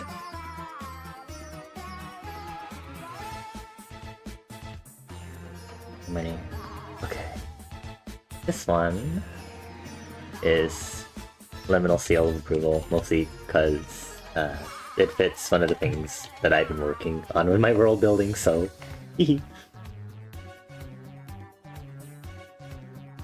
okay. What is next? Ooh, 303 might be a fun one. The doorman? Okay. 303. The doorman. I'm just like having a couple Reese's peanut butter cups. Which essentially has chocolate, right? Yes. Let's see, So if I'm a little quiet. Train of thought randomly crossed my mind. I forgot to mention it. Apparently, one of my friends thinks you would be good at voice acting, so... Oh, really? Yes. So, not to say you should have a career change, but... I'm just kidding. I mean... I do like reading it, but it's more... I thought about it before. After the... What's it? That recording I made with the Prowler with the Eggman's I've come to make an announcement. Oh god. And various other things. And I mean I like reading with various emotions, but you know, it's also like kind of hard to get into that industry with all that, especially yeah. So let's see. SCP-303. But, you never know. Euclid class. Oh, this is a... Oh, there are a lot of test logs. Okay. Special containment procedures for 303. As 303 has not yet been known to travel beyond the boundaries of Site Redacted, the entire area of Site Redacted is currently considered 303's containment area. All rooms in Site Redacted are to be altered where possible so as to have two entrances, separated by a distance of 10 meters, or line of sight. Personnel are to be distributed evenly throughout the facility, with available radio or intercom contact so that encounters may be resolved quickly. Personnel who witness 303 are to be submitted for immediate psychiatric evaluation. All SCP objects housed at Site Redacted since before 6410 are to be transferred to Site Redacted B one at a time. Each object will be transferred again to Site Redacted A once it can be verified that 303 has not migrated from Site Redacted with it. Once 303 either migrates to Site Redacted B or remains present at Site Redacted, once all SCPs in question have been transferred to Site Redacted A, containment procedures will be updated as appropriate. Description time! Witnesses describe 303 as a nude, sexless, emaciated humanoid figure with reddish-brown skin. Instead of normal facial features, its head is dominated by an extremely large mouth, which bears a set of oversized human teeth. Huh. Yippee! It continually vocalizes a wheezing noise, loud enough to be heard from the other side of most solid doors. All individuals who have had encounters with 303 are capable of describing it in full, including individuals who have not physically seen any part of it. Oh my god. 303 will periodically materialize behind any closed door, hatch, or other entryway barrier opposite a sentient observer, chosen by unknown means. 303 will then remain behind the door for an indeterminate amount of time. Any individual attempting to open the door or barrier experiences intense, paralyzing fear that lasts until 303 dematerializes, either on its own or to avoid being directly seen by another observer. The source of this fear is not clear, but it appears to be similar in nature to arachnophobia and ophidiophobia, originating on a pre-conscious genetic level. Data expunged. Analysis indicates that 303 is not in fact purposely inducing fear in the affected individuals.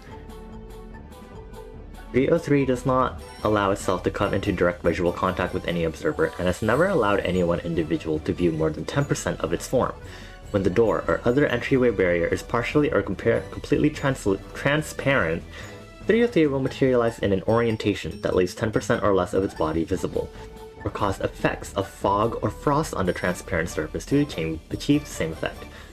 If 303 is approached from a direction in which there is not a solid object or door-breaking line of sight, it will dematerialize before direct visual contact is made. Any electronic, or complex mechanical devices that 303 encounters are temporarily disabled. 303 has made no recorded attempt to physically or verbally engage any observer. While 303 arrived at Site Redacted is not unknown at this time. 303's first recorded appearance was on 3/1/10. It is suspected that 303 was inadvertently transferred along with or manifested by another SCP on site. All SCPs on Site Redacted are being re-examined accordingly. And so that's why they're slowly transferring them one by one. Ah.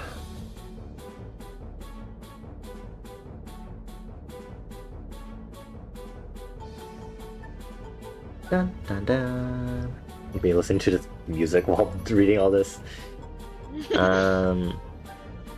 But yeah, so then we have some incidents. Agent Redacted was showering in her private quarters bathroom when she became aware of the presence of SCP-303 on the opposite side of the shower curtain. Good God. It was wheezing extremely loudly.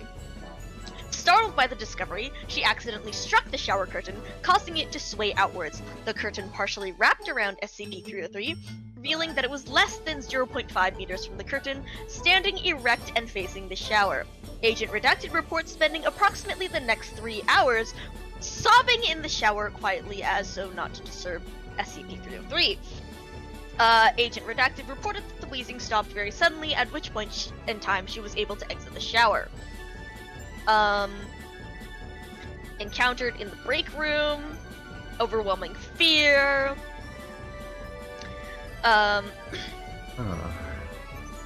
Ooh.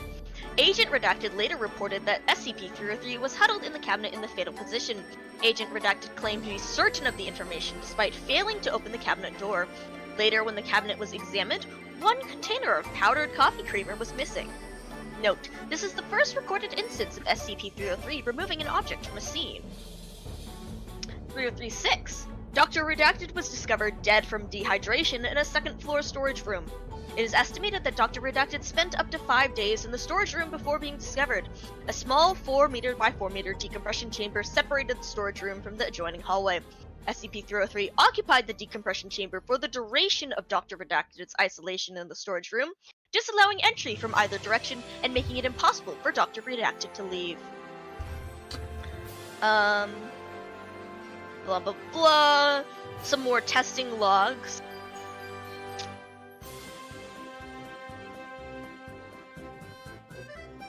Some interesting stuff about, like, they fear what 303 will do, saying that it will data expunge to them, but will it? Who knows?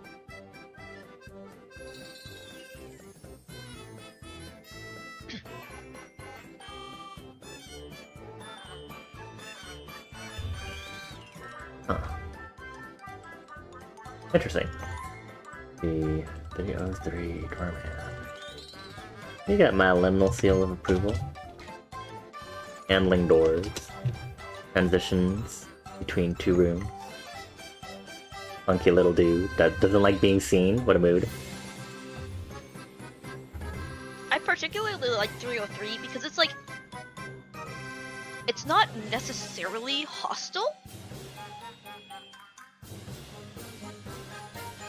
It's like it causes fear, but via data expunged process, we understand that it's not intentionally doing that, which I think is interesting. Also, some nice theories on what the data expunged process is.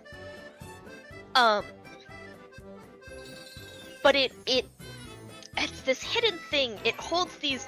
It can kill people, but it's more in the danger of simply not knowing or not being aware of the situation. Like the fact that the doctor was trapped in a room because no one was able to contact him, and SCP-303 was not interrupted by being seen from a different location.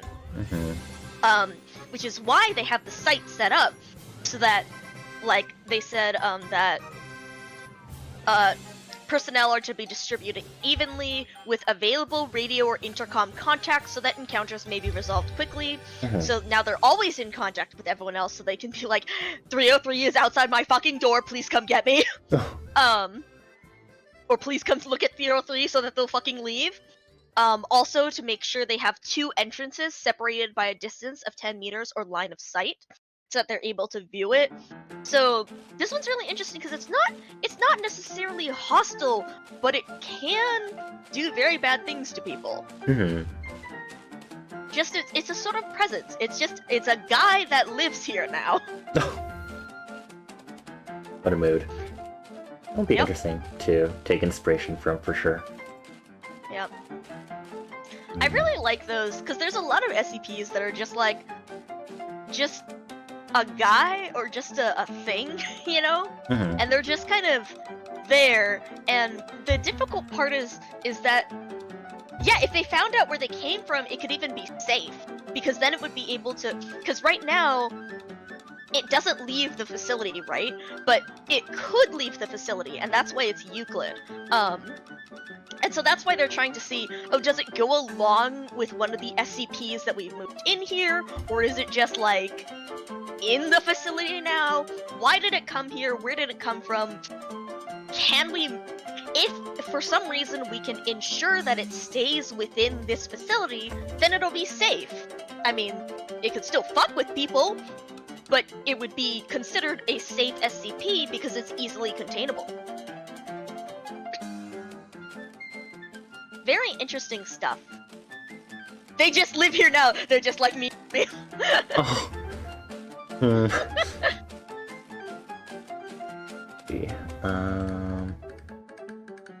Where did you come from? Where did you come from? Where did you go? Where did you come from, Cotton Eye Joe? Gods. Let's see. Should we tackle another one from chat? Suggested I have the 682 related to the AI one. Yeah, 682 is like the classic. It's the lizard that won't die. I see. And then I have 1733 and 1762.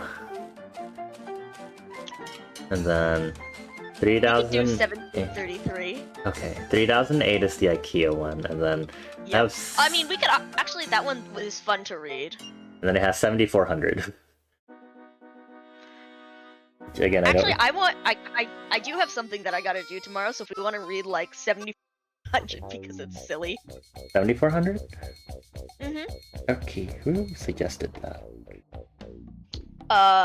Otto, I believe. I see. Okay, we're watching you, Otto. Okay, 70. And then we can check out the log of anomalous items, maybe, just to see, you know, I really like those, especially considering how you're mentioning, like, liminal space stuff, because the log of anomalous items is just these items that aren't really worth being a whole SCP. They're just things like, what was it? There was a pencil that makes whoever writes with it makes spelling mistakes in every sentence. Oh gods. Like, it's not worthy of a whole designation, but it's just a thing. And it's very interesting to see some of those little things that just lie around, or the cowboy hat that just makes whoever wears it, whoop and box dance uncontrollably? And they have it kept at site redacted to bring out during Yes. Okay.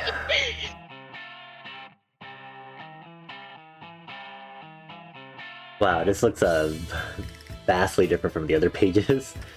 Yeah, some of the more modern ones have different. You can see how there's more stuff with disruption class. Some of the more modern ones, because they introduced those threat level stuff, that threat level whatever stuff more recently, or more advanced. Yeah. Oh, if you can't fit it in a box and it's about to end the world, okay. Let's see, 7400 is impossible to contain, having been accepted into consensus reality. 7400 is a probabilistic bureaucratohazard affecting the laws, regulations, or codes of conduct of various institutions and groups. These can include governments, corporations, religious orders, and organized crime syndicates, among other organizations, as well as relationships or friend groups, as long as some form of stated or implied moral code exists within their framework. Affected codes criminalize or disavow individuals who participate in the multiplayer online battle arena video game League of Legends. Punishments or retribution for playing League of Legends often tend toward severe repercussions, including torture or death when possible. Hello, Ryan De Antonio, the first known League of Legends player to fall victim to this. Oh my god. 7400 does not seem to directly criminalize LOL players outright. Rather, players are criminalized due to coincidental and seemingly random interactions between various laws and rules, resulting in LOL being outlawed unintentionally. Despite such legal interactions normally being nigh impossible to properly realize, given the precise and technical nature of the law, all individuals perceiving a case where 7400 may apply are fully aware of the illegality of the act, regardless of their prior legal experience. Affected individuals also seem to perceive the playing of League of Legends to be immoral, though it is unknown whether this is the result of 7400 directly affecting their minds or if it is simply a widely held natural opinion. Addendum 7400.1. The first documented instance of 7400's application occurred on January 24th, 2010 in a text conversation between De Antonio and Parks. POV. Okay, this is amazing, LO. Would you like to... Okay, what? Yep. Again, we've literally talked about this multiple times, but you still feel the need to somehow squeeze it into every conversation we have. What the fuck are you talking about? Stop playing dumb with me! You keep thinking it's okay, and it's not that bad. But we both know how people like that turn out. I legit thought you were gonna change. Jesse, what the fuck you are talking about? It's no use trying to keep you clean! That game has ruined you, Ryan. You're disgusting. What the fuck? Is this some sort of joke? Jesse? You have been blocked by this number. It is believed that Park's prior League of Legends addiction, combined with the use of the slang term LOL, was the root cause of the above incident. Footnote specifies an abbreviation for League of Legends. Huh. Addendum 7400.2. On June 29th, 2010, Riot Games, footnote 2, the developer and publisher of League of Legends, introduced new workplace guidelines which accidentally forbade the playing or mentioning of the game by any of its employees. This resulted in mass confusion, followed by the rapid downsizing of Riot Games before the guidelines were retracted in order to maintain profits. Notably, this incident marks the first instance where the simple mention of the game is affected by 7400. Addendum 7400.3. I love that it's literally made because of this fucking meme. It's so good. The first documented instance of 7400's legal application was on November 18, 2010 during the trial of Stanley Peterson in Cleveland, Ohio. Below is a log of the relevant events. Location is in an... I'll do the judge. Okay, location is in an unspecified county courtroom. Murmuring from the gallery is heard as the court judge enters the room behind the bench. The judge takes a seat and pounds the gavel. Court is now in session for the trial of Stanley Peterson. The gallery falls silent. Is the prosecution ready? Yes, Your Honor. Is the defense ready? Yes, Your Honor. Irrelevant logs removed. Very well. The prosecution may call its first witness. Thank you, Your Honor. The prosecution calls Mr. Russell Beckett to the stand. A man rises from the... Oh. I'll read those too, I guess. Okay.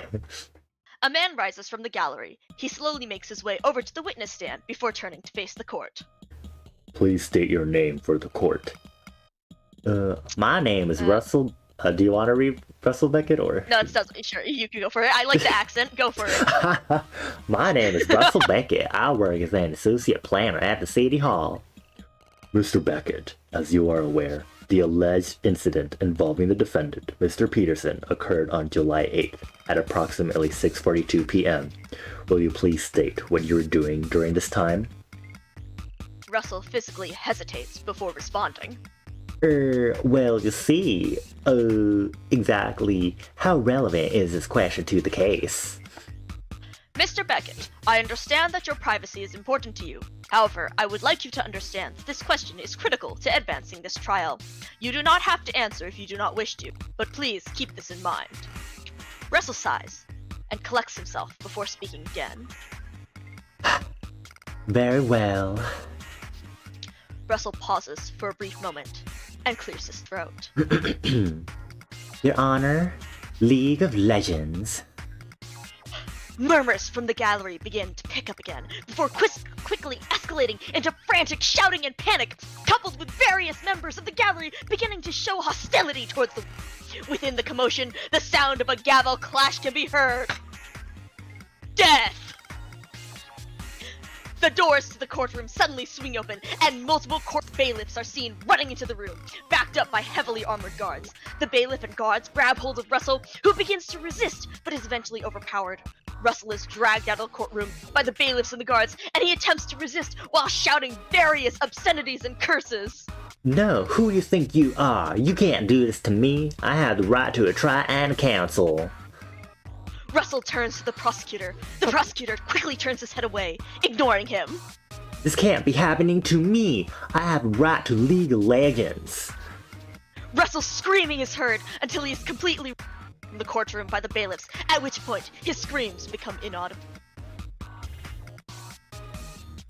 I need a moment. It's So... It's so silly! It's so dumb, and I you can see how it's so funny to read the seriousness of some of the stuff later, which is Russell's conviction was due to an intersection of several local, state, and federal laws, along with social conventions in the area. These included, but were not limited to, recent laws in Cleveland restricting gaming hours and behavior, Ohio's laws regulating hate speech, and the Cleveland populace's abject distaste towards online competitive gaming. God. Let's see, implicating, but it's so funny to read the fucking clinical this clinical tone of voice. They're just Your Honor, League of Legends. Death. It's ow, fuck. I hurt my hand hitting on the desk for that one. Oh. A little too into the role, I see. Oh my god. The addendum 7400.4, it looks like there was a League of Legends club, and the university was like, we are dissolving the club. And apparently the club members were trying to exit. What the fuck? It's so 7400.5, Ryan didn't... Following a summit by the United Nations General Assembly Assembly adopted the Convention on League of Legends 2022, following exploration of law established by prior treaties, including International Convention on the Elimination of All Forms of Racial Discrimination, 1965, Convention on the Elimination of All Forms of Discrimination Against Women, 1979, Convention on the Rights of Persons with Disabilities, 2006, United Nations Convention on Contracts for the International Carriage of Goods Wholly or Partly by Sea, 2008. The convention fully recognized the illegality and immorality of the act of playing League of Legends, defining all players as members of a terrorist movement and authorizing all nations to eliminate them by any means necessary. Huh. Like, post-mortal life, the fucking beyond the arch on the left lies an immense pit, the bottom of which is unseen. Facial recognition analysis of the individuals pulled into the pit has determined that they are all deceased individuals who owned League of Legends accounts. The wider theological implications of the relationship between the afterlife and League of Legends is unknown. Members of the Department of Tactical Theology are currently analyzing religious texts in order to determine what doctrine would result in such post-mortal judgment.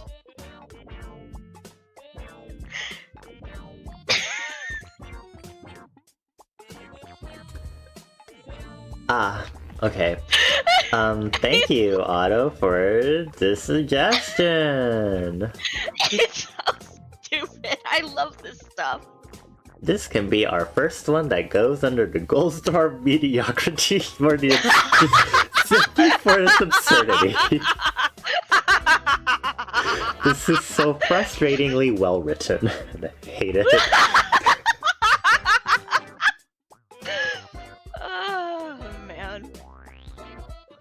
I thought the Massachusetts one was ridiculous, but this takes the cake.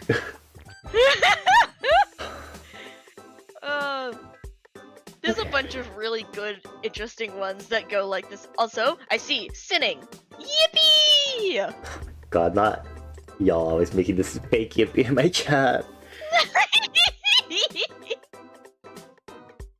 I will do some more coding stuff, but I got lazy because I also started searching up how to make a progress bar appear on chat, and I was like, oh, how make animate smoothly instead of just having it suddenly increase in length when more chat messages appear, and I was like, it's fine, I'll just... no. Yeah. Okay. I don't know how, like, God, I swear, I look at, like, Prowler's thing, and I'm like, what the fuck is this magic? Has he How the revealed hell his does he secrets? CSS? He should reveal his secrets. Oh, we're stretching. Okay. We'll do some stretchy. Yeah. Okay. Anyway. Drink some water, and then we'll review some objects, and we'll go ahead and call it a night. Because Daddy needs sleep. Yep. Drink What, some is water. it past your bedtime, kitten?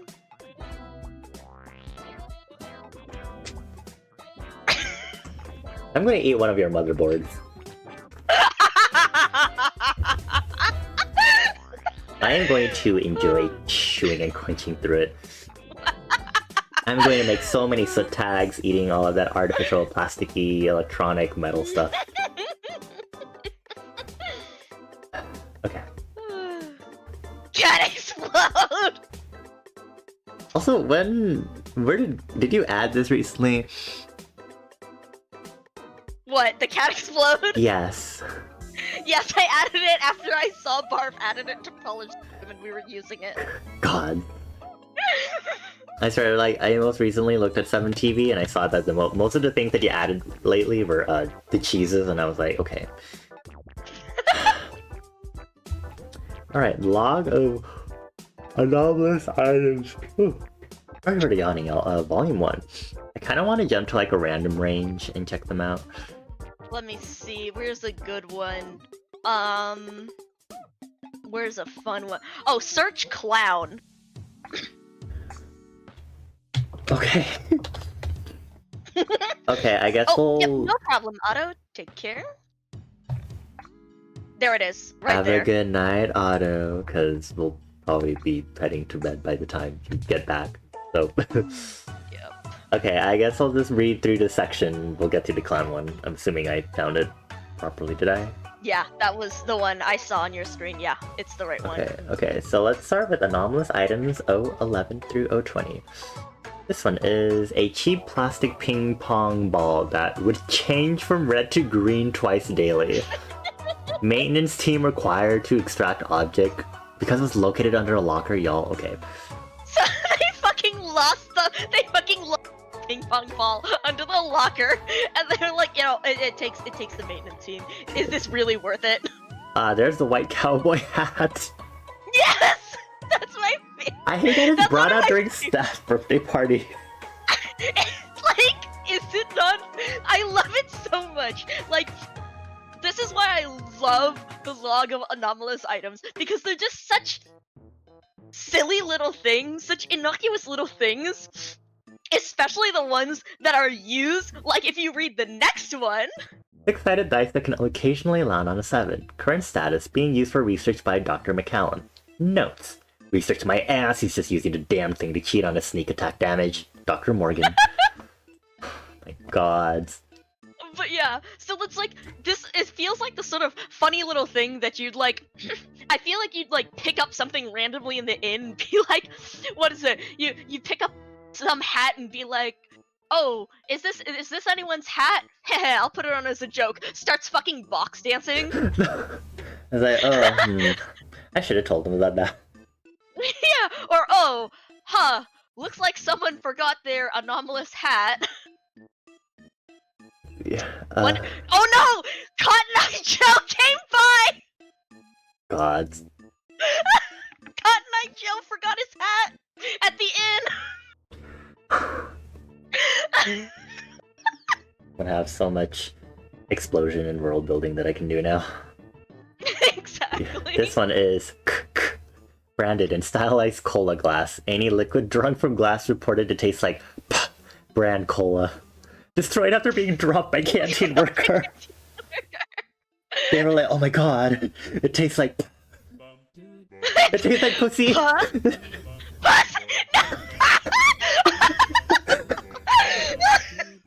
Citrona. I'm sorry, what the fuck is pussy brand cola, though? I bet Citrona would know. Citrona where? We need answers. What's this juice from? Oh my god, the porn film SCP! I saw that, I was I'm a little worried about reading that one. I'm gonna take it slowly. A .500 sidearm that discharges all loaded cartridges as if they were blanks. Huh? In storage. So you load fucking actual ammo in it, but it just discharges it as if they're blanks. Oh. Oh. That's awesome. Next is a glass paperweight which constantly floats exactly 7 centimeters above any given surface. Shattered in bizarre a cappella accident, Dr. McCallum is currently being questioned. Yeah! What is Dr. McCallum doing? Next is a drinking glass that visually appears to be able to hold a pint of fluid, but overflows when more than 35 milliliters is poured into it. In storage. Next is a series of pornographic VHS tapes that, when rewound, would continually change actors' sets and methods of coitus. All appear to relate to actual filmed movies, though the quality is low. Missing, presumed lost, recently recovered from the possession of Dr. Redacted in storage.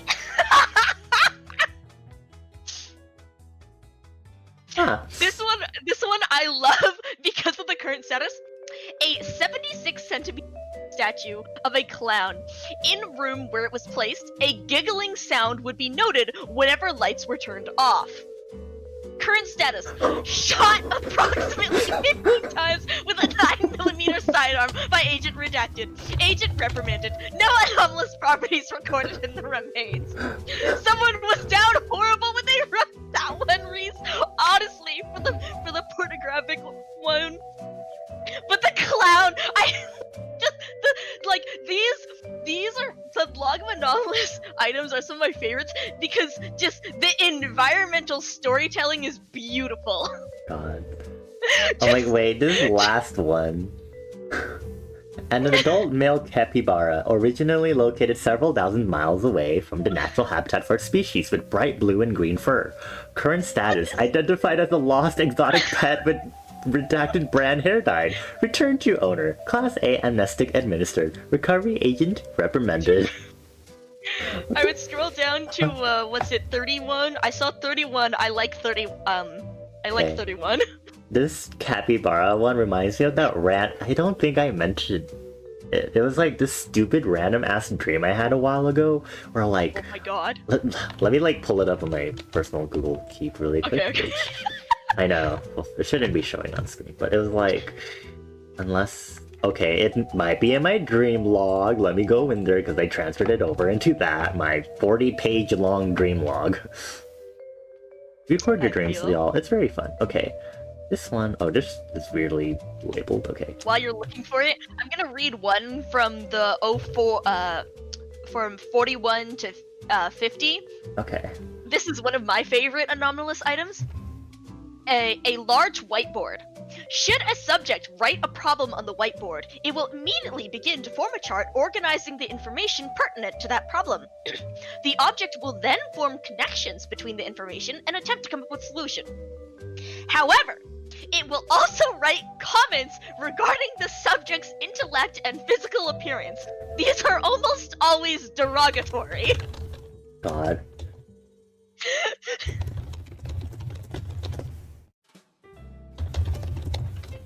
Give me a moment.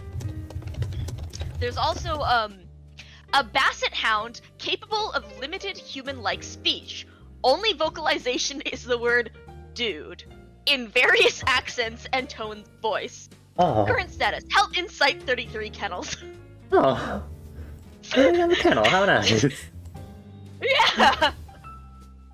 Okay, I found the dream. It was just like at the beginning of May, I like randomly dreamed that I was a white woman. I was a white woman with ginger hair. White woman jump scare. White woman jump scare. But I was like in the Arctic cold and like the ice was really thin, so I was like, you know how like the ice is like, sometimes it's like really thin ice, but it was already like fractured, so it's basically like Oh yeah. pieces of ice scattered around in the ice and stuff. And apparently I was like narrating a nature documentary while I was literally there in the Arctic, and I was like, so these are capybaras in the Arctic, swimming beneath the ice. And as they swim under the ice, the thin ice breaks because of the wake of their swimming. And I was like, I woke up for that, I was like, I don't think capybaras live in the Arctic or anywhere cold. Wow, you dreamed about anomalous capybaras. Literally, that's what that was. That's what this Oh my reminded god, me is of. this a containment breach?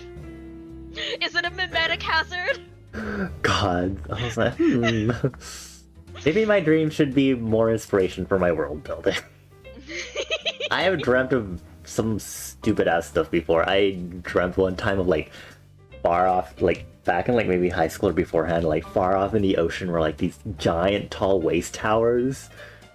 And like the water was like sickly green and stuff because obviously it's like wastewater, but it's just like out randomly in the middle of the ocean, and it's like, oh, there's just this random water facility that's surrounded by like chicken wire fence, and the water's disgusting and green. It's just in the middle of the ocean, and I'm like, yeah, this is normal.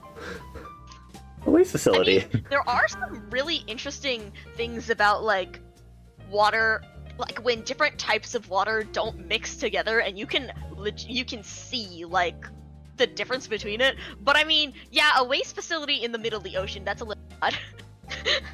Just the usual. Oh, you mean like the lakes where you just sink into the water? You just sink and you can't float. That there's that too. But no, where is, hold on. Picture of border between seas where water different. Did you want me to go through 3140 because I saw you put that in chat? Yeah. Okay. Yeah. First of all, a bottle of bootleg redacted perfume, which attracts cats in a 1 kilometer radius when used, discovered after a gathering of over 4,000 cats caused a traffic jam in downtown. Stored in an airtight container. Low value item storage. An upright piano. If a human touched any of the piano keys, the human became irresistibly compelled to play the piano and sing popular Broadway show tunes for a period of 3 hours, or until the player was incapacitated. I like how it's worded like, oh. Citrona piano! I like how it's worded like, oh, Matt, imagine Citrona was doing it, and then I'd be like, it's been an hour of Citrona playing fucking, like, I don't know, Hamilton. I'll just fucking neck chop Citrona to make him stop. Oh my god. It is to be noted that the item did not provide musical talent, knowledge of tunes, knowledge of lyrics, or the ability to sing on key. No. Citrona just mashes at the piano. Dun, dun, dun. Disassembled by sledgehammer during containment breach? Aww. Residual ashes evidence no unusual properties, I see. Oh, this is the spelling error as well. Yes, this one! Accidentally destroyed? Are you sure the person who... Like, the fact that it's like, spelling errors can be corrected using the pencil. So like a normal pencil. Are you sure the person who reported this was really bad at spelling?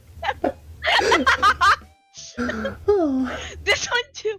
A white plastic halo, which will shine and float when above anybody who has not committed any of the 7 deadly sins, will glow red when placed above anyone else. Current status: melted itself down after being placed above Dr. Redacted's head.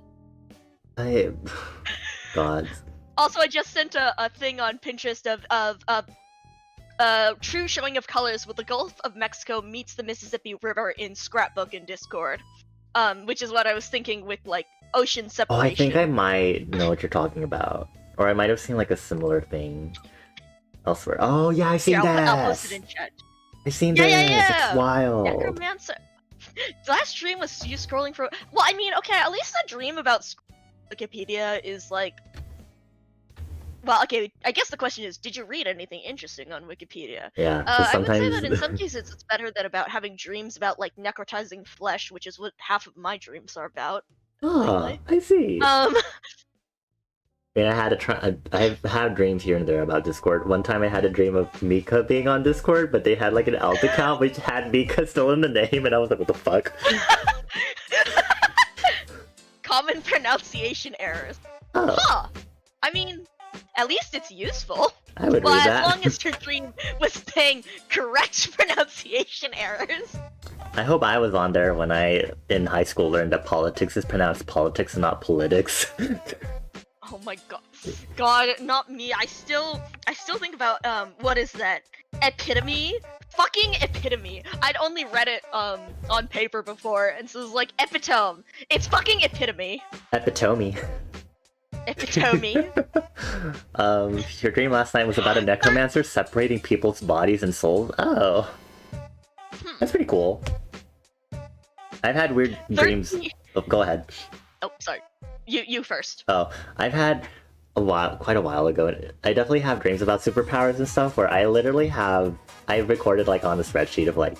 Because I think it's interesting how I have either recurring locations or a bunch of really vivid dreams, and I'm like...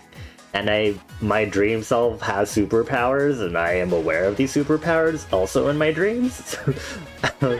And so, there's this one time where there's this random person, like, it's not like a shooting, but basically, like, the same kind of person who caused an issue where, like, we were all, like, staying in the cafeteria because we were like, oh my gosh, we're being, like, held hostage by this villain. And, like, this villain had the property to, like... It wouldn't actually hurt you, but they would, like, split open your body and, like, be able to, like, pluck and pull at your organs and stuff. Ugh. Yeah. So, like, you'd be able to see, like, one person who, like, had their head split into, like, fucking slices of, like, fucking head sashimi, and they'd be like, yeah, I can just, like, pluck at your organs. And we're like, it's a little concerning. Yeah, understandable. I choose to believe when pronouncing things wrong, it just means that, yes. Let's see, if I'm looking at my, like, dream journal and stuff, the most recent one I have is when... oh my god, let's see, the most recent one is, my notes are like, high school play, a person, but it wasn't even it was a play for a different school that I didn't attend, but someone dropped out, and they asked me to sub in for it, and so then I was stressed memorizing the script, And then we had but it was like a whodunit mystery. And then at the end, the audience had to guess who it was, but it was like this one scouting, we did this one scouting, event where we each played a character, and there was like someone stole the secret recipe for this ice cream, and it was like, we taught them about a bunch of science and forensic science stuff, like, you know, basic forensic science stuff. This was for middle schoolers. And we each played a character, and they had to ask us questions about what our character was doing, and look at the evidence that was provided, and at the end they had to guess which one of the characters it was. But let's see, I don't remember on my notes. I don't remember what the actual mystery was in this play. Some characters, there was a ditzy lady. I actually don't remember this at all now that I'm reading what I read, but I see I was an incompetent cop, and I have a note that says bit where my character looked like the one slur. God damn it. What the fuck? Eventually turned into a thing about skipping class and trying to get out of school early, plus not finishing high school, plus only blah blah blah blah blah. And then it just turned into a dream about school stress. Huh. Usually my dreams are more of like an actual story, because I'll like, while I'm dreaming, my brain will like look at the dream and be like, sorry, no, this is bad. We're going to rewind and revise this so that it makes more sense story-wise, because I'm constantly analyzing stuff like that. But I think part of the reason why I didn't remember that as much here was because I didn't remember as much of the dream. My notes here are very vague in comparison to others. Yeah. It happens sometimes.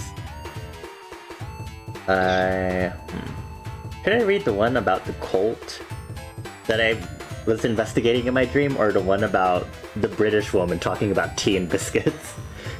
British woman? I think I mentioned it on my Discord. I think you did. Yeah. Cookie jump scare. It was a blonde British woman, and she was like giving a presentation on quote unquote tea and gam-gams, and apparently my brain was like, yeah, gam-gams is like the slang term in Britain for biscuits or something. Yes, I did see that. And I was like, I don't think that's an actual thing in Britain, but okay. I was like, yeah, that's not British enough, gam-gams. And I guess Clicky was there too, and they were like sitting in like these like gray couch, like black couches that were like in like an L position on like a stage with a spotlight. And so I was like watching them, or like walking around the auditorium while that was happening, and there was like a photo that popped up of like the different biscuits that were had, and like, so I looked up like an actual list of biscuits that go well with tea when I woke up, because I was like, what the fuck? And so, because what I remember from the dream was absolutely definitely not what I saw. I like saw like tiny cookies, like, you know, like the tiny Asian cookies that like look like pandas and stuff like that. Yes! It looked more in line with those like tiny biscuit cookies, and some that were like straight up like furry mascot head shaped cookies. And I was like, wow, the furry culture sure is alive in Great Britain. Wow. I never mentioned this on Discord either, but because sometimes I wake up and I go back to sleep, especially if I have vivid dreams, I have parts where I'm like, something happened, but I'm like, I'm pretty sure I may have actually consciously imagined this would have happened in the dream, instead of me dreaming subconsciously of it. And I wrote down that apparently Clicky went to bite my neck. Like, Clicky, like, Anthro, like, lava lamp cat Clicky came over to, like, lick and bite my neck, and I was like, I don't know what this means. But yes. Yeah. That happened. I'm not going to psychoanalyze it. I don't want to think about this. Also, yes, Reese, like, Tony the Tiger biscuits and tea. Like, there's literally, like, a raccoon head mascot, and I was like, oh, okay. So fucking weird. Oh my god. Yeah, okay, let's just... Wait, what is the Tony the Tiger?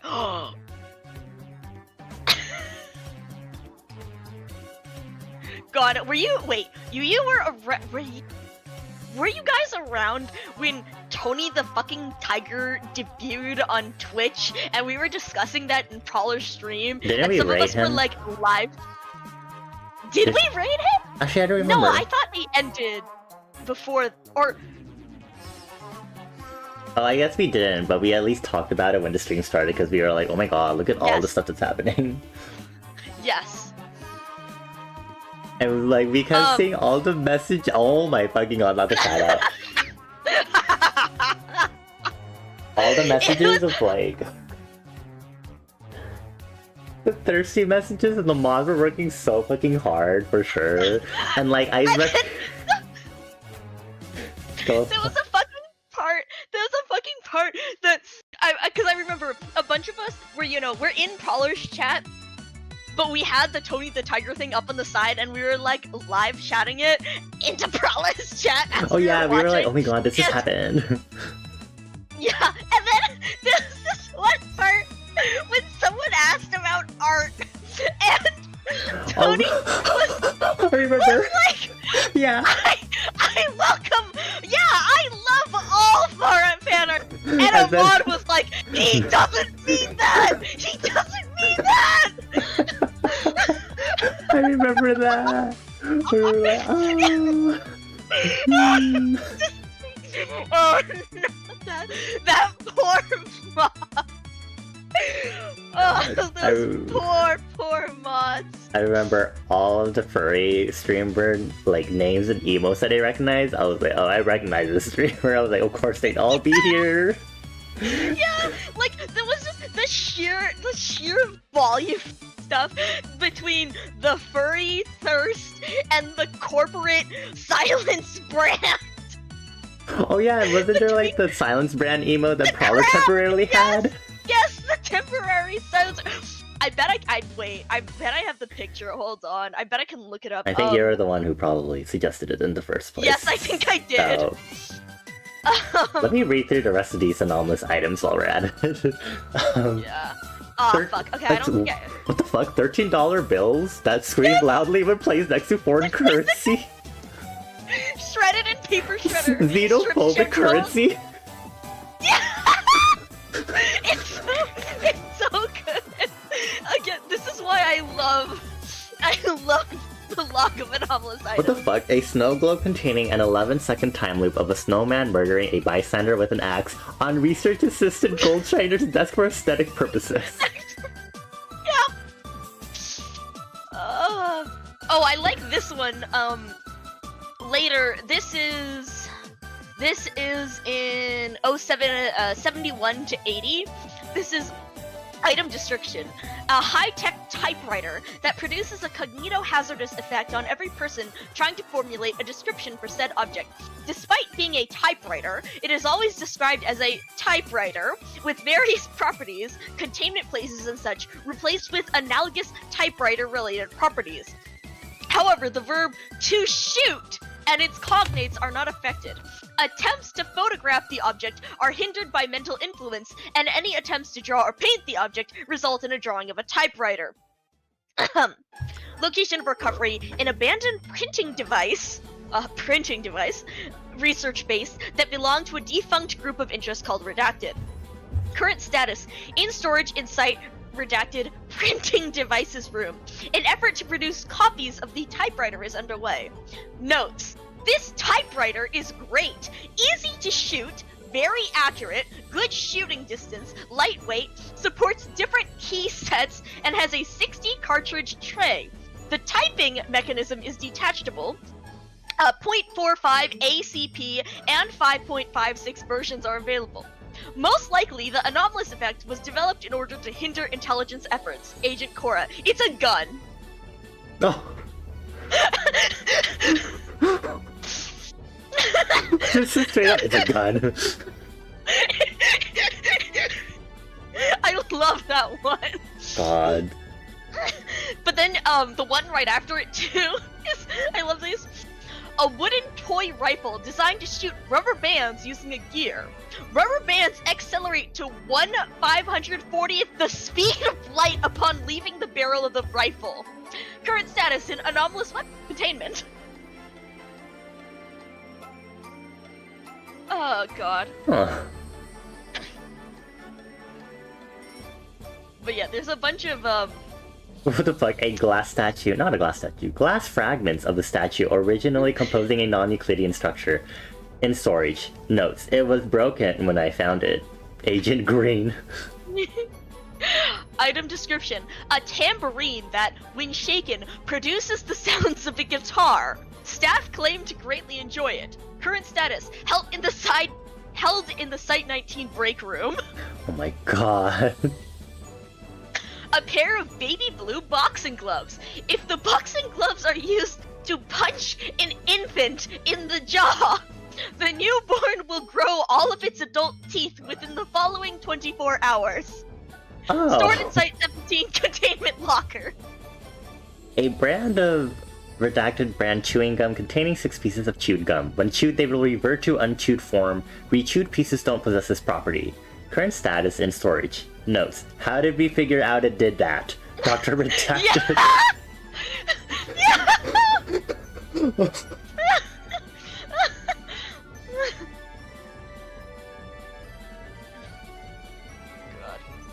Item description. A common gold... Oh, this is all struck out. A common goldfish. Genetically within normal parameters for its species. It is in no way anomalous. That is struck out, and there is a note. Notes. Dr. Sarion is no longer permitted to edit this document without O5 approval. The following entry is... A common goldfish that sporadically explodes before spontaneously reassembling. The detonations are sufficient to shatter aquarium glass and have so far killed 10. The fuck? Location of recovery: House of Dr. Sarion, New York, United States. Current status: kept in blast-proof bowl in the Level 2 testing lab of Site 24, fed twice daily. Oh my god. The one right after it is a plastic toddler spoon that attempts to gouge out the eyes of anyone who comes within 6 meters of it. Oh. Current status in storage. Notes. The spoon is neither sharp enough nor heavy enough to do any real damage, just slightly uncomfortable. Goggles are recommended to anyone working with it. Oh. A 2-kilogram block of Gorgonzola cheese, which will continuously emit 1970s disco funk at 65 decibels when within 12 meters of any male with a mustache. Current status: in storage at all female Site 12. It's very loud. Sounds to me like a great reason to punch a baby. Not the fuck. No. God.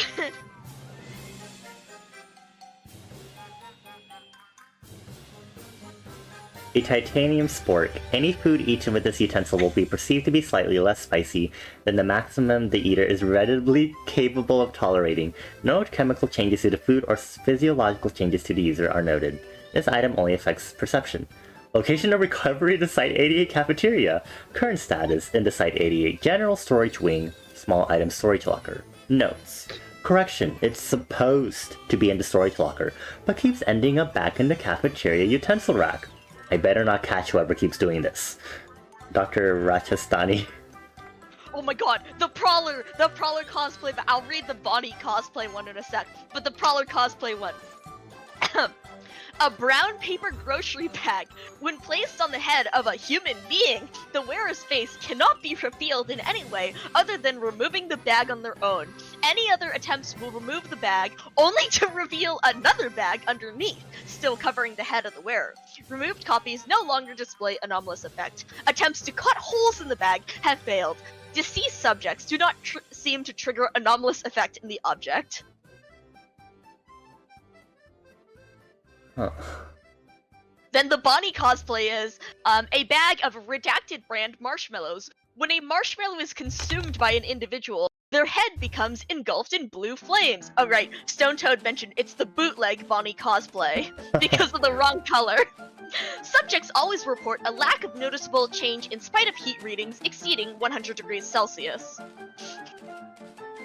Wait, I like how it says remaining samples were placed in storage. Yeah! Wait a minute. Oh my god, the one above, there was bootleg VHS copy of Swedish movie Redacted of Redacted 19 Redacted. All characters change gender and ethnicity randomly on each viewing. Current status, Site 19 break room, struck through. Currently in storage. Notes, bad acting, boring plot. Oh, They had it in the break room, but it was too boring, so they just put it in storage. that's mid.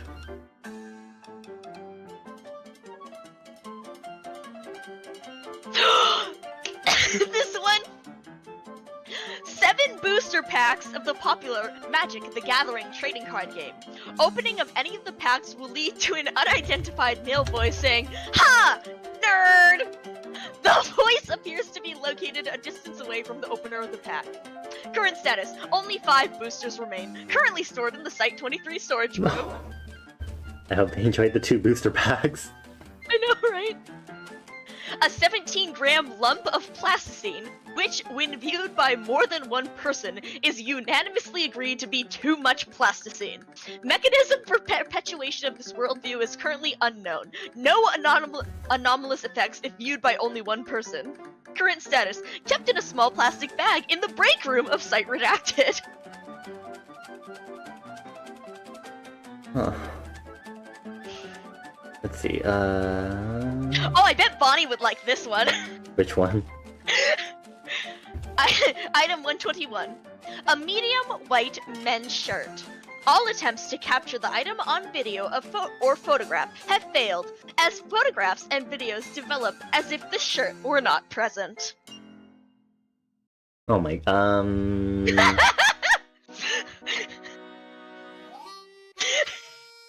that thing ain't gonna be in storage for long.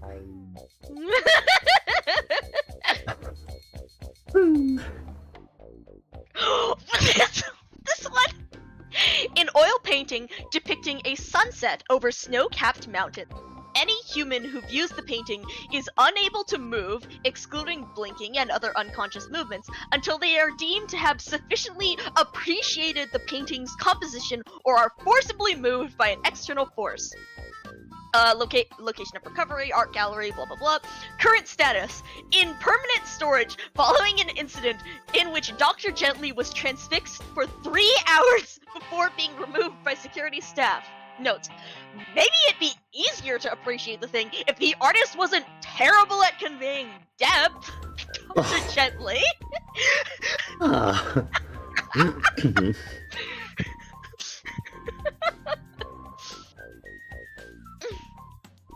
A plush toy of a golden retriever dog looking cheaply made an appearance. Subjects described the body to feel unusually realistic. The plush toy's fur is described to feel like dog's fur. Touching the mouth described to feel damp and sticky, and so on. Current status, recreational toy in Site 15 lounge. Huh. Item description. It might be a coffee cup that could possibly cause all writing about it to be uncertain. 1999-ish? Somewhere in Florida. In storage, possibly. Possibly? I like this one. Item description. A rock possessing telepathic capabilities with a range of a few meters. Mostly mulls over how bored it is. Communication appears to be one way only. Location of recovery. Discovered during investigation of site of an anomalous event by MTFA PSI The Silences. Determined to be unattached to identifiable larger anomaly. Current status, in storage. Notes, took several hours to locate which rock was anomalous. My knees hurt. Oh no. Agent redacted.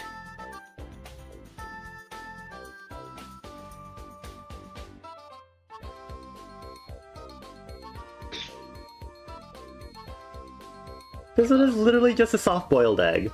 Shell is tan in color and speckled with Look at the size, green. though. Look at the size. Look at the size. 0.7 meters in height. Okay, actually, yeah. Maybe. Okay.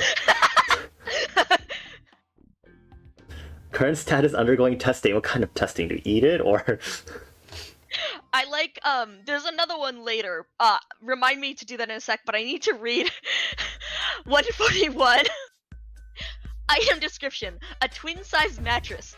subjects who fall asleep on the mattress will invariably have a dream in which they are forced to consume a live walrus using only a fork and kitchen knife. Whether or not the subject succeeds in the dream appears to be inconsequential. In storage. Huh.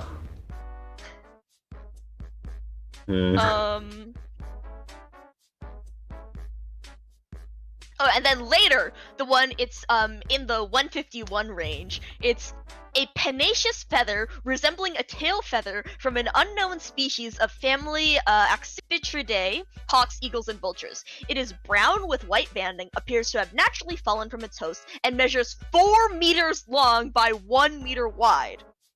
Blah blah blah, status in storage. Notes. So we have a giant egg and a giant feather in storage. Where's the giant bird? And why doesn't anybody know about it? Lord. Oh, I like the quill pens. That's like two down from the feather. 12 quill pens that when placed inside a suitable saltwater environment will animate and behave like a sea pen. When taken out of the water, it'll revert back to its original state. Placed in an aquarium at Dr. Redacted's room. A writing pad with the words, "Do not swear," set in context, written on every page. Whenever the object is written about, any expletives in the text will automatically be replaced with similar words. Huh. Kept on a paper tray in Researcher Redacted's room.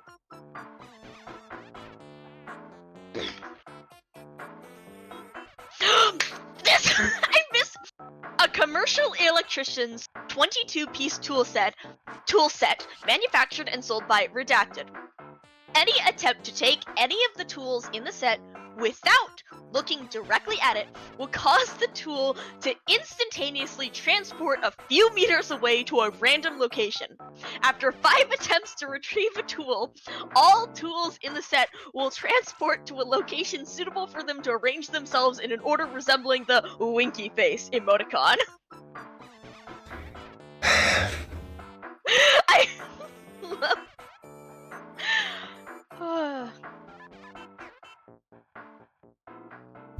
These are wild. It's so funny, like, just... Oh my god, the Good Omens reference. Later, one cassette tape entitled The Best of Queen. When left unobserved in close proximity to other cassette tapes, item will transmogrify the tapes into exact copies of itself. Current status, Site 88's Music Wing. In Good Omens, if for those who haven't read it, Crowley, one of the characters, has a Bentley, that's the car. Any music, CD, any music left in the car will turn into Best of Queen if left in the car for more than 2 weeks.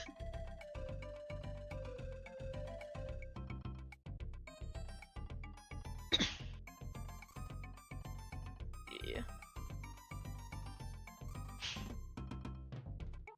Oh, there's a relatively small maple tree that shows effects opposite to the season currently underway. There are no ill effects on its health, in spite of being unable to sufficiently photosynthesize due to the anomaly.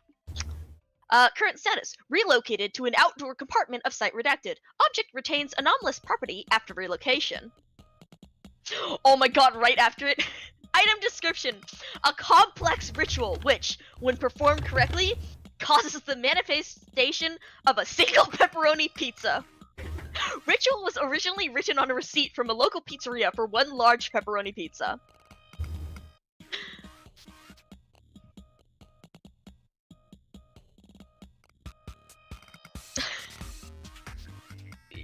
What is a worn-out dartboard that cannot be hit by any player, regardless of skill level. Despite missing, the user will believe that they scored a bullseye and boast about their skills for a period of time between 4 and 110 minutes. Huh. Please, the visual of some of these items, just like the fact that this is a dartboard.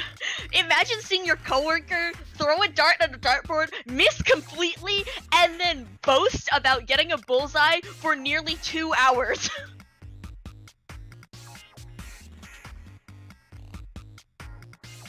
It's like, there's such silly things.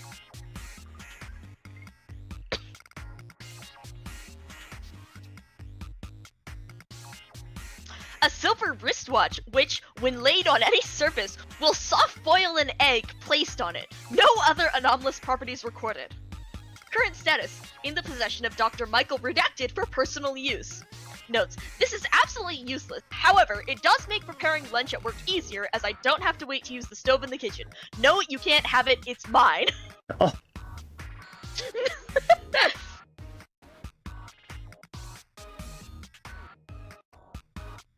A wireless black PlayStation 4 controller that will connect to Nintendo 64 entertainment consoles and nothing else. Tests have shown that all internals of the controller are unmodified and correctly programmed, yet there is still no understanding of how N64s receive the signal broadcasted by the controller. Obtained from a house in Redacted, California. Current status, in storage.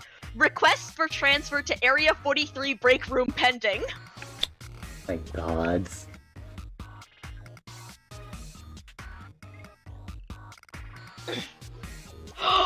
Anomalous items 201 to 210. A karaoke machine. Anyone who talks into the microphone will have their voice changed to that of a Japanese teenage girl, with anything spoken or sung being automatically translated as well. The voice itself varies slightly from person to person. Current status, stationed at Site 32's break room for recreation. Oh. The feather! Item description, a single feather that appears to be constantly changing in color. The feather's color seems to change approximately every 2 seconds. When music is played within a 12-meter radius, the feather reacts to this stimuli by changing colors much quicker than normal. Much like a strobe light, the speed of which it changes seems to vary depending on the speed, beat, tone, and tempo of the song music being played. Current status, kept in storage and used during Christmas parties. Oh my god. A maths textbook whose contents can only be remembered by smoking the pages. Pages regenerate after 30 minutes.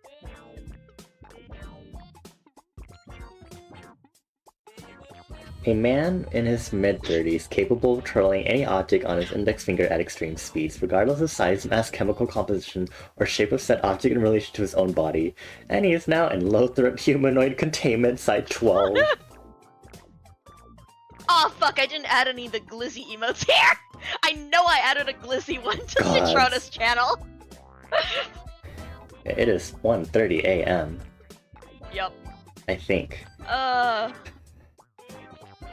But yeah. We will be good. Oh, I liked this one too. A standard kitchen sink. Humans over the age of 21, with at least one child under the age of 16, consistently perceive it as full of dirty dishes, regardless of its contents. Humans under the age of 18 see it as completely empty. Oh. There's a bunch of other stuff. A fluorescent orange plastic vuvuzela that, when played, renders the user invisible to the naked eye and cameras. Current status, in safe level storage, missing, in safe level storage, struck through, missing, struck through, in storage. Notes, don't be stupid. We might not see you, but we sure can hear you.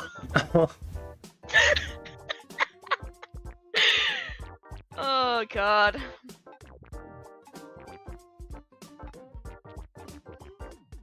But yeah, a wooden nutcracker in the shape of Joseph Stalin. It will only break nuts if someone who lived in East Germany uses it.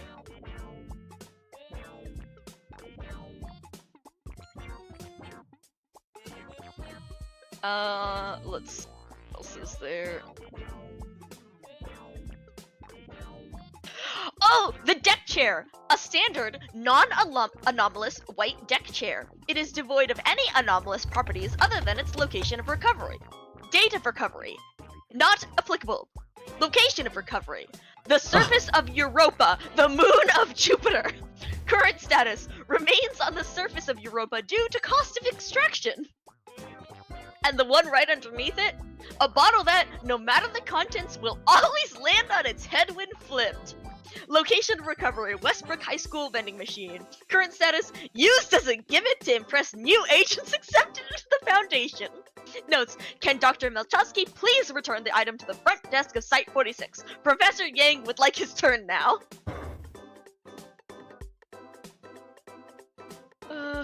And then the last one, of course, is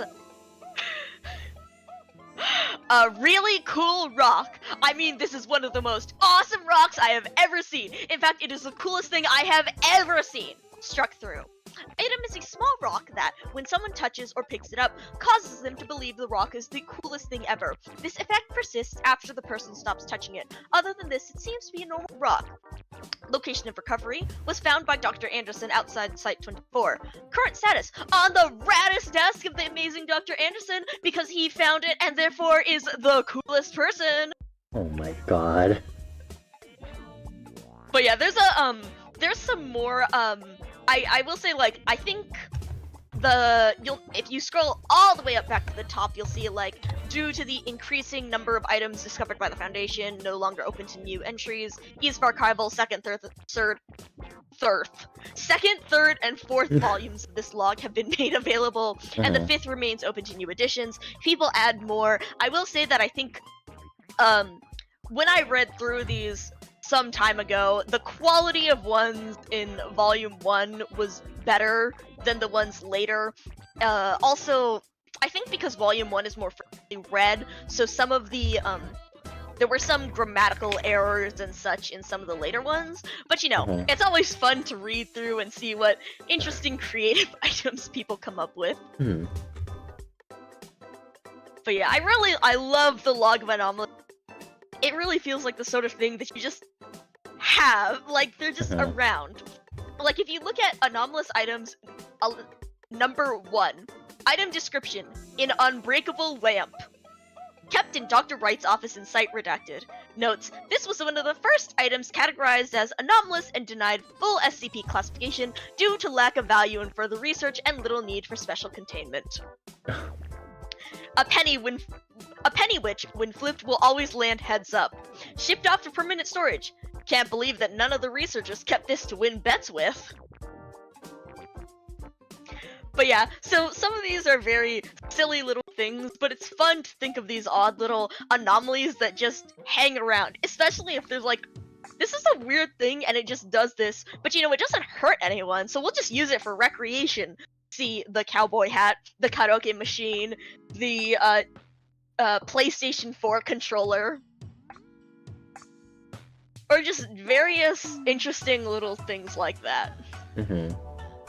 I always like this for fun ideas of just, you know, like, it's also fun to think of, have you ever seen those prompts that are like, mundane powers, like mundane superpowers? Yeah. It reminds me of stuff like that. It's those fun little everyday things. And I like it because it adds, you know, for the sake of world building, it's always nice to have, of course, all the big things are important for world building, but oftentimes it's the small things, the little details, the mundane parts of it that just add in that feeling of being more real. Like, of course, in this world of the SCP Foundation, of course there's all these crazy, scary things, but there's also just a bunch of little things. There's an unbreakable lamp. Is this anything special? Not really, but I mean, it's anomalous, so we're gonna keep a hold of it. But it's so interesting to think of, like, these little things that you might come across where it's like, huh, it's not really it's not a big deal, but it adds more to the world. For sure. Anyways, with that, as it is 1:36 a.m. for me, as well as you, I'm going to get my stuff ready for bed. This computer needs to sleep. Indeed. With that, I guess we should. Oh my god, I keep forgetting you're big on the screen. We should. It is time to prepare for oh my god. a raid. I'm gonna be replaced by the new TV monitor. Yeah, that's how it be. It's okay, we can, like, transfer you to the TV if we need to. I think it'll be fine. What'll happen? Nothing. Yeah, nothing wrong with that. Yeah, I know Shiki's live right now. He started a while ago. He's playing Lies of P because I think it's a demo. Because I don't think it's fully released yet. Oh yeah, I think I heard of that. So Yeah, I think why we not? could raid him. Thank you all for chilling with me as I play through Night Signal and also deep dove into SCPs, and thank you Mika for helping me not destroy my voice while reading through everything. Yeah, no problem, no problem. Take care, Reese. I'm glad. Thanks for letting me come drop by and ramble about the various SCPs I enjoy.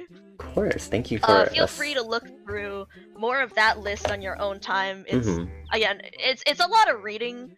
Part of the reason that I like it again is because I like reading, and I like reading that level of detail. But it does make it kind of hard to go through all of it on stream because Yeah, for sure. it's a lot of reading. Unless you just want to have a straight up just reading stream. We'll see.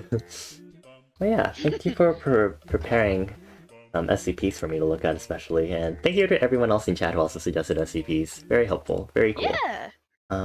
It's always fun to see all the ones that everyone else likes. There's such a variety, and I mean, again, we're in the 8,000s now. It's amazing. So, yeah, it's fun to see what everyone else likes, what everyone comes across. Yeah.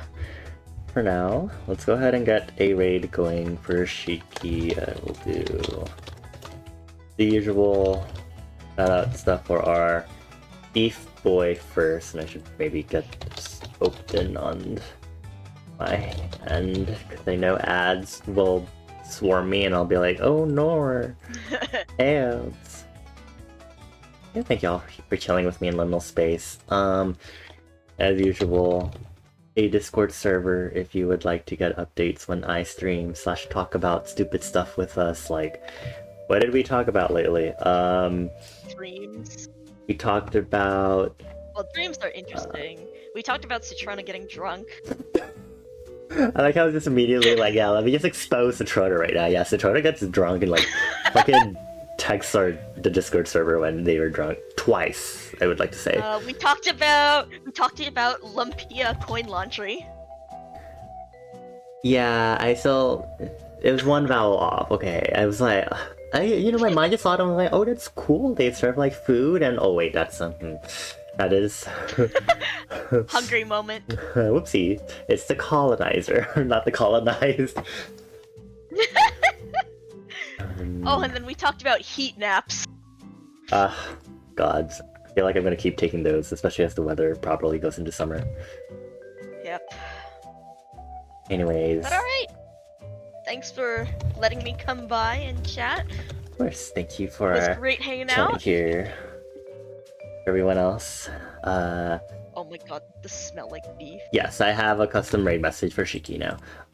Let's go ahead and use this raid message for Shiki. If I can start the raid, I'll see you all maybe Tuesday, otherwise Thursday at the latest, when I start playing Fall of Porcupine and learn about the horrors of the healthcare system from the viewpoint of a cute pigeon, which I don't need because I think everyone who lives in the US can already attest to healthcare being a disaster. Anyway, bye everyone. Have a safe trip out of liminal space. Thank you, Toady and Magic and Mika, who is here with me right now, and Otto and Citrona, Mocking and Reese and Imai and Phaedra and Shiki. Take care, everyone. Oh yeah. no. Have a good night. A good night. No. Enjoy the raid. Yeah. I need to give y'all like amnestics to forget all of this. Like amnesia beam. I am emitting amnesia beam right now. Oh no, my memory. No. Anti-cat zone. Anti-cat zone. Good night, everyone. Take Good care. Night, bye bye. Have a good time zone. That voice is an SCP. Yeah, it sure is.